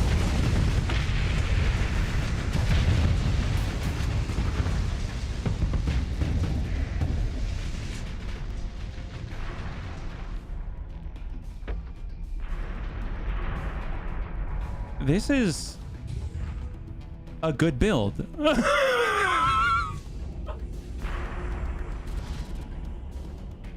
This build is decent. I will accept this submission to the Bunny League arsenal. And I will, in fact, commend you for bringing this to our attention. This is very nice. Wow. On your next playthrough, get progressive S-mods. It gives experience to ships you can use to pay for... Oh, wow. Stamp of approval. Definitely going to add that to my save. Yeah, no kidding. My God. Wow. I found a try. Nice, Archelon. High five. Well, I think the demon thrives. Put the demonic home. Oh, my God. Well, oh, no. Here's the thing. So bunnies, take a look at this. I may have been S-mod happy. I just want to point it out. I've said so many story points. I mean, look, I already put the stuff on it. You know what I mean? I'm gonna have to. I think I'm gonna need to use new. I'm gonna have to make or get new onslaughts and then outfit them. I think is what I'm gonna have to do. Fortunately, I've got a bunch of onslaughts, so it's not like that's out of the question. But you know, I've done some things to it because, you know, this has missiles, so it's a good build. My exact reaction to most of my wacky builds. That's right. Well, bunnies, thanks so much for hanging out with me and for humoring me as I continue to wander around this wonderful place. This is, gosh darn it, it's such a good game. So we'll return again tomorrow, and then I realize we've been playing this a lot, and I don't want the bunnies to get tired. So what I'm going to do is we're going to play tomorrow, and then we will go ahead and take a vote on what it is that you want to see afterwards. And, you know, maybe I'm missing out on a lot of stuff yet. I guess we still haven't revisited the threat because I've only seen him the once, and they probably have bigger stuff we haven't fought against. Yeah, there's probably still stuff out there, but like I said, I don't want it to overstay the welcome. So I will ask the bunnies at the end of the stream tomorrow. So that having been said, we're going to continue and come back tomorrow at 12 p.m. Pacific Standard Time, same bun channel. probably sweat up a storm and make this happen. We're going to head out this time early on in the stream into demon-infested water so we can get more of these missiles. More of and eyes and all the stuff, actually. Yes, more, just more. We're going to go there first so we can actually properly explore the abyss and figure this out together. So it's going to be really cool. I can't wait. So on that note, I realize we're going long. I apologize. Thank you again for your patience. If you'd like to hang out until the end of the music, we'll go and give someone a nice read. I had a total blast. I hope you did as well. And I can't wait to get into the next one with you. Have a wonderful, wonderful night.